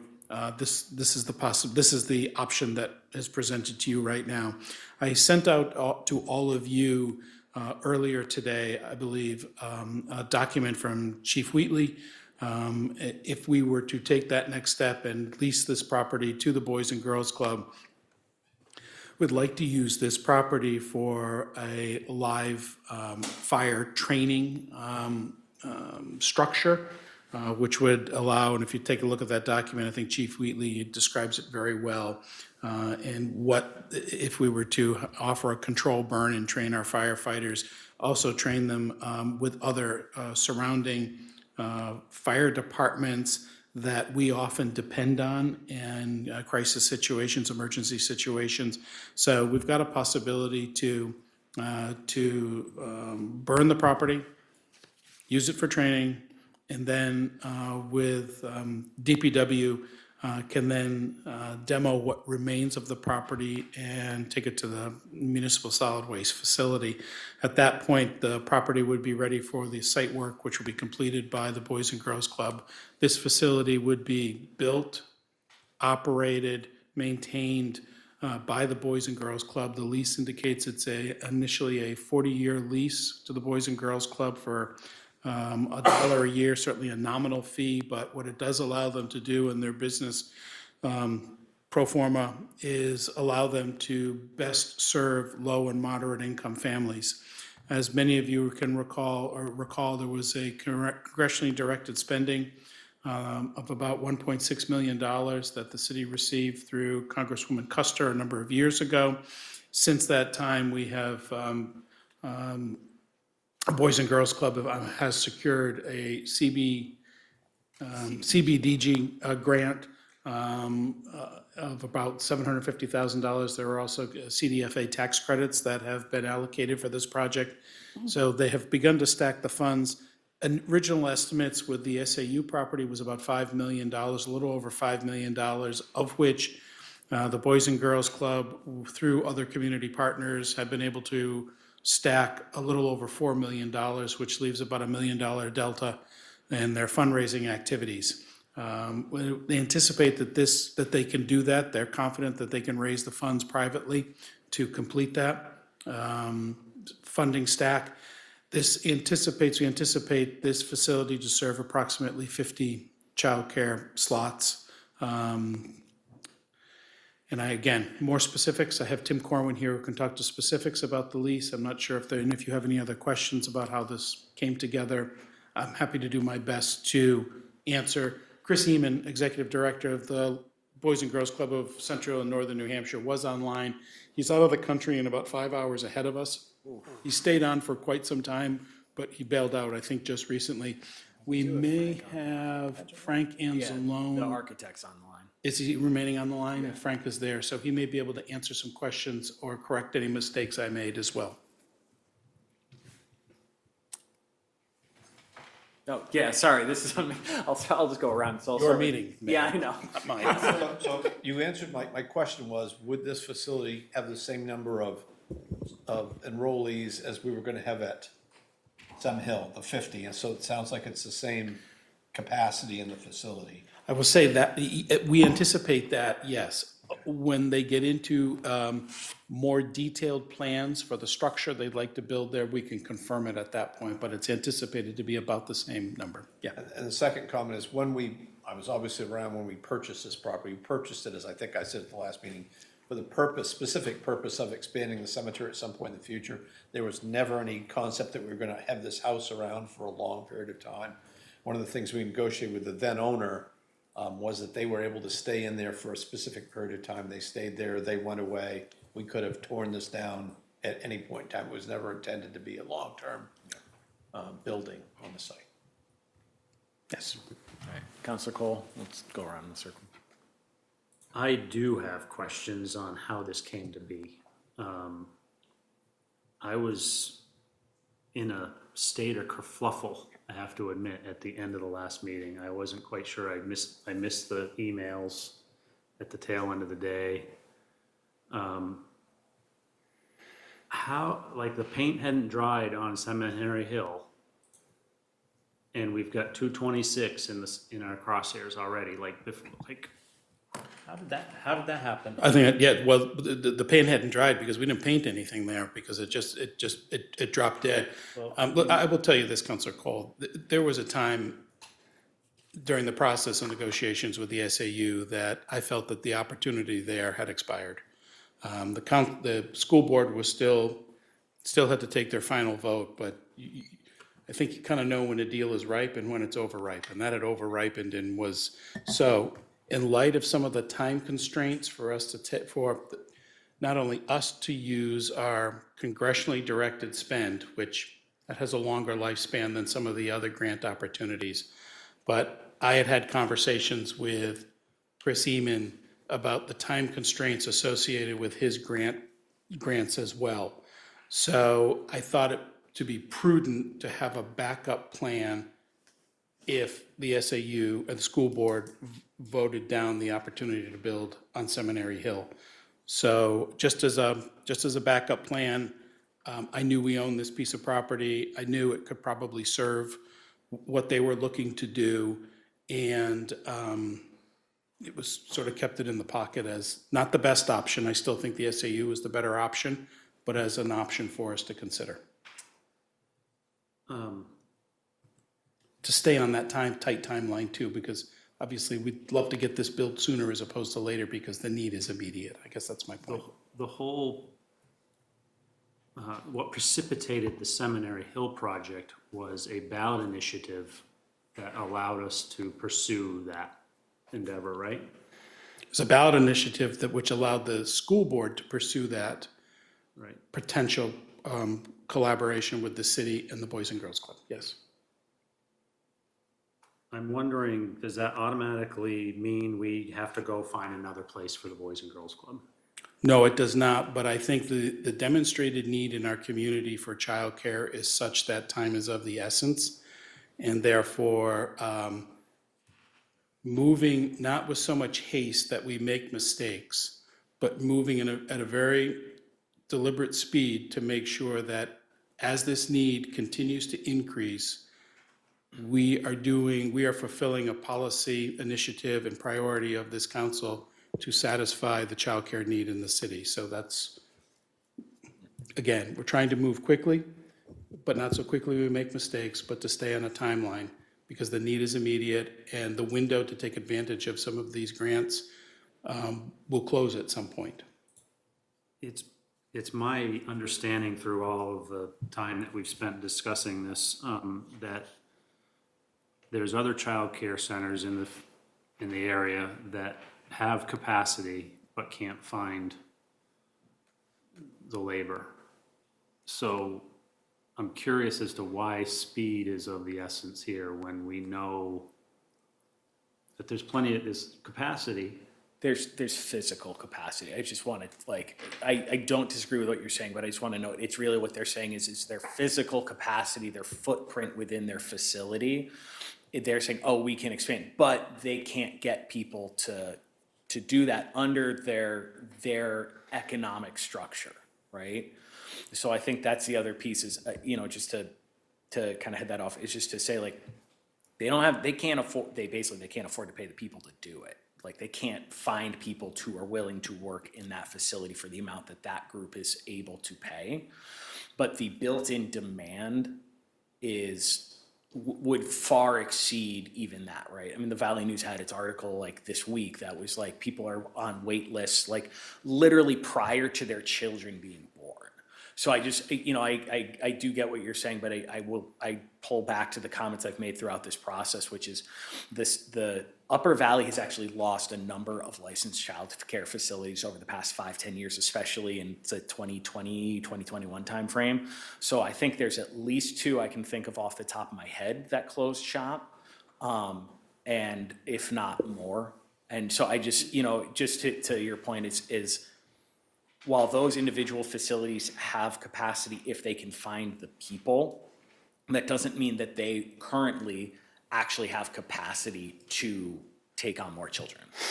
And though this is no guarantee, I'm sorry, Yeah. you talk about because this came up during public input session saying, well, if private facilities can't find the staff to staff, and they might be at the risk of closing, why does the Boys and Girls Club think that they can do it? And I think that's a very fair question. What I think we see with the Boys and Girls Club is the level of success they've had throughout the state in staffing their centers and filling all of their seats. They also have the ability and experience in collaboration with a number of other nonprofits, as well as the community college system as well, to build the employee capacity that they need to work in these facilities as well. So they've been, they've taken the initiative to create programs and to create feeder systems so they have professional help to come in and work on this. So there's no guarantee, of course, but they've got a pretty good track record and they've got a plan here to work with River Valley Community College as well as some of the other CTEs to begin to have people appreciate these are really good professions and there is a demand and they feel they can meet that need. A little bit to that point, are we worried at all that because of their advantage that they have, let's face it, they're not gonna have a lease, they don't have to pay taxes. Are they gonna be able to pay their employees more than what surrounding childcare facilities are paying?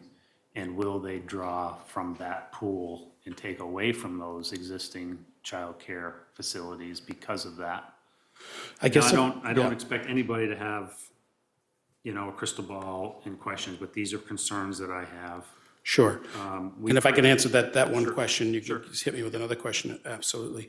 If they were a private business looking to exploit opportunities as opposed to being a public entity that knows if you can create a larger pool of qualified people to fill the jobs, not only will they benefit, but the whole market will benefit as well, sort of the rising tide principle. And I think that's the type of community partner they are. And I've seen them do this in other communities, obviously not without hiccups and challenges, but I think it works pretty well. So I don't think they're going to strip out other employees. But also too, if they do move the market a little bit higher for compensation and benefits for people, I think we aspire to have people in our community who are well-paid, have access to insurance, and as opposed to in the private sector, sometimes we've seen decades of driving wages and benefits down. Don't misinterpret all my questions that I don't support the I Boys got and you. Girls Club. I don't take it My daughter participated in the Boys and Girls Club. We drove to Concord's Boys and Girls Club multiple times a week to play basketball. And So- she's on one of the trustees now in the city. No, Is that's that my different? oldest daughter. Okay, but my because she's youngest pretty daughter- impressive. Yep. So I'm fully supportive of the Boys and Girls Club. I think we purchased the property for $235,000 in 2022. We're leasing it for $1. Is there any real reason why we're just leasing it for $1? Is there good reason that we're only leasing for $1? I think what it allows them to do, if you were to sell this at fair market value or lease it to the entity at a fair market rate, we'll say, I think what that does is creates a business plan here that has a direct impact on what they must charge people to attend for the seats. In this instance, it's the mandate for the Boys and Girls Club to serve 50% or more, if I'm not mistaken, low and moderate income folks as defined by the Bureau of Labor Statistics, and that will set that out. So I think that gives them the opportunity to fulfill their mission and their mandates. And I think we also know too that as much as there are certainly pockets of great affluence around here, this is a working class community, and you could easily price yourself out of the market pretty quickly. So I think this gives them the opportunity to serve a wide array of income levels in the community. And I think part of it too is basically the dollar is nominal, but they will not be able to enter into this agreement if we have a like fair market value lease. That was something the school board discussed. And that's actually what triggered off looking at alternatives, was that the fair market lease they literally, Boys and Girls Club had to walk away from that. They're like, we can't do this. The negotiations continued because the school board revised its position on the amount that it was going to charge back to the $1. But really, like, again, it does become fundamentally a question of, do we want to provide a childcare facility that we desperately need, in which case we're kind of accepting the delta there as the cost of public support. The flip side, though, is I believe that our terms are similar, that we would eventually take ownership of this building. So there's a longer term, I mean, it's gonna cost us. Not necessarily. Well, I don't know if Our that's- fire station It's lasted 60 for years 60 from now, years I'm not from gonna now. worry about it. That's well put, Councilor Key. But, they also have. My kids will have to worry about it. True, but you also, in order to keep their business model working and attract the students they need, the children they need, and to have parents have confidence in the services being offered, they have to constantly reinvest in that property. So, in Concord, for instance, I think they've done a number of rebuilds over the term of the contract as well. So one would anticipate that they would keep, the maintenance would be at a high level because of the people they're serving. And the fact is, they'd like to keep it in business. No guarantees. It's a long time, but. So I got two more things. One is a public. Give me an easy I one. know it's hard, but, It's okay. do we not do a public hearing? This I mean, one why, doesn't is there, require a public there's no requirement, but do we think it might be prudent to do a public hearing for this citizens? Well, look, I think with the city has done a number of opportunities for the public to speak on this, and I think. Not on this location. No, you're true, it's not this location, but I think you could put it on any location and the same people would show up and be against it, quite frankly. That's my hunch, and I don't want to be presumptuous or condescending, but that's where this is going. So I think it's perception Could more be. than anything that we I'm owe with it. him on that one. Okay. Because I think there might have been a different presence of the community in talking about the Seminary Hill location had it been perhaps more visible. Over the multiple hearings we had about it. I mean, we had at least no. 2 public hearings through the school that was fairly widely noticed. Like, I saw it on Facebook, let alone. So I think we owe it to the people that live on Mascoma Street. I mean, I've gotten a lot of people calling me saying the traffic increase on Mascoma Street is, they're concerned about that. It's already busy. I think that we need to put the perception out there that we care about giving people a voice in these matters. And it doesn't necessarily have to be the council. It could be through, in the case of Seminary Hill, it could have been through the West Lebanon Revitalization Committee that is responsive to that community. It could, whatever. Anyway, I distracted you from your. No, that's. You got one more question. I got one more comment, and that is that even tonight, we've talked a lot about being concerned about our property taxes, the cost of doing business in the city of Lebanon. And here we are going into a situation where we purchased a property for $235,000. That's real money. I'm assuming we actually paid real money for it. We have it assessed and appraised. I'm not sure why but somewhere around $400,000 now. I don't know the condition of it. I haven't been in it. very poor. At that tax rate, that's roughly a little over $8,000 a year in tax revenue that we're giving up. So I think it's, I don't understand why we sit here and we're so concerned about the budget and all this other stuff, but we're so free, we're just doing stuff like this. I don't see the value necessarily to the city's taxpayers for what we're giving up and what we have given up and what we have paid and the investment we've paid and what we will forego to those taxpayers. So that's my end of my spiel. I have a different take on things, but mine's more bigger than this. I mean, this is fine. I think the abutters need to, there needs to be a communication plan with the abutters on Mascoma Street. The cemetery, they're pretty good. They're quiet about it. Yeah. But that's fair enough. Yeah, I think we should. No, I mean, I think I just think that's an unforced Yeah. error if you don't do that. I would like an accounting across Lebanon of all the nonprofit properties. I just feel like there is a limit to what we can provide. And what is it, the flourishing, whatever. Families Flourish. I read that article and I wanted to suggest, if we haven't done it already, we reach out about the potential pilot, which was brought up at the public session, because I brought it up in the individual that was representing that initiative said that they would be open to that discussion. And if that's because that's another piece of property that will be not on the tax rolls, and we need to figure out I want to know what the number is. What is the array across the city?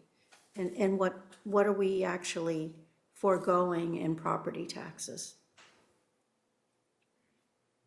Councilor Ford Burley. And my rebuttal is, what are we getting in services to our residents? Because People these are, these are nonprofits that are providing very tangible services. To circle back to the Boys and Girls Club, I think that this is a really great opportunity to provide services at functionally no cost to us. I absolutely take your Councilor Cole's point about, there is potential tax revenue here, but not in its current form, not for the reason that we purchased the property in the first place. The cemetery was certainly never going to generate that sort of revenue for us. And this is something where we do not have to worry about constructing the facility. We do not have to worry about maintaining the facility for 60 years. And we have a really solid partner who is willing to do the fundraising, to do the construction, to basically do all of the hard work. And we are being asked to find a place for them to do that. And property that we already own, we've already sunk the cost into it. It was going to be used to benefit residents anyway. So this is a really good opportunity to use that site to benefit residents in a different way. And for the next 60 years, I'm not sure there are a lot of services where we can say, look, this isn't just going to benefit you next year. This is going to benefit our kids potentially. I'll move to extend the meeting 15 minutes to 11 p.m. Seconded. Motion by the assistant mayor, seconded by the mayor. All those in favor? That's unanimous. We're extended to 11 o'clock. I think I agree with their comments completely on the Boys and Girls Club. I hope that it gets filled up with children that are living in Lebanon and West Lebanon. I really hope that happens, because if it's Canaan and Enfield and whatnot, it's great for the child, but I think we need to also consider, how do we get businesses more involved in helping with the childcare stuff? I'm just talking more globally. It's great. Everything has a purpose, but there is a tipping point where we just cannot continue to be the sort of, I don't know, the place that everybody assumes that Lebanon is going to build a nonprofit for this and build a nonprofit for that. And we need to make this a more regional exercise than just coming back to Lebanon over and over again. So I want to see, and that is why I want to see, what is the burden of having nonprofits from a financial perspective. I'm not saying that the work that they do there doesn't create value. I am not saying that, but there's a finite amount of stuff that we can fit in the city, and we cannot overwhelm the city with nonprofits.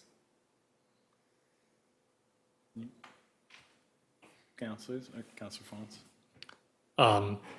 This isn't directly related to that, but if that lot is sizable enough, and if the construction for that center can be compact enough, I wonder if there wouldn't be additional utility to it as a public good for Lebanon.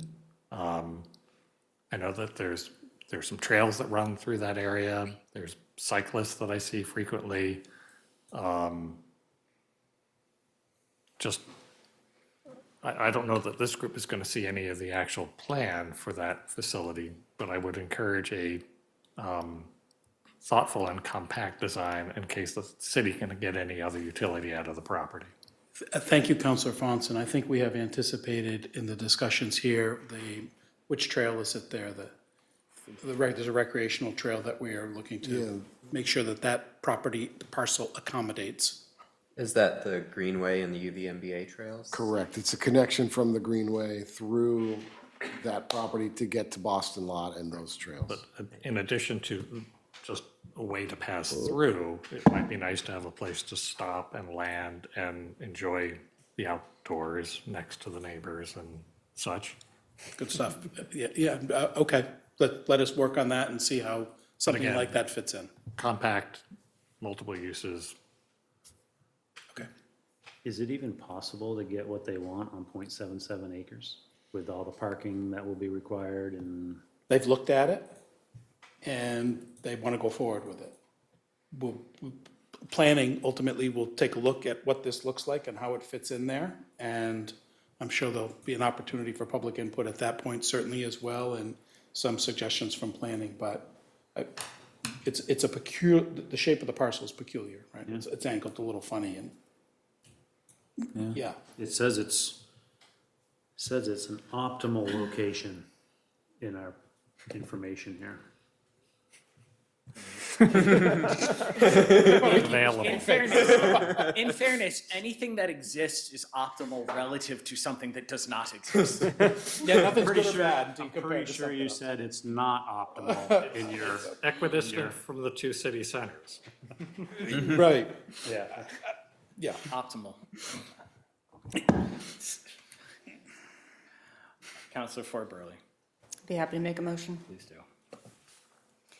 Moved that the Lebanon City Council, pursuant to the authority to manage municipal property under RSA 4111A, hereby authorizes the city manager to execute a ground lease agreement with the Boys and Girls Clubs of Central and Northern New Hampshire for the potential construction and operation of a childcare facility on city property at 226 Mascoma Street, Lebanon, tax map 90, lot 26, and to execute any related documents and take all actions necessary to implement the agreement. All right, do I have a second? Seconded by Counselor Appleton. We'll start, all those in favor? All right, all those opposed? All those abstaining? This passes 8-1 with Donna, Counselor Cole voted no. With that, we have concluded all of the business we have on our agenda. Do I have a motion to adjourn? Motion by Counselor Ford Burley, seconded by Counselor Key. All those in favor, it is unanimous, go home.